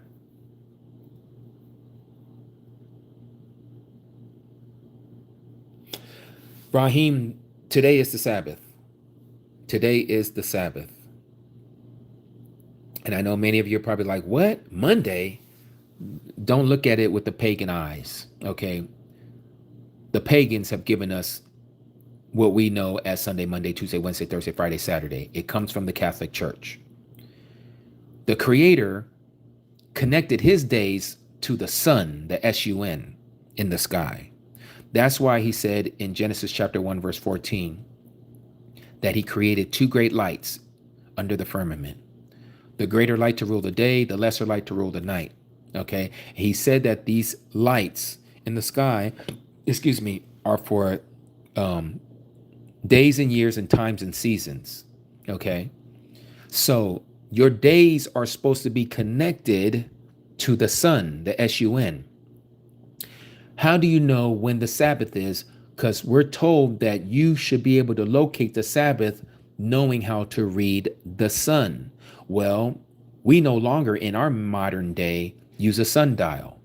If you knew how to read a sundial, you would know when the Sabbath is. But since we don't use a sundial and we use these archaic, dumb technological personal devices called cell phones and laptops and iPads and smartwatches and all this other mess that we use, we're not looking at the shadow of the sun. So they can tell us whatever day they want us to say, and everybody follows suit. And that's what this calendar is that we're all on right now, the Gregorian calendar. But if you know the true calendar, you'll know how to find the Sabbath. But that is for another teaching at another time. If you want to look into it right now, you can go to our website, ambassadorsofyah.com, and look up there in the link tree, and you'll find a whole slew of archives of videos that has been recorded by our Cody Nazareth over the years. And look for the ones that talk about our Creator's calendar, YAH's calendar. You'll probably find 7, 8, 9, 10 videos of that. And I explain through those videos how to find the true Sabbath.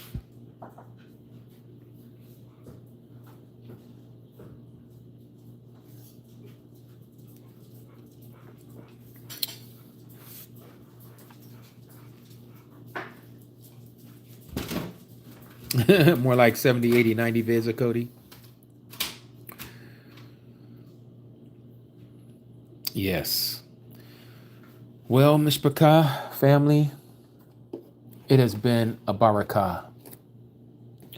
And I hope that you guys will be here next week on next Shabbat, where we're going to do part 4 of the book of Revelation, also known as Hazon in the Abrit in the Hebrew, Apocalypsis in the Greek. And we'll be finishing up the trumpets, the 7 trumpets. And I thank you, many of you, especially for those of you who are Christians who have been believing in a pre-tribulation rapture. You're going to see a lot of the things that you have been taught by these famous pastors, preachers, and teachers, these what I like to call Roman preachers, this Christian theology that is not or was not given to us by the Messiah. You're going to see that there's a lot of holes in their teachings about this pre-tribulation rapture. So I would like to share that with you all next week, and hope that you will be here to hear that. And I want to thank you all for your time. Let us go out with the Aaronic Barakah. I'm going to be reading that out of the Hallelujah Scriptures. Ultimate 247. I hope you come back, and all of you who, if you're not following, please do follow. If you enjoyed the content that you heard today, and that Abba Yahuwah has impressed in your heart, that your spirit recognizes truth, right? Truth knows truth, right? You know what I mean? You know how the world says it, that a player knows a player kind of deal, right? But we're not players. We're legit, right? Game recognizes game. Some like to say it like that, but we're not playing no games, and Yahuwah ain't playing games with us. So if your ruach within you moved on you, and I don't believe it's coincidence that you are here, any of you who are here, Yahuwah has placed it on your heart to hear his word, not my understanding or interpretation, but his truth. This is why I show you what the word says and not my opinion. If I tell you it's my opinion, I'm going to tell you it's my opinion. All right, like I did today for those of you who are here listening. All right. So here in Numbers chapter 6, verse 22, the Aaronic Barakah, and it says, and Yahuwah spoke to Moshe, saying, speak to Aaron and his sons, saying, this is how you barak the children of Yasharal. Say to them, Yahuwah barak you and guard you. Yahuwah makes his face shine upon you and show favor to you. Yahuwah lift up his face upon you and give you shalom. Thus they shall put my name on the children of Yasharal. What's his name? Yahuwah is to be placed upon the children of Yasharal, and I myself shall barak them. Hallelujah. May you go in shalom. May Abba Yahuwah continue to barak you and keep you, and allow the countenance of his light to shine upon you and your mishpachah. Until next time, mishpachah, I am Ak Jimmy, also known as Brother Jimmy, and we are ambassadors of YAH. Shabbat shalom, mishpachah. Shabbat shalom.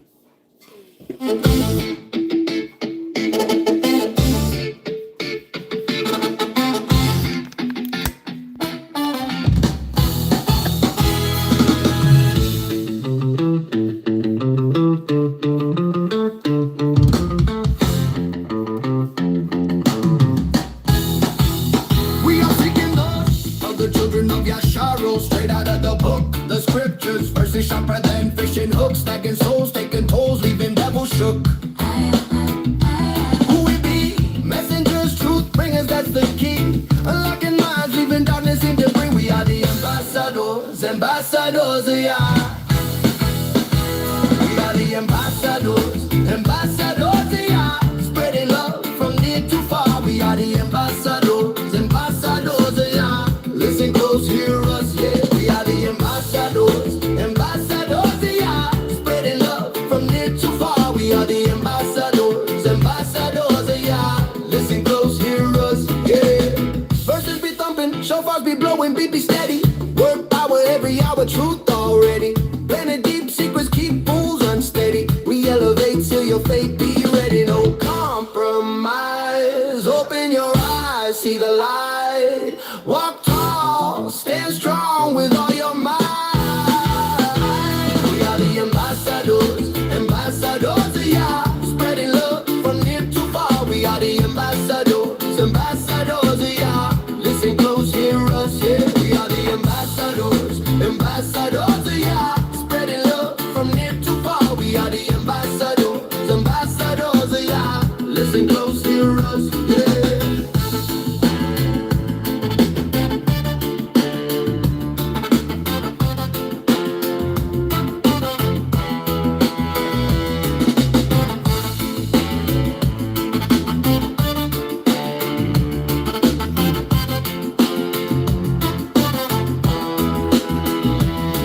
No compromise. Open your eyes, see the light. Walk tall, stand strong with all your might. We are the ambassadors, ambassadors of YAH. Spreading love from near to far. We are the ambassadors, ambassadors of YAH.